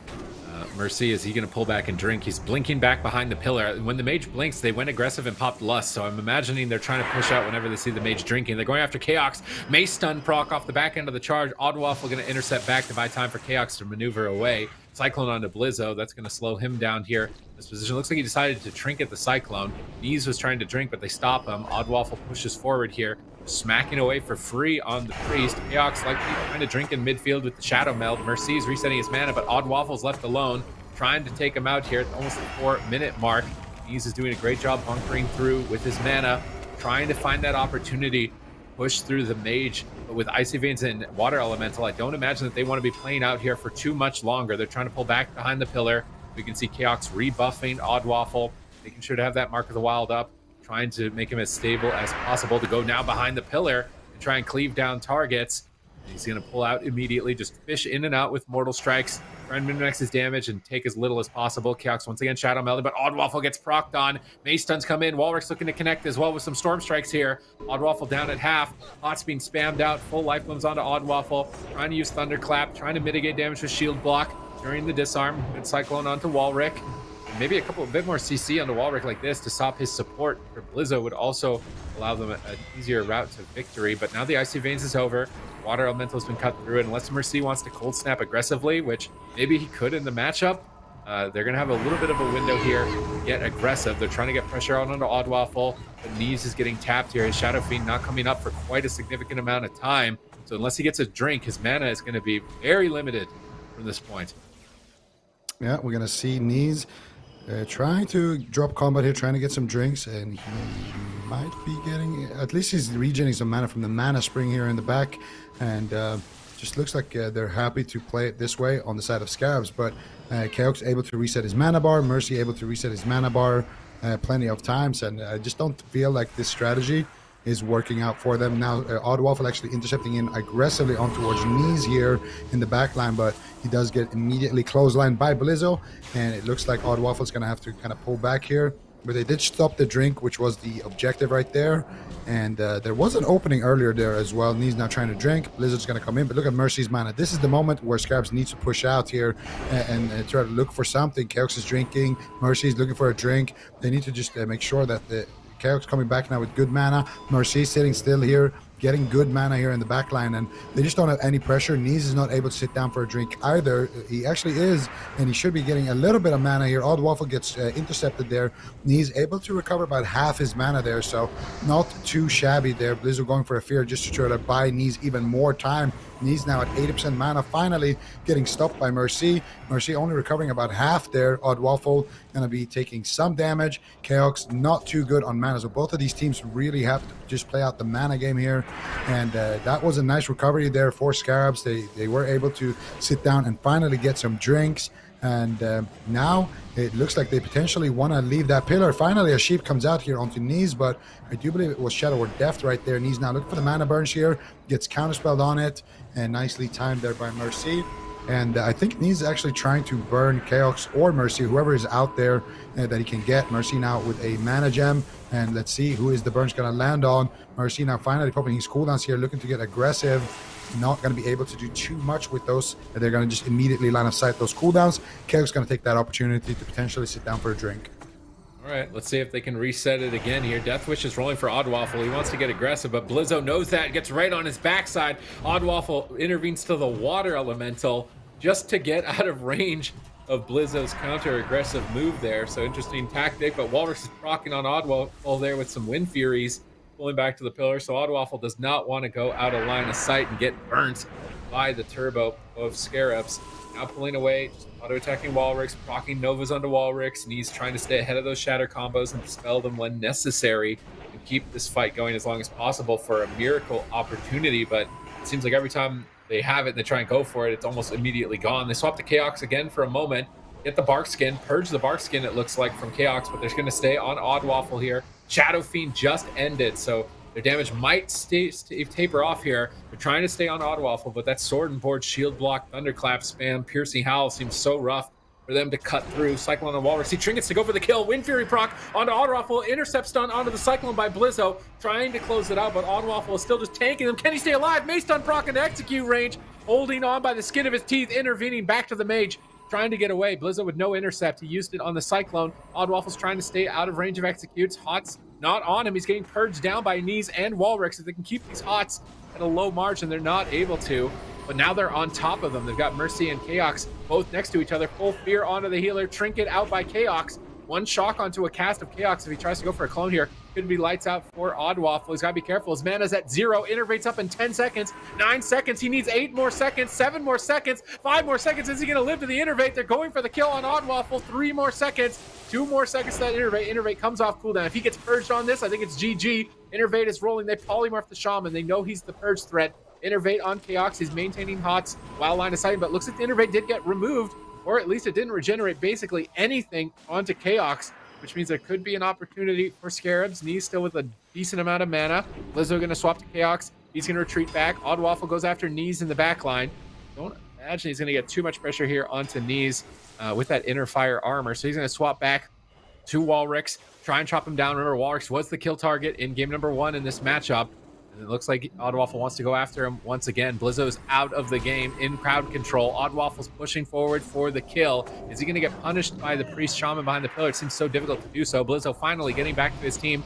Intercept over onto Odd Waffle. Chaos survives that stressful moment. Walrix is praying that his Shamanistic Rage comes up to regenerate mana. That's up in 9. Blizzo gets Shatter comboed. Intercept stunned in line of sight. I think of Mercy if he's got any more damage left for him, but he gets shocked. Icy Veins is available. He's going to pop that right away to try and go for the kill here onto Blizzo. Instant removal on that Frost Nova. Good reaction from the side of Scarabs on that Shatter combo. Sham Rage is rolling. Mana's being restored to Walric. Neez is now the one that's getting low on mana, though. Whereas Bald Python's Mercy, his Evocate's coming up in 2 seconds. He's going to have to look to get that off without it being interrupted. He's going to go for that in the back line. No one nearby. He's going to be getting back to full mana and going for a push. Death Wish rolling for Blizzo. How do they want to deal with it? Disarm available. Choosing not to. Odd Waffle now has Death Wish.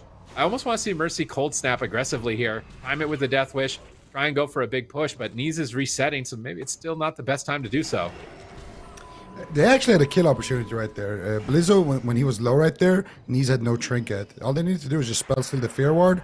Odd Waffle actually used his fear into the fear ward right there, so they weren't able to get a full fear there. If they did, maybe they could have bought at least some time to get Knees out of that pillar if they hit Warwicks with it as well, and then they could have maybe set up a sheep out of that and gone for the kill. But now Knees again going to be using the fear ward. I think he actually used it on Warwick there. So he wants to use it onto Warwick and then use the Tremor Totem to break out Knees. So that's actually even better as the mage, because the priest is a lot harder to purge. If you look at Knees' positioning, he's always going to be behind that pillar, just trying to avoid being in line of sight of anyone. Whereas Warwick, it's a very easy target to drag out in the open because he's a melee. He needs to hit someone to actually be able to do anything. So if Odd Waffle just takes a few steps back, that's going to allow the mage to actually try to purge that, and that could set up some win conditions for them. Needs looking for the drink here in the back line. He swapped over to his Spirit Staff here, trying to regen a little bit of mana, and he is playing with that Ethereum Life Staff. He is in the back line now, going for a drink. Nobody's stopping it here. Blizzo taking some damage though, and that's going to be what forces Knees there eventually to stop drinking. Now a counterspell snuck in onto Knees. Blizzo now finally taking some damage from that, and both teams playing just very non-committal right now. Nobody wants to really lose this game, and here's the second bloodlust of the game. Odd Waffle didn't see this one coming, and he's taking massive damage. This could be the end, and he will go down right there after a gruesome 12 minutes right there. The second bloodlust just gets the surprise kill. Their Knees didn't have too much mana to work with as well at the end of that one, but they're able to find the victory nonetheless. It wasn't pretty, but they got it done. It's really important too. This matchup was a swing match, we like to call it. So now all of a sudden, SCARABS, if we go the distance in the series where the teams are just basically picking counter comps for each other, they actually are going to be advantaged because they just won on their opponent's composition pick. So really, really big for them. I mean, like you said, it wasn't the prettiest matchup. Basically, the way this matchup plays out, if any of you guys are kind of wondering what's happening, is both teams don't want to overcommit and fall behind. So they're both just trying to find little bits of advantages throughout the match. And those little bits of advantages can be a string of crits, some good purges, some good interrupts, which actually allow you to get momentum. Eventually, it was that second bloodlust that kind of caught them off guard and allowed them to push forward. Normally, you don't see two bloodlusts in the Burning Crusade, but that was definitely a long game. Both of these teams had a very defensive posture. Kyox and Mercy didn't want to push in. They didn't want to go for crowd control. And as a result, I mean, Walrus and Blizzo, they didn't want to give up their defensive positioning. So neither team really wanted to commit. And that's why we kind of saw this long match. And eventually, it's just the crits on Odd Waffle. They weren't able to recover. See, here's the first bloodlust of the match where Blizzo and Walrus decided to make a push when Mercy went for a drink. Not a bad time to do so whatsoever, but Mercy can immediately come back, go for spell steals on the bloodlust of Blizzo, manages to get it. And once Odd Waffle survives, Blizzo and Walrus realize, all right, you know what, Walrus, I've got no mana. I'm just going to go recover. And then for the rest of the match, except for that second bloodlust, we just kind of are in this position where Blizzo and Walrus, they don't want to leave the pillar.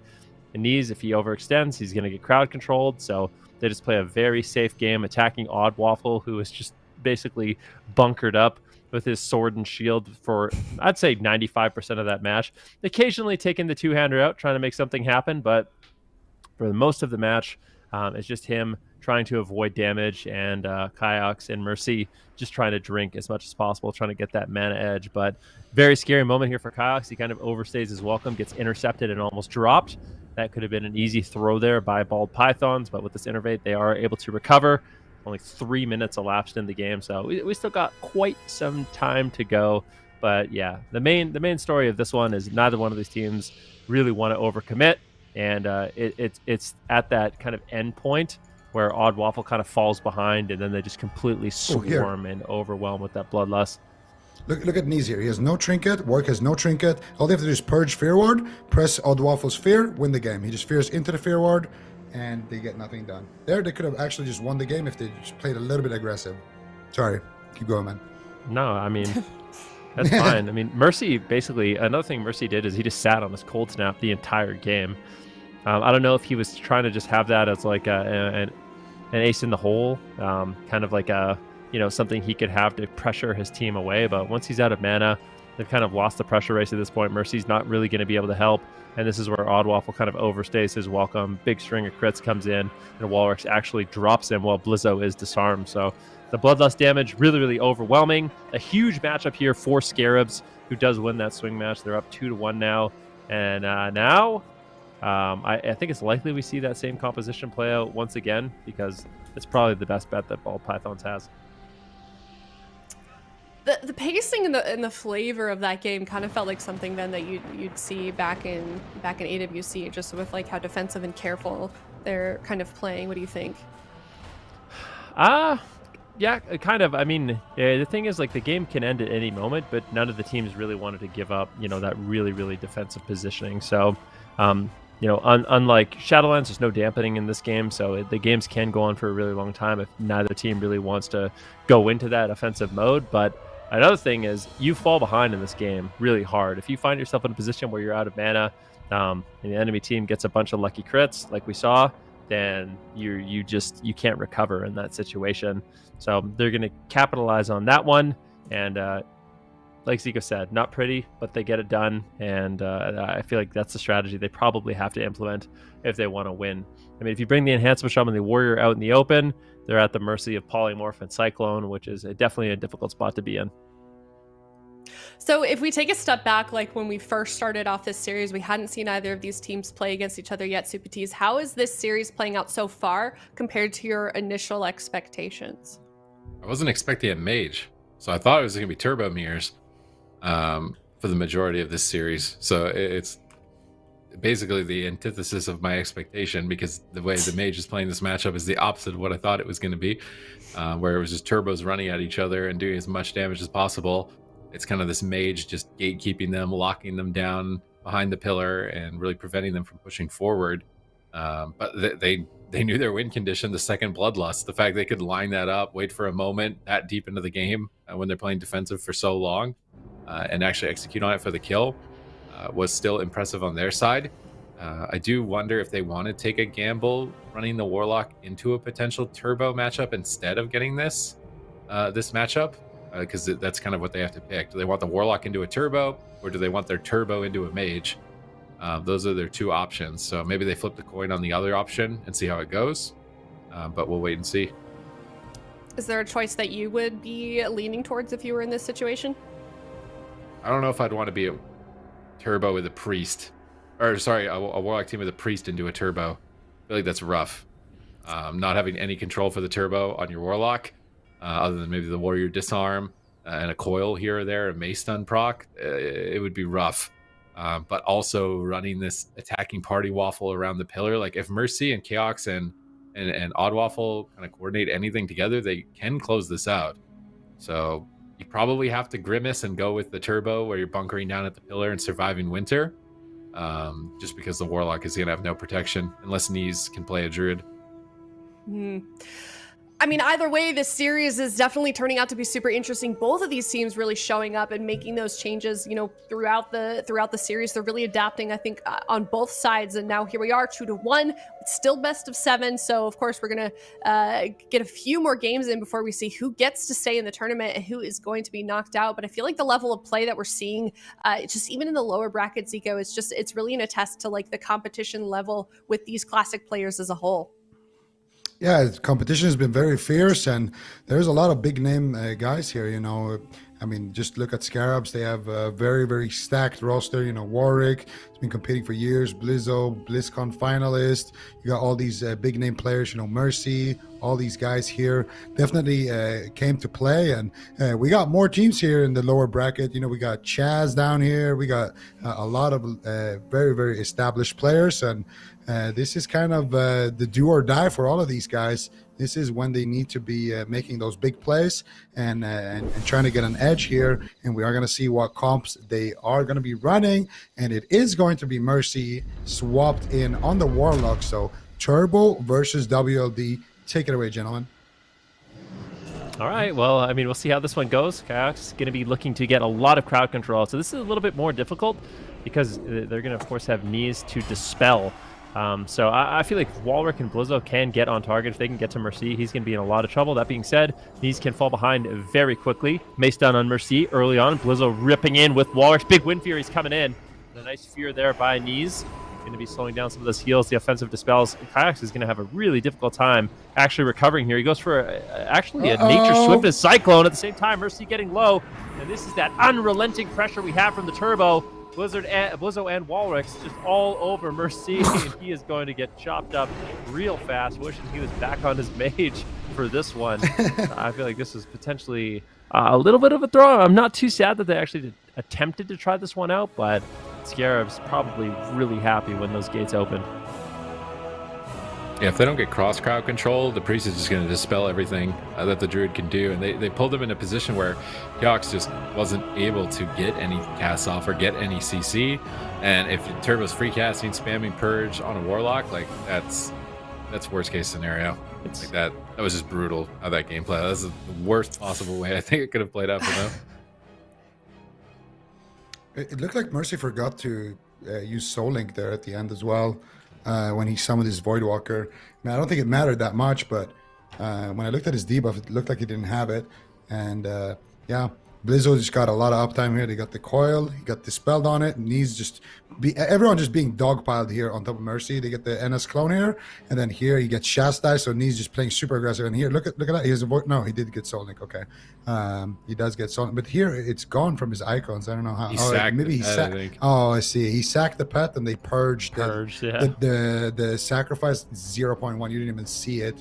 So yeah, Mercy just got absolutely crushed there, and that's kind of what happens if the Turbo gets uptime right there, and that's the problem. You know, you need to make sure that the priest doesn't get on top of the warlock, and that everyone doesn't just get to dogpile like that on top of the warlock. And if they do, then it is a very dead warlock, or as Venruki would put it, he would be wishing he was on his mage. Even though the matchup didn't go super well, I feel like it is possible for them to win. I don't like the way Mercy kited. Like, he kited in a way where Kayaks didn't have like an open position, and Knees was able to just get a fear. Like, he was just playing on top of Kayaks, just harassing him, fearing him. I feel like what you want to do if you're the WLD in this match is kite across the map.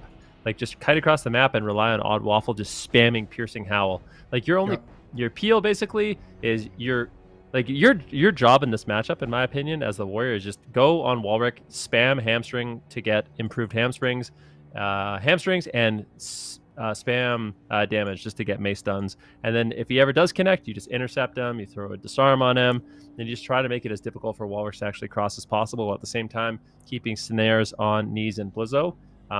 So if he can do that, I think they might have a shot at winning, but I feel like they kind of fumbled in terms of their positioning. And in this game, in the Burning Crusade, you cannot mess up your positioning, because you can just fall way too far behind, put yourself in situations where you can't recover. And now, as a result, they're on match point. Yeah, it's pretty interesting how things can really quickly kind of snowball out of control, like we just saw, and now we're seeing this team here on match point. They're very close to moving forward in the bracket. It is not looking good for Bald Pythons. They've certainly had kind of a rough day, especially within this series. So we'll have to see if they can pick it up, what kind of adjustments they can make as we move forward. But do we think that they have hope, Subatias, in this series? I know we've seen teams reverse sweep today. Can Bald Pythons do it? Well, they lost the mage matchup that we were expecting them to win, so then they subbed in the lock to try and give that a go. Got crushed on that, so if they go back to the mage option, then they're gonna have to deal with Walrix on warlock, which looked horrible for them as well. This is gonna be rough for Bald Pythons. I'm not sure how they're gonna slither their way out of this one. The Scarabs are looking impenetrable now that they've been able to find this strat. With pulling behind the pillar, finding the double bloodlust, showing they're willing to play this one out. Like, they'll play it to multiple bloodlust resets if you want to play this out. I guess in this series. So do the Bald Pythons want to run that risk? What's going to be their best pick for the rest of the series? Maybe it's a strat thing, like a target thing. Ven wants the warrior peeling more with imp hamstring procs on the shaman, get the shaman off the warlock, kite in the open rather than pulling back, because the Knees just stacks up on the pillar. He gets to dodge fear and get fears. So positioning seemed really off for them. So maybe they try the WLD again. Would be something that I think I would like to see. Just because the mage warrior doesn't seem polished enough offensively. Like, sure, they can press Blizzard on the pillar and have Party Waffle tank him with the shield, but like, that's all you're doing. You're just tanking him on the pillar with the shield, pressing Blizzard. How are you going to end the game? Whereas I think the WLD has a higher possibility of ending the match if they can position better. I mean, these are really the moments that separate some of these teams. It's like, you know, your bald pythons, you only have one more loss and then you're knocked out. They know they know what's up against them, and they have so many decisions that they can make going into this next game. It's like, do they keep on the path that they're on? Do they try and change things up? Like, what do you the decisions that you have to make in such a short period of time too, because they are on a timer between these games. So it's just got to be the amount of coordination and sort of like synergy that you have to have with your team, Zico, in situations like this really can make a huge difference. Yeah, absolutely. And I mean, I definitely agree with Van. It's all about making sure. So if you're Odd Waffle, your job is Terminator on Warwick. If Warwick plays the game too much, that's no good. So all you're doing essentially is try to make sure that he can't move, spam hamstrings, try to proc mace stance, keep using intercept on him. If he ever does connect, use that disarm. If he ever trinkets anything and he doesn't have a fear ward, fear him, let it sit full duration, and then charge him again. Just buy time for Mercy to get away. And I also agree with Van on the point that the positioning needs to be way better. Don't kite towards the pillar, towards your healer. Your healer needs to be the first one who crosses the map, and then you need to follow him across the map. And Chaos' job is to just spam roots, try to get Cyclone onto knees. If he gets a Cyclone, then he can root Blizzo, and that's going to be the time where, you know, the Warlock completely gets away from everybody. And then once you're away and you don't have a slow on you, that's when you can see, that's when you can do what Chanimal was doing, where you're just staying on max range. Because Warlocks, their range on their Curse of Exhaustion is like 40 yards range plus, and Charge and Intercept is like 30-yard range. So you can actually stay completely out of the Warrior's range at some point if you do get away. It's easier said than done, of course, but if you ever do get completely away, you can just stay away forever and just make it so that the warrior can never connect on you. Meanwhile, your dots are ticking. Meanwhile, your Odd Waffle is, you know, making some juicy waffles, you know, with whipped cream on them and everything. So that's what I want to see if they just decide to keep playing this matchup. And if they do play with the mage, I just want to see them play with more confidence. If they play mage, druid, warrior, I don't think it's a bad matchup. But like, if you have obvious win conditions, like 2 trinkets being down, and the only thing stopping you from literally winning the game is a fear ward, like maybe go and dispel it. Maybe go push in behind the pillar, to summon your pet, press pet nova and counterspell on knees, see what happens. I don't know. Maybe you get a sheet and maybe you win the game. You know, it could be worth trying. My only takeaway from that is that you put whipped cream on your waffles. Yeah, whipped cream, maybe some nice jam. You know, I like Who raspberry doesn't? jam or Whipped blueberry cream and jam. jam on a waffle? Yeah, Yeah. in Sweden we have a combo. It's called Queen Jam. It's like raspberry and blueberry. It's like a mix, and then you go with some nice whipped cream on that. That's the good stuff. Yeah. Huh. All right. Maybe I've been having the wrong types of waffles. I just kind of throw the, you know, good old fashioned American the butter and the syrup and call it a day. Oh, don't get me started on Missing American out. waffles. You guys are I eating waffles with chicken and things like that. I'm not sure. I don't. That's not me. Hey, don't knock that's the chicken and South. waffles. I mean, I haven't love tried it, but BlizzCon chicken and waffles is like a mandatory tradition, okay? It is? Yes, it is. I swear it's a mandatory tradition. Oh, For okay. BlizzCon, I you guess have to get chicken and waffles.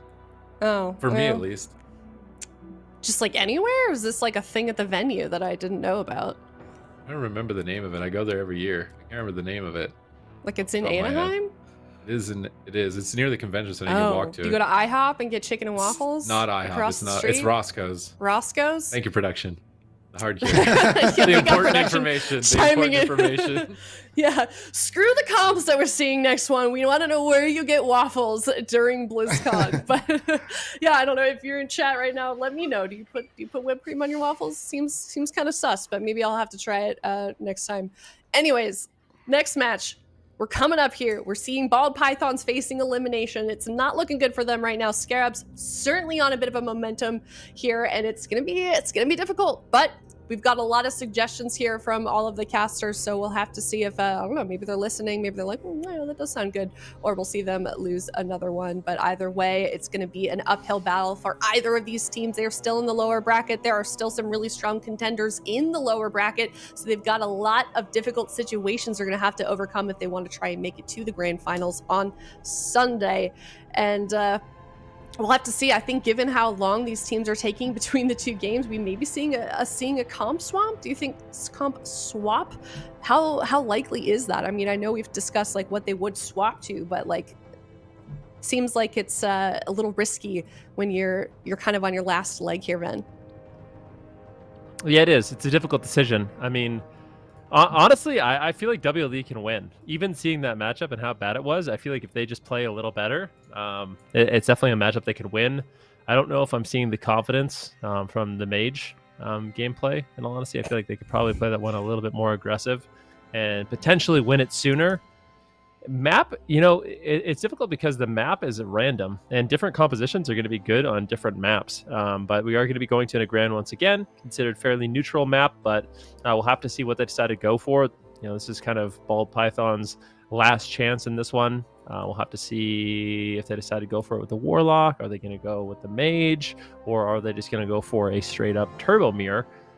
There are options, and I think they have a lot of good options, so I definitely wouldn't count them out of this one just yet. But SCARABS definitely looking solid so far, showing a lot of confidence with their composition. They haven't really switched it up too much. Besides the one time they tried the Paladin, it looks like they are going to be going for the Turbo Mirror. Big damage potential in this one. Yeah, we are going to see here the Turbo Mirror, the anticipated Turbo Mirror that Super Tees has been kind of predicting since before this series even began.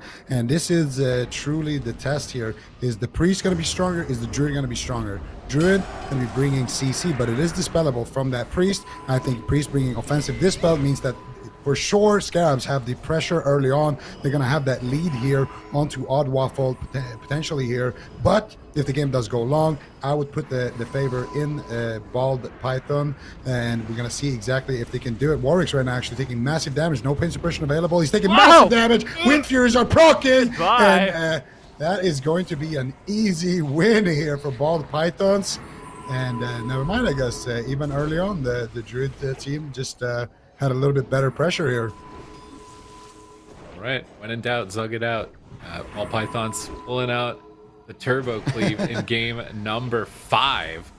Trying to drag us all the way through to a game 7 potentially. We see Blizzo still playing this out. I feel like it is Blizzo, so if anyone could do it, it would be. But as I say that, he's going to fall to the ground.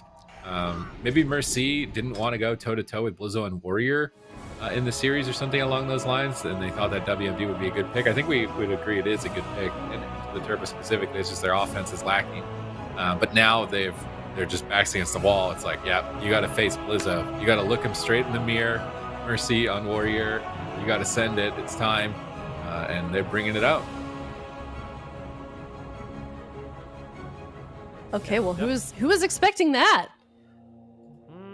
I'm glad. I feel like this finally, showing a little bit of confidence here, and maybe Bald Pythons are saying, whoa, why didn't we just do this from the beginning? What is this Mage and Warlock? Like, let's just go after Walrix, and we can kind of see how this one plays out. So it's an early pain suppression trade here by Knees when he trades that out, and this is kind of their moment where Walrix, they use the Shaman Wall, they use the pain suppression, they're trying to stay ahead of the damage, and honestly, they're not doing too bad. Odd Waffles right now is actually shielded up, which is, I think, exactly what you want to do. Walrix, I think he had the 2 one-handers out for a little bit too long, falling behind on a little bit of health, and it's just, there's no recovery here. When you're playing on top of your Priest, he is susceptible to being he's susceptible to being interrupted by not only the Shaman, but also the Warrior. So another positional mistake, I would say, you don't really, in general, want to be kiting back to your healer with these cleave matchups. Just makes it way too easy to disrupt your healer. I mean, of course, he wants to go to line of sight, but I feel like it's such a risky situation where you put Knees in this basically impossible situation where he's not actually going to be able to cast out any sort of heals. And as a result, you can see it kind of on the damage meters a little bit. I mean, both Odd Waffle and Walrick putting out kind of minimal damage in the matchup, but I think the big story is Mercy just really laying in there with that damage, probably proccing a bunch of Wind Furies, and is able to get the job done and stay alive in the series. Yeah, very, very well done to him. And we know Blizzo has always been kind of just like a legendary warrior, of course, but Mercy definitely also a contender. I mean, he's been around for quite some time, arena veteran, and he's really showing it's like, hey, I'm also super, I belong here. And this team belongs here too. And they're going to stay in it just a little bit longer. They've bought themselves just a little more time. This is best of 7. So we may see a tie. We may see Bald Pythons have the reverse sweep here. It wouldn't be the first time we've seen it today or in any World of Warcraft tournament before. Of course, it's for sure possible, and they might just pull it off. We're seeing them make some adaptations, implement them well, and get that win. They just have to do it 2 more times, but they cannot lose, or they get knocked out here. So SCARABS looking to get 1 more win, looking to close it out, and just move on with their day, really. So Bald Pythons, the question is, I guess, can they repeat what we just saw, Zico? I mean, I think so. I really like what Odd Waffle was doing this game, and also I think Mercy as well. They forced out the pain suppression with their bloodlust, and then they just fear Warwick. And Warwick has a kind of a tough choice to make there. Either he trinkets out of the fear, or he sits the fear, and then his pain suppression is going to fall off, and they get no value out of it. So I really like that Odd Waffle was just playing full defense. He just ran around with a one-hander and a shield the entire game, and he was just kiting. He was just trying to keep his distance as much as possible from Blizzo and spam out purges and put knees on the back foot with the healing, and then they were able to ride that momentum. So I think Odd Waffle did a fantastic job here. Mercy got to get a lot of pressure out as well, and that's really all they need to do. So I think we're going to see for sure the same thing come out here from Bald Pythons at least. And now SCARABS, I don't think they can really swap in their Warlock, because if they swap in their Warlock, well, we kind of know what can happen. We saw Mercy swapping in his Warlocks into the Turbo, and it didn't look like he had a good time. So I don't think they're going to have a great time doing that. So I think we're just going to see mirrors for the rest of the series. And I think it's just going to come down to who kites better, who can get more uptime out of these warriors. And I mean, let's not deny it as well. Who can get more Wind Fury procs, who can get more improved hamstring procs, who can get more mace downs, who has the better roles here between these warriors. Yeah, and it's interesting as well. I feel like we keep seeing this. It's like we see a team kind of just getting dominated, and then as we progress into the series, they figure something out. They're able to make it click. Whether or not they win or lose in the end has kind of been a little bit random in that sense. But it's like it's interesting what we see now that we're having a best of 7 instead of the best of 5 that we normally see. It's almost like these teams have that room and that space to breathe a little bit, make those adaptations. And it's just interesting how we're seeing that progress when you have a best of 7 as opposed to a best of 5 then. Yeah, there's no doubt about it. There's more time, like you said, to kind of experiment with different compositions. The one thing that is interesting that I was kind of alluding to before the last game started is there's no map picks here. So sometimes you would actually prefer, I mean, if you get Ruins of Lordaeron, maybe you want to play the Warrior Mage Druid and you'd like to just all in the Shaman and play really, really aggressive. But if it happens to be Nagrand, once again, they can just pillar you. So it can be really, really difficult. You have to kind of weigh in the fact that you don't know what the next map is going to be. But yeah, seeing the series kind of evolve, these teams definitely mixing it up here. If this was the best of 5, SCARABS would have already won. But because it's the best of 7, Bald Pythons, they got an opportunity to try out the Turbo, and there's a potential that they could actually reverse sweep here. I mean, I don't know if SCARABS actually has a composition that's better than the Turbo into this one. And if they don't, then they're going to be in for just all-out mirrors. And those mirrors can come down to, who gets more Wind Furies. It's a very volatile matchup. It can be really, really unpredictable at who's going to win. So little outplays, one interrupt can close out the game, and we'll have to see how exactly it plays out. CPTs, if you were in this competition and you had those random maps, how would you feel about that in the sense of like it does kind of add a little bit of RNG of like whether or not that map is going to be advantageous to the comp that you're playing? I mean, you're probably frustrated as Mercy's team more than anyone because it's this map that they're trying to avoid. I think specifically, maybe Blades would be a bit frustrating, but they keep getting Nagrand. So I likely see a Turbo here, and it's really up to SCARABS. Do they want to mix it up here? They still have a game to play with. So if Bald Pythons throw a Turbo at them, they could do a WLD, which I think is better than the WLP, but they're not. It's just going to be straight Turbo here. from Blizzo, Knees, and Walrix. Let's see if they can position a little bit better. We talked about it in that post game about not pulling back to your healer, not dragging the fight on top of them, because it's just going to make it significantly more difficult. So I do want to see them kind of just brave the storm, push forward. Is Oddwaffle or Walrix going to be the better Shaman tank? We've said Shaman's tank is a meme back in TBC, but not in PvP. You're going to be whipping out those shields, especially in cleave matchups like this. You're going to see the Bulwark up for Oddwaffle right off the bat, whereas Walrix is wearing 2 one-handers still. Keox is pushing in, gets a Cyclone on the Warrior's Death Wish. That's great. It's going to put him pretty far behind here. Knees has to pain suppression right off the rip. Now Blizzo finally reconnecting with that intercept. Shadow Fiend out as well.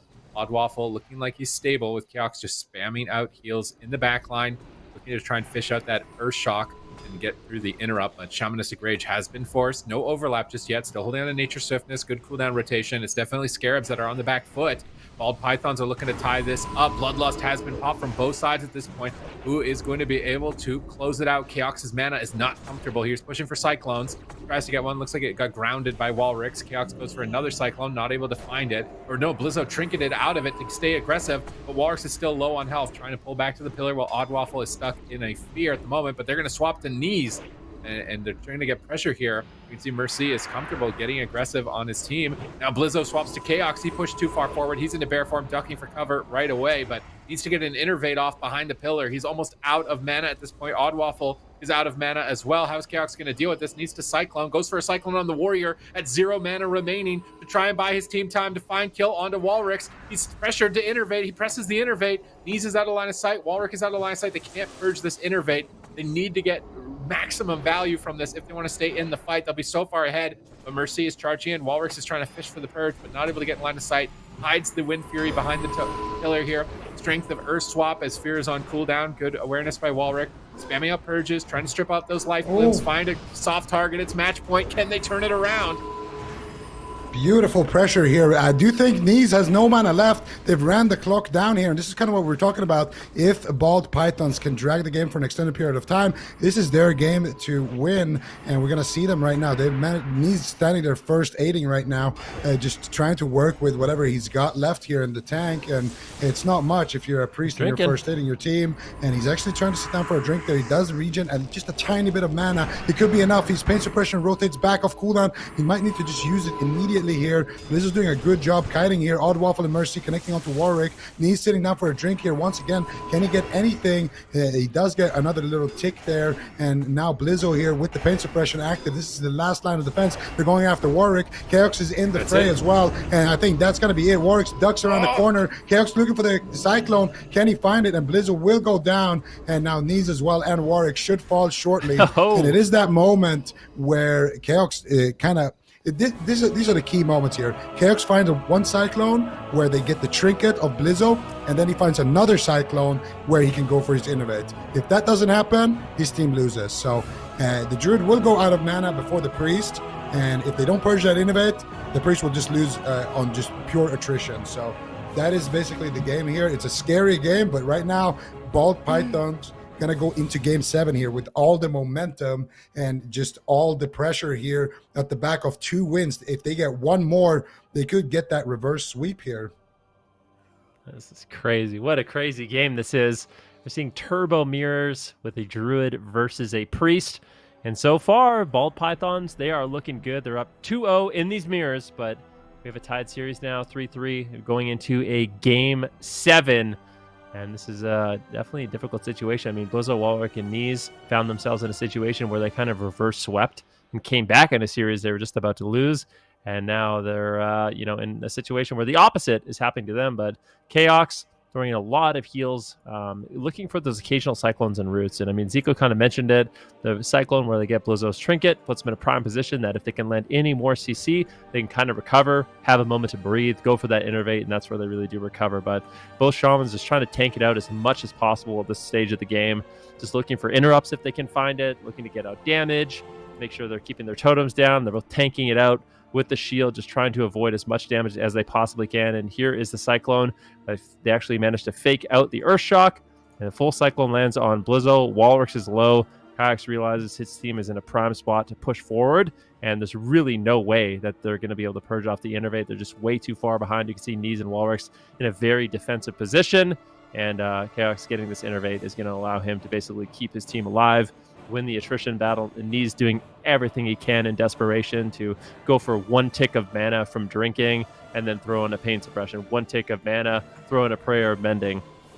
But ultimately, it's just too much damage. And if Odd Waffle and Mercy have the uptime that they need, they can drop someone. And I think after that innervate kind of came in, it was basically all pressure and momentum in the favor of Bald Pythons. Blizzo getting exceptionally low. Walrix then gets exceptionally low, and it's eventually Blizzo that is taken down. So mana is obviously huge in that one. Like Seagull mentioned, if that innervate did not go out, then we'd find ourselves in a situation where Scarabs potentially could pull ahead. Still got another 45 seconds here, I believe, in this match. Nees sits down for a really, really short drink there. Gets enough mana to throw out that pain suppression. When he does have it, Blizzo just trying to avoid as much damage as possible. This really isn't the spot you want to find yourself in, where your healer's just completely tapped and you're on the back foot and you're the one that's forced to throw in the shield and just kite and just run away as much as possible in the matchup. And the defensive posture of Scarabs is just way too much. Blizzo does manage to get away. They throw pain suppression on Blizzo, and then they say, hey, look, there's a shaman here. Let's just go after him. Walrus gets caught in an improved hamstring, and there's just not enough healing left. I mean, Nees did the best that he can, but unfortunately in this matchup, the best wasn't enough. Oh man, it's got to be frustrating to be. I mean, this is the second time we've seen this happen to a team today where they had that lead. They were only 1 game away from winning the series, and now you had the team that was losing just completely catch up and close that gap. And like you guys said, they're definitely riding that momentum. And if you're on the team of Scarabs, you have got to be in just you got to check your attitude at the door and make sure that you're sticking together as a team, keep your head up high, because this kind of a situation can be difficult to overcome, I think, mentally, if you're so close and you just keep missing that mark and you're not able to make it happen. So we're completely tied up right now. We are going to a game 7. It's the second game 7 series of the day as well. So it's really anyone's game. But if you go based on the fact of who has been that momentum leading team, it's definitely going to be Bald Python series. So we'll see what Scarabs can do, but they're just not having a good track record at the moment. And I know that if it was me in that position, Zico, I think I would be pretty frustrated right now. Oh yeah, absolutely. If you're on Scarabs, you knew you almost had it. You're at the finish line. I mean, we shouldn't count them out yet. Of course, they can still bring this to a win. The problem for them is that they don't have any more flexibility here. Like, they play the Warrior Lock and they play the Turbo, and their best bet is the Turbo. And Bald Pythons, they just need to do it one more time, play that same matchup, get one more win under their belt. And a lot of it is going to come down to Chaos. When you play that Druid, it's all about that crowd control. If you can get those Cyclones out, if one of them gets reflected, all of a sudden it can cost you the game. But if you manage to stay ahead, you get good crowd control off, and you try to limit that uptime, because TBC, it's very hard to out-heal damage. I mean, you can't really out-heal damage. The Mortal Strike effects are just super high, and as you guys have already seen, it's very, very bursty, but you can prevent damage. And if you prevent the damage with those Entangling Roots, with those Cyclones, and just cycloning defensive cooldowns as well, you can use an early pain suppression to try to, stop somebody from falling low. But if you cyclone that pain suppression, then all of a sudden you're putting the other team in a very awkward spot. So as a Druid, you can just do a lot of, you just have a lot of opportunity to kind of just win the game for your team, but you can also cost the game for your team. So Keox, he is the man to watch for this last game here. If he can pull it off, if he can get a nice innervate off, if he can get that, those game-winning CCs, if he can try to limit Blizzo's uptime, try to limit Warwick's uptime, then it's going to be their game. They're going to have this one in the bag. But at the same time, he's playing that priest. They're going to have, 2 people who can remove 2 buffs at the same time. So if they can manage to put Keox behind and ride that momentum and avoid CC, then all of a sudden Scarabs are going to be walking away with this one. Gates are open. Bloodlust is popped. Let's see what happens. Oh, but only on one side, though. Mercy's Bloodlust looks like it got purged off as well. So Walrus is now popping his, trying to turn the tides. Mercy's going to intervene out of the fight. Odd Waffle caught in the fear. They're trying to go after him. He actually trinkets out of it. He might get Mace stun proc. Mercy is. It's match point. Game number 7. Tournament lives on the line. Chaos gets a clutch clone, but he trinkets out to go for the kill, disarming Mercy and trying to stave off and keep their momentum. Can they take down Mercy in game number 7? He's getting overwhelmed. Chaos charges in with a hero play to stabilize Mercy with that root onto Blizzo. Mercy ducks around the corner, but Chaos burns so much mana. I think Knees and Walrus are both purging so heavily. Mana burns from Knees as well. Keox is totally tapped. If he gets purged on his Innervate, Knees is in an aggressive position. We can see that Scarabs are playing so much differently here in game number 7. They need to get this Innervate off. Knees is trying to cross the map onto Keox, trying to purge off that Innervate around the corner. Mercy is getting pounded in the midfield. He's not able to escape. They purge off the Innervate. They are just riding momentum. They're going all in. They're taking all of the risk to close it out in game 7, and they've managed to do it with a shot on Keox. He's going to go down. Scarabs turn the tide. They flip the switch and get the win. They turned up the heat in that one. There's no doubt about it. Mercy was not feeling comfortable. I wonder if he was wearing like a lot of PvE gear in this matchup, realizing probably the Shaman's going to be the main target. Maybe he was trying to get greedy with a bunch of armor pen, because he was looking like paper in that matchup. Every time they went to him, he was forced to put on the shield and run away. And it is just so difficult to recover, because what ends up happening is as soon as Mercy is running away, all of a sudden, he's not putting up his Mortal Strike effect, and they just tab target to the Shaman. And then the Druid has to heal 2 members of the team. So if he can just keep Life Blooms up on 1 member, that's when the Druid is going to really accelerate. But as soon as he has to keep up multiple stacks of Life Blooms on multiple targets, then you see Knees and Walrus just going crazy with the spells. That's when it becomes really rough to be a Resto Druid. Yeah, absolutely beautiful stuff here coming out from Scarabs. You can see here in the opener, they just get a beautiful, opening here, and they pressure Mercy away. He intervenes out, but now his intervene is on cooldown. He's back in the fray. They do get a Cyclone onto Blizzo, and here I think, I don't know what happened to Blizzo. He pre-weapon chains the disarm there. So Blizzo with a beautiful play right there as well, reducing that effectiveness of that disarm. And then Chaos tries to, CC Blizzo here. Mercy does get some time to run out, and here I think Oddwaffle kind of maybe needed to trade something, but at this point you're so far behind, and unfortunately for them, Keox, when he goes for that Innervate, first of all, he tanks a mana burn. Second of all, when he goes for that Innervate, Knees actually does get stunned by an intercept, or he should be stunned by an intercept, but he resists it, and that's going to allow Knees to actually purge off that Innervate. You can see it right here, Mercy trying to stop Knees right there, but he does resist it. Blizzard just intervenes back to the target, and they get that purge on that Innervate. Keox not able to do anything at this point. He goes for the War Stomp. That gets resisted as well. And unfortunately for Bald Pythons, it is going to be the Scarabs that are the kings of the desert. Ooh, I like that. Very, very true. I mean, what a comeback for them. It kind of was looking very bleak. They had to be a bit, down in spirits since they weren't able to close out that win 3 games ago, but they were able to pull it off in the end, and they are going to win that series. Bald Pythons, unfortunately, is now out, and that places Scarabs ahead in the lower bracket, so well done to them. We're going to see them fight on Sunday for the European Championships. They're going to be game number 1, I believe. So can't wait to see who they're going to be facing off against, but well done to them. Great turnaround. What are some things we want to see them maybe implement just a little bit earlier on, Ven, if we see them next time we see them play? I don't know. I think if they're going to play the alt compositions, they need to definitely just be a little bit more comfortable with them. I think they had the right idea. I definitely don't mind, Mercy playing Mage.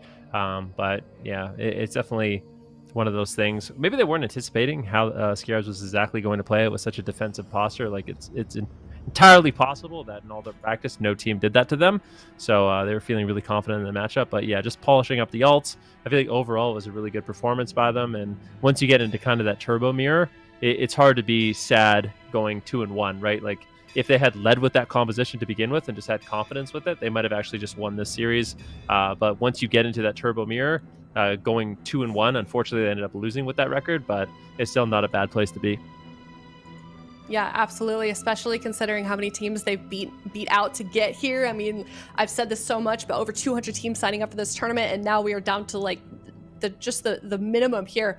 We can see in the bracket how many teams we do have left. We've got Blackwater Gaming versus Got Renamed. That's going to be the semifinals up there in the upper bracket. And then we've got that down below in the lower bracket, Scarabs, the team that we just saw move forward. They're going to play the winner of this last series of the day that we're going to see coming up next here, JB Phelps Insta versus NAIXI Demon King. So definitely stick around for that. We want to know who's going to be in the lower semifinals, because we are just getting getting down to the very, very small number of teams, only 5 left remaining out of 200. That is some very, very tough competition. So no matter where you are in this bracket, you've got some difficult games coming up ahead of you, especially, I think, if you're down there in that lower bracket. We've seen a really high level of competition so far today, but these 3 teams down there on that lower half of our screen, Ven, have got a pretty difficult time left. Yeah, I mean, it's do or die, right? At this point in the tournament, if you're in the lower bracket, it's double elimination. If you have already gone down to the lower bracket, that means that any series you lose means that that's the end of the road. So lots of really strong teams left. I mean, there's still 2 insane teams up in the upper bracket as well. And whoever drops down from that one is basically going to be like the final guardian of making it into the finals. So yeah, all these teams need to bring their A game, need to be prepared for the best of 7s that they have ahead of them. But I still think it's kind of anyone's game at this point. Most certainly is. We're going to head to a break very, very shortly, and then we're going to come back with that last series of the day. But overall, I just feel like we've had such a great day of competition. It's so exciting to see, an arena tournament in the Burning Crusade setting. It's just been it's been a really, I think, refreshing change of pace from the tournaments that the 4 of us are usually seeing. So it's nice to see some things kind of change up, Zico, and it's really exciting so far. What do you think? Absolutely. I mean, I started out, as a little kid in high school watching, the Burning Crusade tournaments, and being here casting them. It's definitely awesome. It's always been one of my favorite expansions. I've always had a lot of fun playing it back then and now as well. So for me, it's awesome. We had great games. We had some great matchups as well, and this one should be very, very nice as well. I'm looking forward to seeing what NAIXI Demon King can do if they can make it all the way to Championship Sunday. And of course, I'm very excited to see if my boy Chaz is going to be looking as dapper as he was earlier today when we saw him with the tie and everything. Absolutely. And just to go off that, I was the same way. I started playing BC when I was in middle school, so it's cool to see this kind of come full circle, and here we are once again, just seeing it play out in some really high level competition. So stick around, we've got the last series of the day coming up. Of course, North America is tomorrow, but we've got one more series left in this region before we head to the Sunday championships for the Europeans. So we will be right back. Stick around.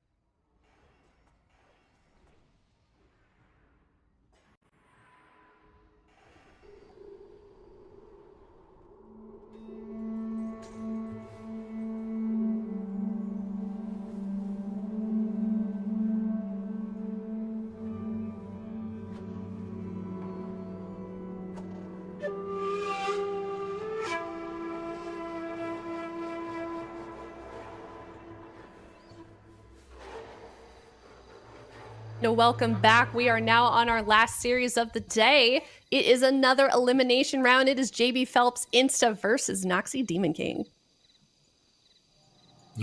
Blaze, or Huge Dog, formerly Blaze, they're going to be running their Rogue Mage. I do wonder if this means they've changed faction with his name change. That might be a cue if we can get in on that info as soon as possible. But JB Phelps is still running the Rogue Warrior. They decided to not go for the RMP Mirror. They're going to go all in with this cleave. Are they going to be able to get the disruption and damage out that is necessary to find a win, or is NAIXI Demon King going to just dismantle them? I mean, we'll definitely have to wait and see. I think this is going to be one of those momentum-based strategies, but I have to say, if I was playing RMP in this matchup, I'd feel fairly confident. I mean, you basically you can go about this matchup in a few different ways. You could try all-inning the Priest if you really wanted to. He is playing Dwarf to try to avoid that situation. You can also just go after the Warrior with heavy amounts of crowd control. If Laners manages to land a full polymorph on Jamie, he's basically going to be forced to Trinket, and they actually do manage to polymorph him immediately. They're actually just going after Obi. A big opener here on Obi, and Arky's going to have to do a great job peeling. He goes for a cheap shot into a gouge, but gets feared. A nice dispel coming in from Jamie. So I would say PB Phelps has managed to kind of diffuse this initial opener for the time being, but Jamie has already traded out his Trinket, and Blaze has that blind in his back pocket. Big damage now on Arky as NAIXI Demon King developing a lot of momentum in the match. Yeah, swapping targets constantly. Jamie sitting through the full blind. Archie gets a clean vanish, but Jamie's now into the sap. Obi forces paint suppression on his own onto Chaz, still creating opportunities for his team. Blaze looking maybe for another sap or maybe an opener onto Jamie. Have to wait and see. Another sap. They're waiting for their target. They know that Archie is still low health because Jamie hasn't got a single heal out just yet. They're going to open with cheap shot onto Jamie, force Archie to open, but now he's still down at half. Kidney shot onto Jamie. They're just going to go after the heal. It looks like fear onto the Rogue. Obi breaking out of crowd control, trying to assist here. Will Jamie fall to the pressure? MCS, and they go for the throat. NAIXI Demon King with a beautiful swap there. They knew where the pressure points were, and they pushed them till they broke. They certainly did. I mean, that was a really, really dominating performance from start to finish. They had control of the match. There was never a moment where they were afraid, and they are going to claim an easy game number one. Yeah, very, very smooth indeed from start to finish. This is, these guys are facing elimination, and I think they definitely showed up to play here, Zico. Yeah, absolutely. And I think it's a pretty bad matchup that they have here. I mean, you have one team playing Rogue Mage Priest, and then you have one team playing Rogue Warrior Priest. Now, there's a few things you love seeing more than Warriors in Arena as a mage, so I don't know.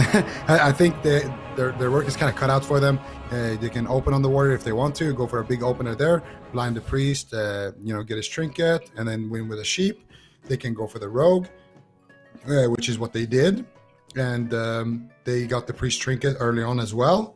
And the fact that they're playing Alliance as well means that the Priest, sure, he's going to be a little bit more durable towards an all-in, but his team is also going to be getting crowd control a lot more. And for the Rogue, especially if you don't have that Will of the Forsaken, it can be very tricky for you to actually do anything in this match. So at the end there, we saw it. They forced out the Priest Trinket. They blinded him. Unfortunately, they didn't have a bleed on the Rogue, so the Rogue got away completely clean and he sat in stealth. But what can you do at that point? You're on 40% HP.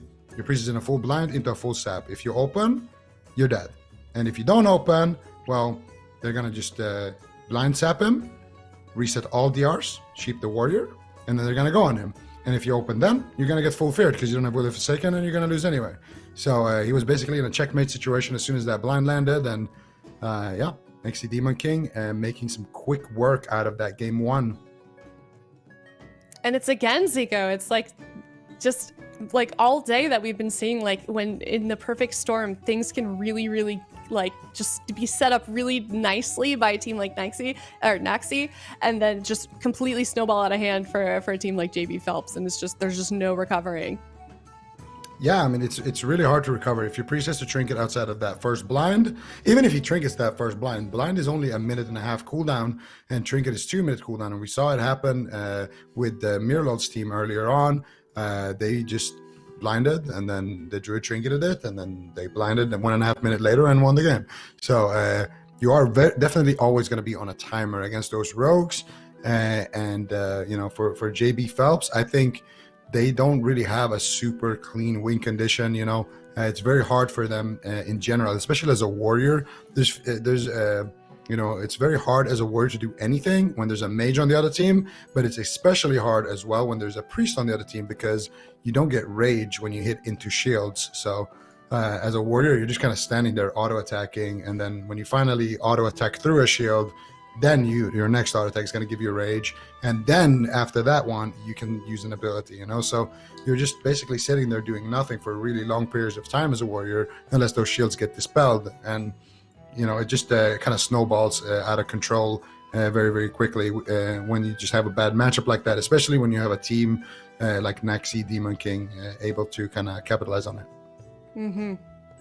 Yeah, and that's really what's making some of these teams so successful. They find that opening and they take that opportunity. Like, you really, when you're at this level of competition, and when there's not, like, when a team is facing elimination, like, there are no room for mistakes, as we just saw right there with NAIXI Demon King. So JB Phelps INSTA already down 1 game in this best of 7 series, and we're going to see what they do here in game number 2, if they're going to adapt, if they're going to overcome, or if it's going to be a 4-0 on the side of NAIXI Demon King. It is Ruins of the Lordaeron, game number 2.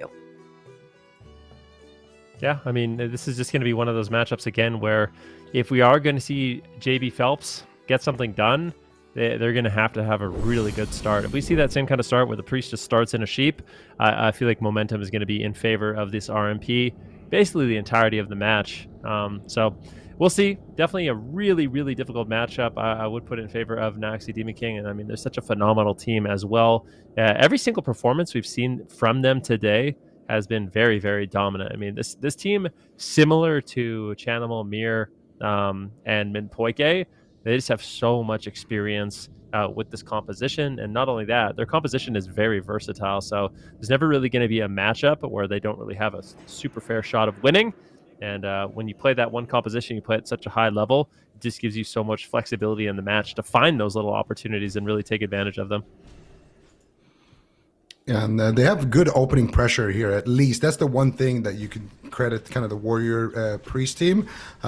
They have that opening pressure because the Warrior can't really get set because of that Berserker Rage, and they do have that Priest potential with the Intervene, but they do snag a Sheep here onto Jamie, and that immediately is going to start things off. They can go after Jamie here. I do believe he resisted the Sheep Shot of Blaze right there, so this is basically a dream scenario here. It's going to be a Priest race here, potentially. They do actually duck away from it, and now they're going to go after Arky here. Laners with a big shatter. The Pet Nova does get resisted, though, and now Blaze going to get caught up in the cheap shot into the full kidney shot, but it's actually a DR kidney shot or a short combo point one, and Arky now going to go for the full blind here. Blaze going to trinket out. Arky is no trinket, but it's going to be Blaze with the kidney shot coming up first, and that means Arky is going to be in a lot of trouble on that next kidney shot potential. They need to win the game before that happens, but Chaz reading the situation perfectly here with a nicely timed pain suppression. They do blind Arky, though. A bit of a misplay there maybe, but they're going to get the DR Sheep into a full fear. This is over. Arky here is going to get absolutely crushed here. Full fear secured as well, and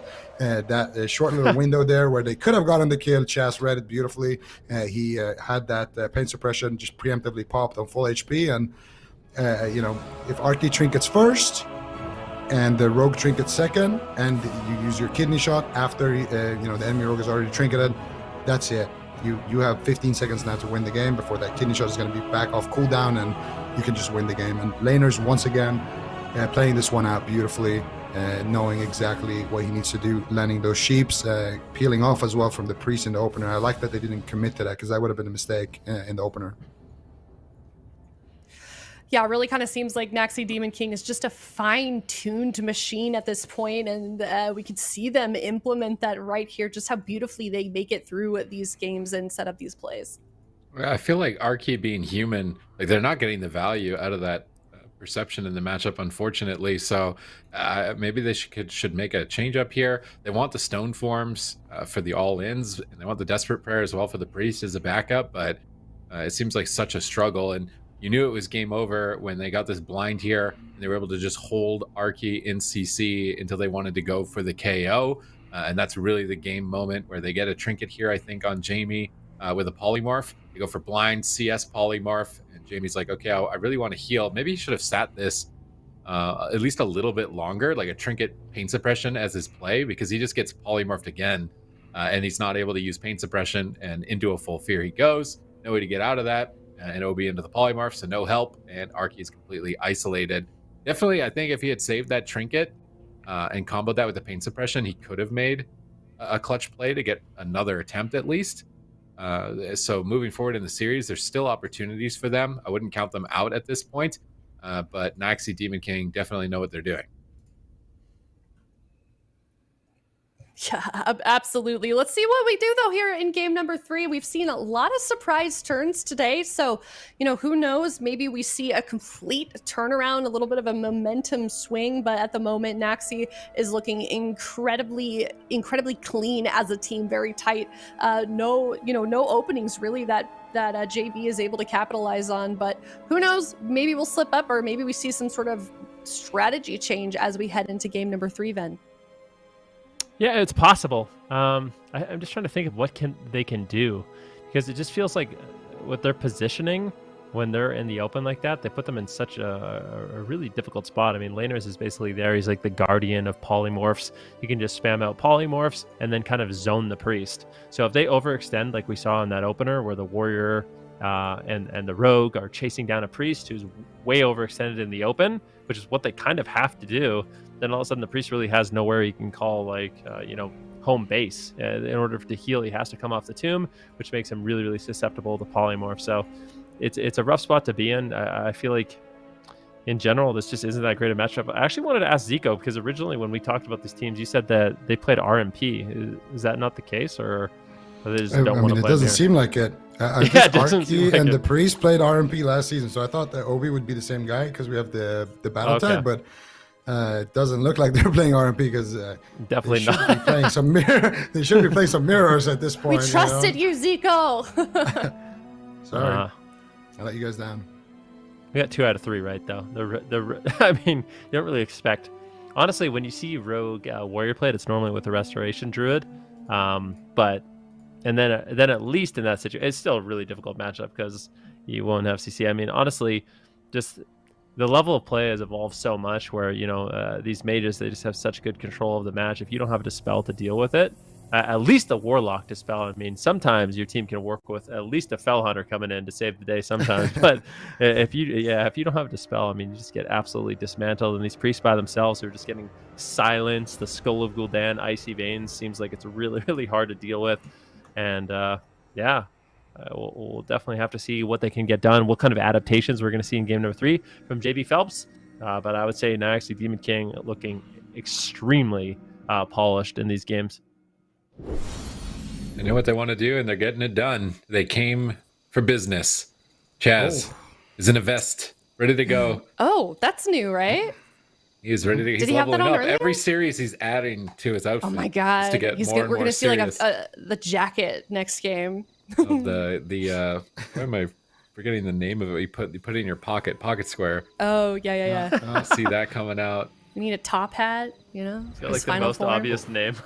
It's in the pocket. Oh, The yeah. square. Well, The square in I'm the not pocket. saying it's in the pocket reminded me of what it was.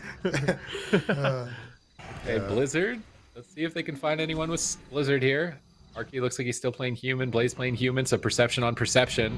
I think Blaze sees him. I think Arky also sees Blaze at this point with how close they are. Are they going to go in for sap? Doesn't look like it. They're just going to chill out in the back. Perceptions are going to be over now. At this point, Laners is just drinking back the mana he got from poking with Blizzard, and Arky sneaks in, gets a sap onto the mage. Where are they going to open from here? Mass Dispel spam on the mage, stripping down the buffs and trying to find the rogue. Arky opens up. Oh, it looks like it resist on cheap shot here on Chaz, which is really unfortunate. Arky goes for a vanish play, isn't able to connect anything. He's totally shut down in game number 3. This is devastating for him. Polymorph onto Jamie. Looks like a pre-pain suppression though. It's overlapped with evasion, unfortunately. Those cooldowns are so important. Using them together means that NAIXI Demon King have a big opening now. Yeah, and Jamie just trinketed out of a fear. Blind is ready, so if they get Arky's trinket here, sorry, if they get his Cloak of Shadows here, it's over. At this point, all they have to do is just get a bleed on Arky, but he does cleanly vanish. If he opens, he's dead. So he can't open, and can he get the sap there onto Jamie? It looks like Jamie actually got a Shadow Fiend out, but they do get the poly, and it looked like he might have defed it, or it might have broken there. Now he can finally reopen there. That was a very scary situation, but now Arky gonna reopen, but he has nothing left. Jamie has to max range here. Laners, there's no Shadow or Death as well for the sheep here, and Laners could be looking for it here onto Jamie. He's going for big frostbolts here, and there's the sheep. He fakes out the Shadow or Death, links out of the Psychic Scream, and there is the full sheep secured, and that is going to be lights out here for Arky, unless they can get a big crit here onto Chaz. This could be a 2v2, and they do manage to get that at least, and now it's going to be a Rogue Mage versus a Warrior Priest 2v2 situation here, and this is a very nice matchup for the Rogue Mage here, but it's not a clean game here. A nice stone form here from Jamie. He's looking for, no, he gets silenced into the full kick, so that is going to be good night for Jamie. He gets it. Beautiful Desperate Prayer. He might survive if he can dispel this frostbite. Doesn't go for it. It's a sticky one, and he gets Deadly Thrown, and that is going to be Jamie and his tournament life. They're going to be on the line now for that next game. 3-0. Chaz going to adjust his vest there as well after that one. All right, he's off camera now, so he's going into his closet and grabbing his suit coat for his final form as we head into this next game at NAIXI Demon King. Very, very good series right now. Very close to winning the last one of the day, moving forward in that lower bracket, and they are just on fire. This entire series for them has been so clean. They've had a really, really good day. But what are they doing? What are they doing right? I mean, it just seems like everything they do is so precise, Ben. Honestly, their composition just brings a lot more to the table. I mean, there's a reason why RMP is such a popular composition. The mage, especially in this particular matchup when you're going up against 2 melee and a priest who has no ranged interrupt to really defend him. I mean, normally if you're a priest, you have a mage that can defend you with a counter spell on those silent sheeps, or a warlock that can defend you, or an enhancement shaman, something. But Landers is basically just having a field day where he can just silence the priest and then put him in a sheep and just get total control of the match. And it's really difficult to shut him down here. This is actually, the game could have ended way earlier. Arky did a really good job with kind of evasive maneuvers to get that clean vanish. Not an easy spot to be in. This is where we kind of talked about the full blind potentially on Jamie. He gets the full blind. Look at Arky. So Rupture just fades and he gets the Cloak of Shadows vanish. If that Rupture had been on for another second, this game was absolutely over. And then from that point, they actually managed to turn it around a little bit. They actually gets the full polymorph, and I don't know what broke it, because it was silenced. So I'm not exactly sure what broke that polymorph there, because that could have been the game as well. Just very, very back and forth. And then here, Arky barely survives. The cheat death comes in. They're actually continuing to go after Chaz. Arky somehow still living, but these frostbolts end up closing it out. Jamie gets a flash heal. There's a really nice blackout stun here. Landers has to blink it, but once again, the silence polymorph. And there's just really nothing Jamie can do to defend himself from that situation. They decide to go all in. Chaz gets dropped. And in this 2v2, I kind of want to see what happens to Obi. I think he might get Novid here, but there's a long period of time where he's kind of just standing still.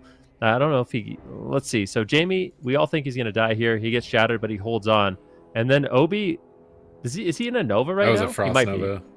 Okay, so it just doesn't show up on his nameplate. So he's in a full Frost Nova right now. Jamie trying in desperation to get there, but Blaze just styling, weaving in and out. He knows if he gets feared, then likely the priest will survive. So he just does not want to get feared, making it really, really awkward for the priest to manage his globals in that 2 versus 2. Just making it awkward for everyone on JB Phelps. It's just it's a struggle bus if you're against this team. I mean, they're just so strong. The pressure from them is so hard. But what do we want to see? Can they turn this around, do you think, on the side of JB Phelps, Zico? Like, what do we need to see? Or is this just going to be an easy 4-0 for NAIXI Demon King? I mean, their other composition is Double Healer Warrior, which I think NAIXI Demon King, they're going to absolutely dismantle that.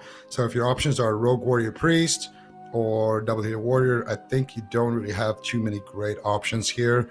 And I think if I had to make a prediction, I would say that NAIXI Demon King, they're going to just slam dunk this one 4-0.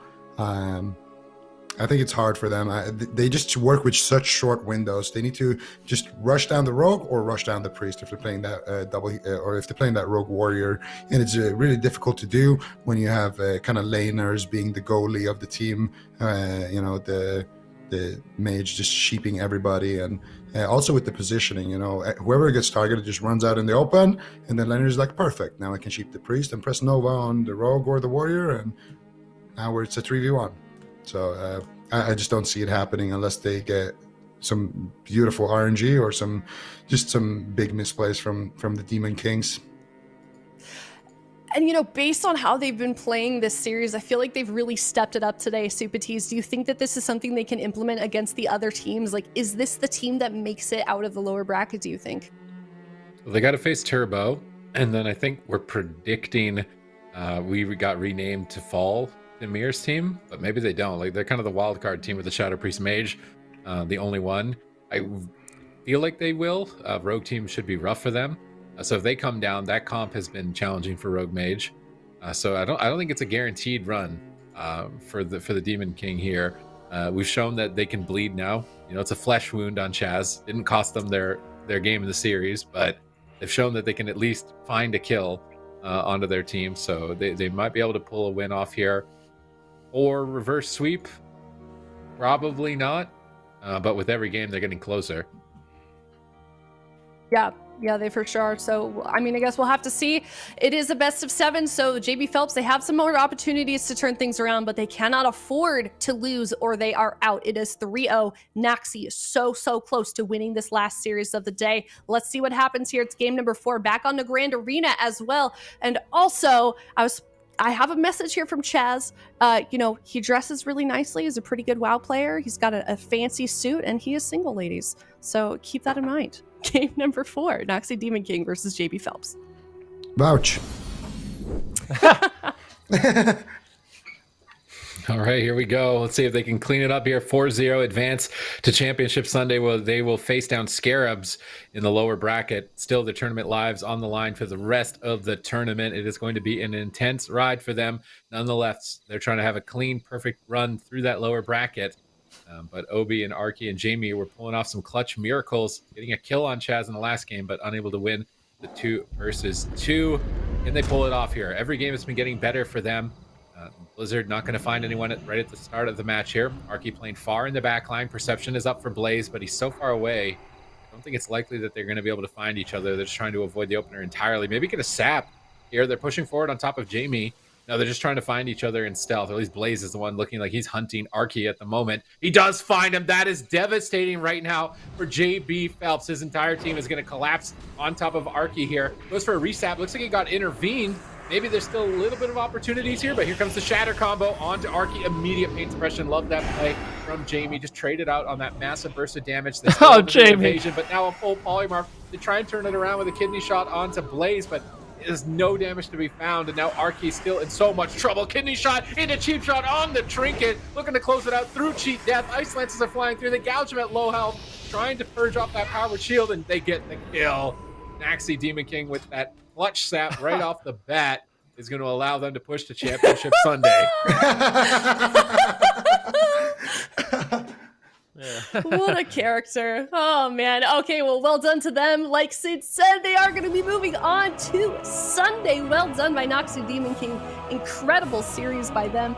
Let's analyze exactly what went into that last game there. Yeah, I mean, the beginning of the game is a rough start. I mean, if you're NAIXI Demon King, you are already in such a commanding position, but then you find the sap. And not only do they find the sap, you see laners blink in right away. This is the bane of Jamie. Look, blink, silence, Nova, sheep. What do? Your rogue's in a kidney shot. If you trinket, you get full blinded. If you don't trinket, you're going to get repolymorphed.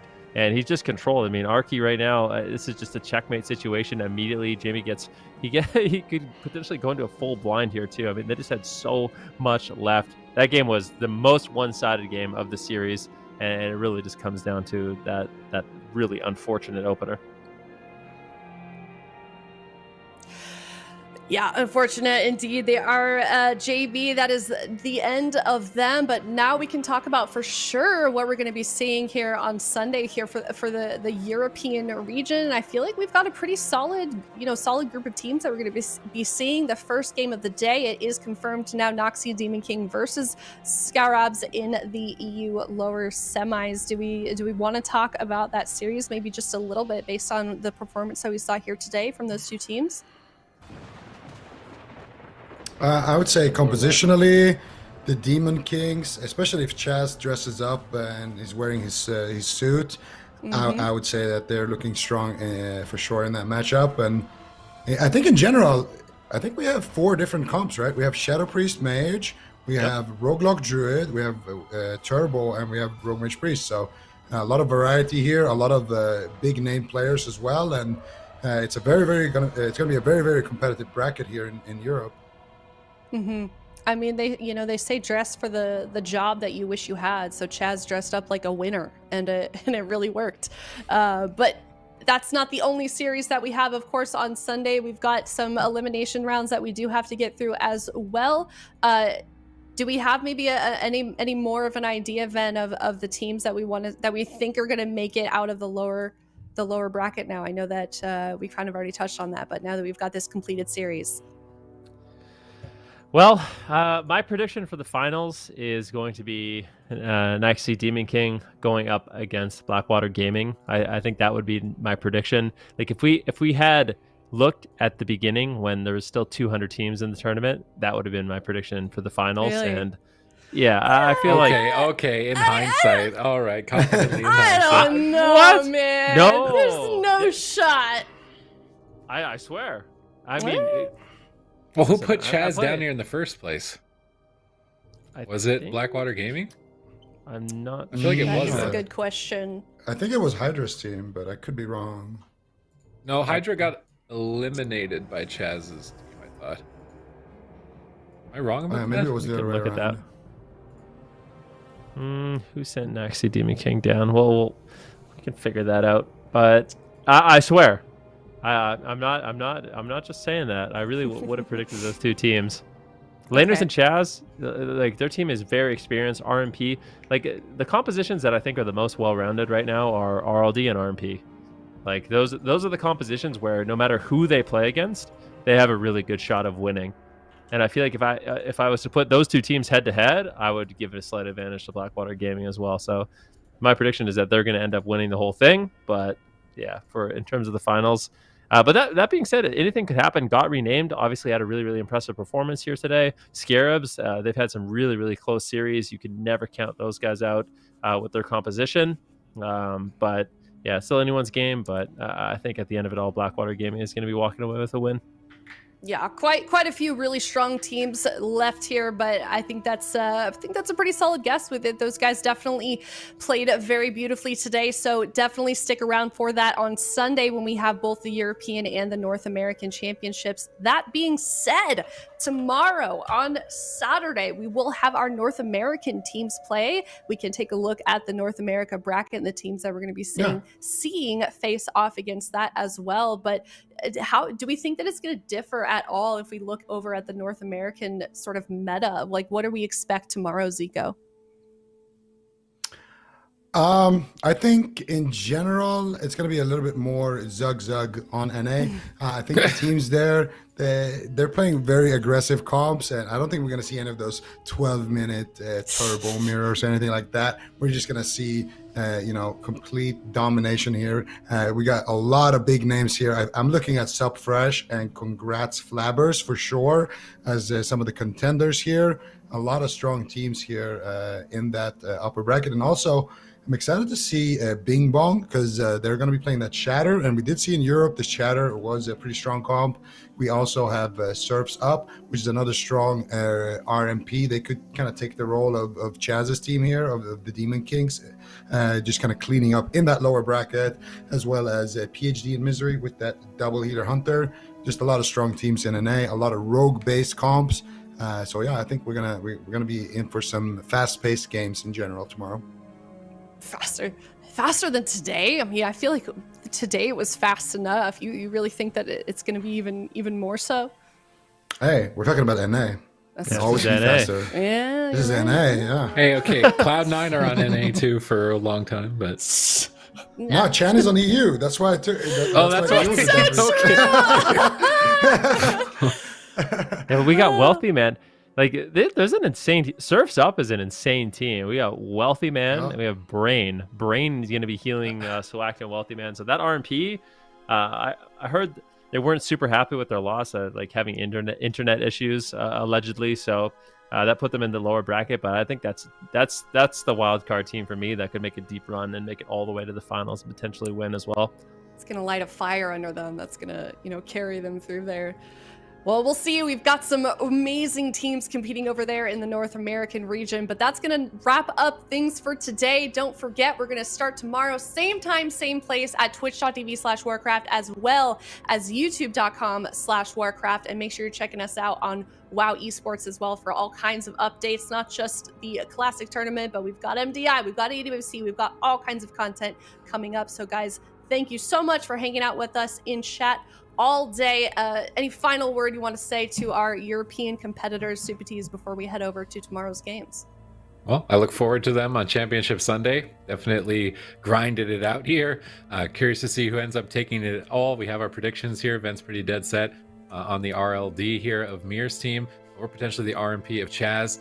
I feel like these wild cards, like this renamed team, maybe they pull out some surprises, right? I'm trying to be the oddball out here. Go for the non-standard pick, but you might not be ready for those Skull of Gildans, the Bloodlust, damage, that big opener pressure. It's a comp that's not very common. Like it is played, but definitely not as common as like RMP. So it might be a matchup they're not the most familiar with. So I am excited to see if that wild card can pull anything off. Name a better duo, Super Tees and his oddball picks. All right. Well, anyways, guys, thank you so much. We're going to see you tomorrow. You can see all that information down below, 10 a.m. Pacific or 7 p.m. CET. Thanks so much. We'll see you tomorrow.